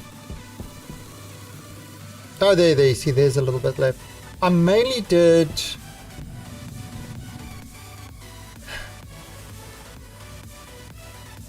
I mainly ended up, you know, doing a lot of database stuff. I mainly did a lot of database stuff, and okay, there we go. What's this? Not. So I mainly did a lot of database. Oh, and Denbon Holmes skin. Oh, hey for the follow. Welcome to the Alien Army. Yeah, so I ended up doing a lot of database things, and I did a lot of work with Oracle. I wasn't, you know, sort of a certified Oracle DBA and the whole works sort of thing. And Oracle is an absolutely great, it's a great database. I loved Oracle, database wise.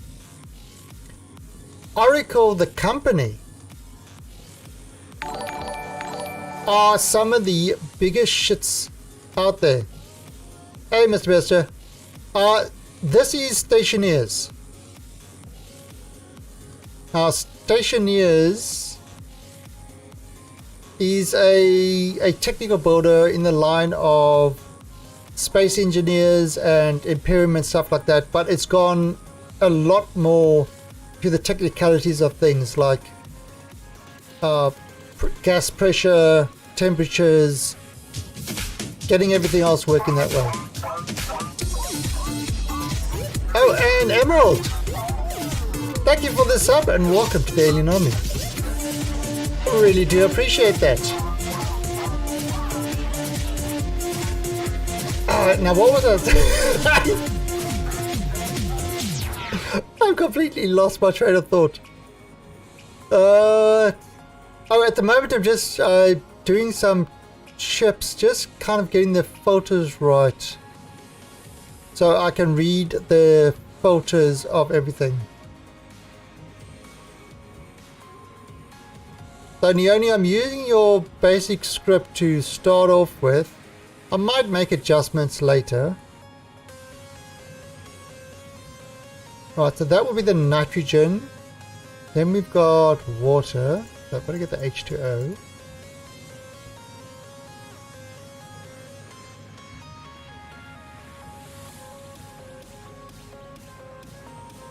Where's it actually?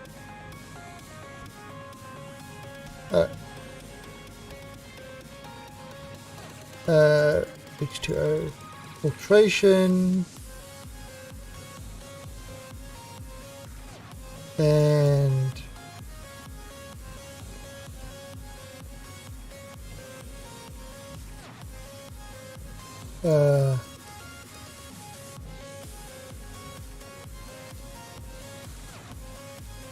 diet. Yeah, I kind of like the way it works. Again, I would love to do this on one chip and kind of read all the stuff and then, you know, print out to a panel which stuff are low, but it doesn't have that. Yeah, I mean, they actually released a Linux server right off the bat. Now, I don't actually run Linux at the moment on my game machine, and the main reason for that is not that it's not about running the games. It's things like I use Stream Deck, for example. I use joysticks, you know, the Thrustmaster, and there's a lot of extra peripherals like the Tobii Eye, for example. that just don't have good support in Linux. So just running the game in Linux is kind of not enough, if that makes any sense.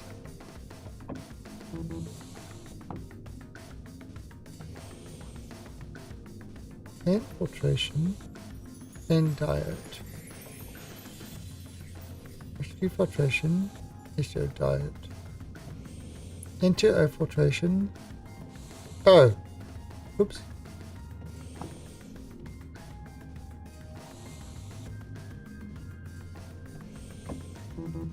There we go.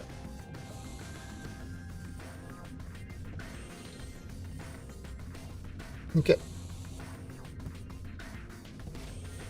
Yeah, like I mean, I will often try to get the stuff running to see it. It's actually, interestingly enough, I mean, this just shows you how bad Windows actually is. Even running with Proton, there have been reports of games running better on Linux. So going through all the, I don't know if you want to call it emulation, because it's not really emulation, but converting from DirectX to Vulkan and doing all, you know, and it really is like emulating the API calls and stuff like that. Games are actually getting a boost. They're getting more frames per second on Linux than they are on Windows, which is shocking. Yeah, API wrapper, which is actually shocking. It just shows you how bad Windows actually is. That even something running through all these extra steps is still faster than what Windows is. Oh! Oh, it does glow!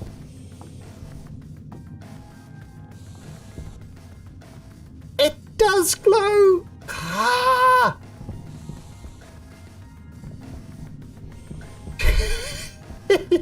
Alright, so look at this X pollutants. That's 0. That's 0. Yeah, so I can immediately see I need 2 X's, 2 nitrogens, 2 O2s.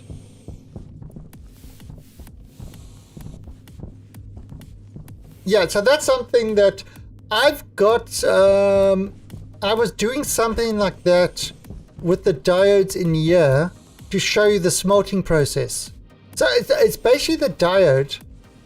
The diode slide is literally a progress bar. It's literally a progress bar. Okay, so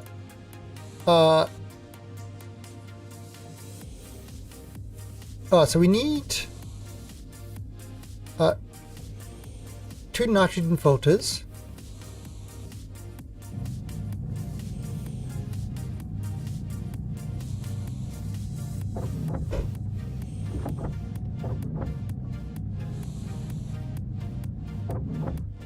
Right, then we need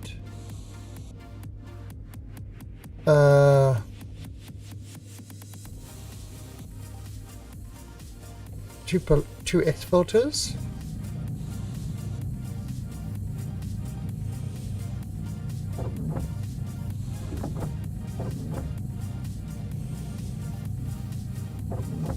Okay, I don't know what else. Oh, there's only one.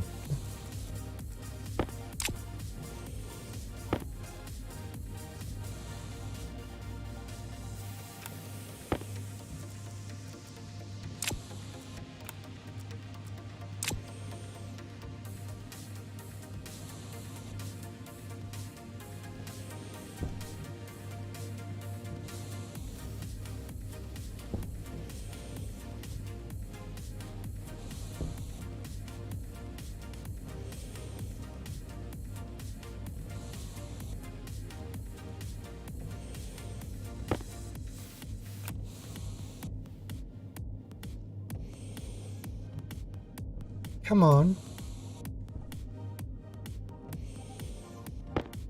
Right.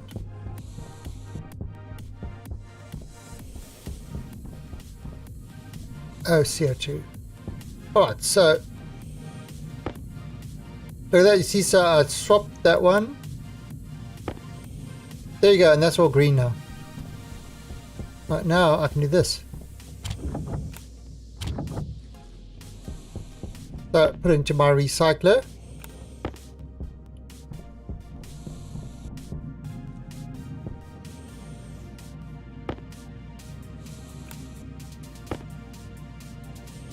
All green. So what makes O2 when smelted?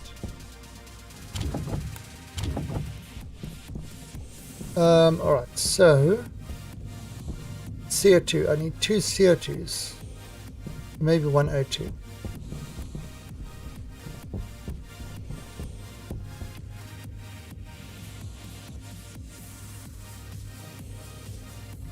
Okay, so 1 O2.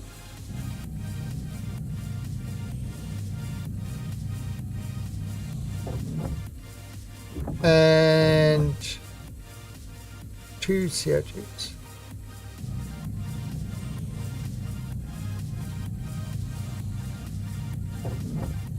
I breathe out into O.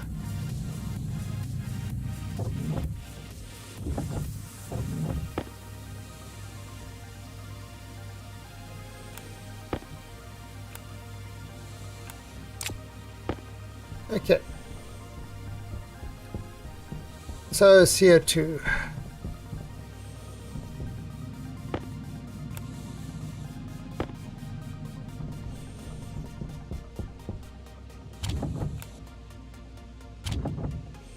Alright, now let's have a look here. So what have we got? Okay. So now my filtration system is back up. So I can see immediately what needs. Oh yeah, of course. I can see, so from this, I can see what needs done. I've got a measure. I've got a measure of what my current gases are, their temperatures. I don't have a lot of N2O. However, I've got some waste. So let me get rid of my waste tank quickly. Waste tank critical. Alright. So there you go, that's it. That's going up. That's gone up.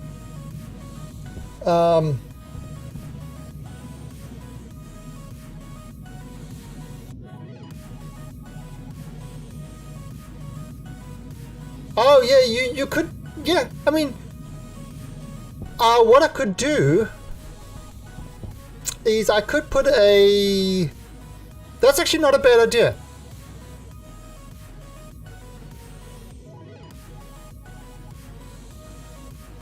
That's actually not a bad idea. What I could do is I could have a batch processor, and then let's do that. Let's actually do that.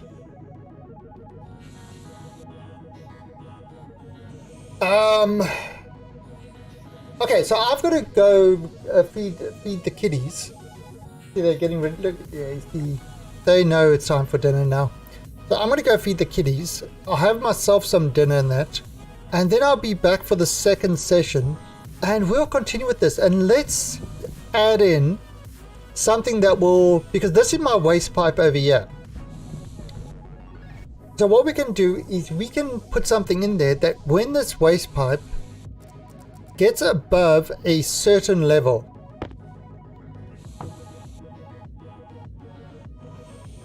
There you go. See, so there's nothing in this pipe. There's no pressure in this pipe at all.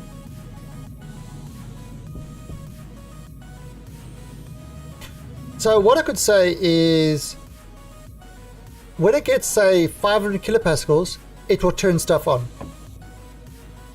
That way, you know, just have a pipe analyzer over here. See, I've already got something like this over here. That it reads the pressure and it only turns the mixer on when the pressure drops below a certain thing. So I could do this exact same thing, but we'll turn, you know, through a batch process, we'll turn all the filters on when the pipe has 500 kilopascals. So let's do that. Let's do that on the next one. That's actually not a bad idea at all. Hunger. Caution. Just put a tank on the input pipe.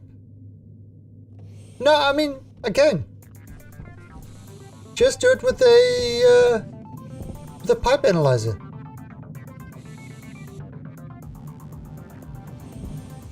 Yeah. Now, what I've done with these pipes, so you see, like, what? How come my nitrogen? How come I've only got 814 left? I filled this with thousands. Have I got a leak?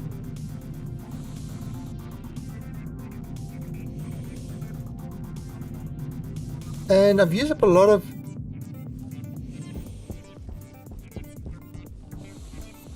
Okay. So if I take this one out, see, I can... Oh, crap.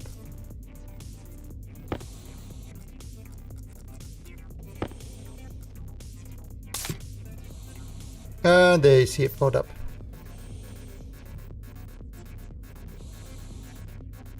But yeah, why is that pressure? Why have I only got 814?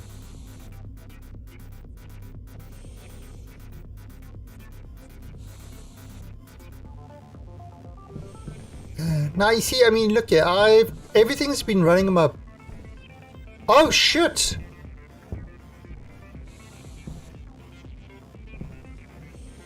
Oh shit!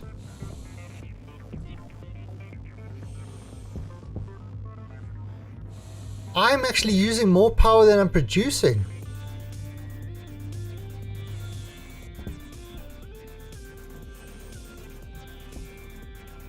Holy crap!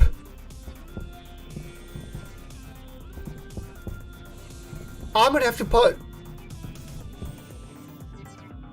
Yeah, I'm going to...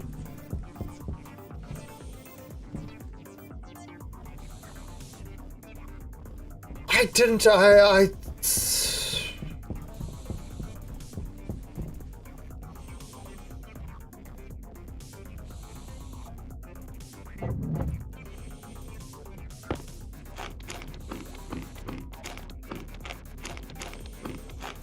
I'm always... Yeah.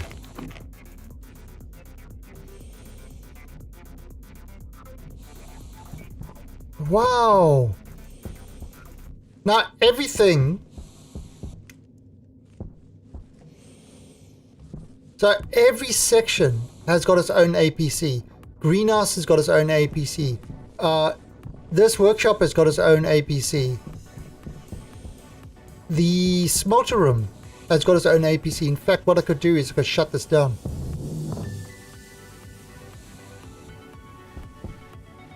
Right, so I shut down the whole smelter area. I could shut down this area if I wanted to. Oh, the computer is using a lot. Right, I should probably turn these guys off then. Oh, yeah, I just turn everything on. Well, the thing is, I mean, I'm getting a lot of power. Alright, so what I'm going to do is, you see all these? I'm going to do another thing on that side. Once I finish with this thing, I'm going to have another set of those on this side. So I should have plenty of solar power. Then, so it should be able to fill up those APCs really quickly. then what I'm going to end up doing is eventually do a gas generator.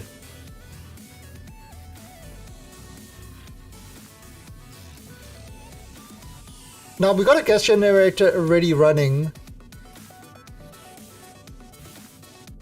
Oh no, I do an APC for every section, so that I've got good control over every section. So I can turn off manufacturing now. Boom. And then that shuts down all the machines and stuff like that. So I want to turn off filtration. Here's the APC over here. And I'll turn off the whole filtration system is down.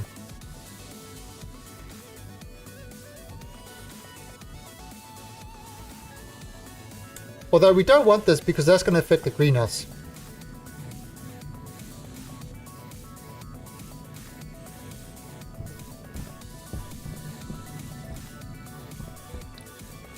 This is called Stationeers. Not enough. But I am going to be ending the stream now because I'll be back in about an hour and a half. But I'm going to have some, feed the cats of course, have some dinner, and then I'll be back and we are going to continue. Oh, there we go. Keep your eyes on your oxygen levels. Just turn that up there. There you go. That's the game on Steam. Alright, so it's getting sun. Alright, so yeah, power is going to be an issue.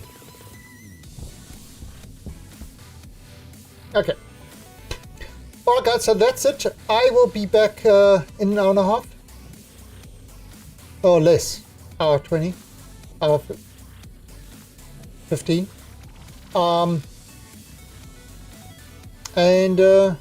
Yeah, till then, don't be good, be bad. Let me see if there's anybody else I can just do a quick host and ghost. As the young kids say today. Oh, there's no host and ghosting going on.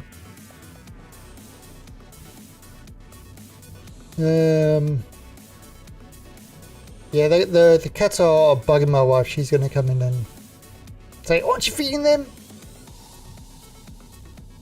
Anyway. Alright guys, I will catch you in an hour's time. Till then, don't be good. Catch you laters. Bye.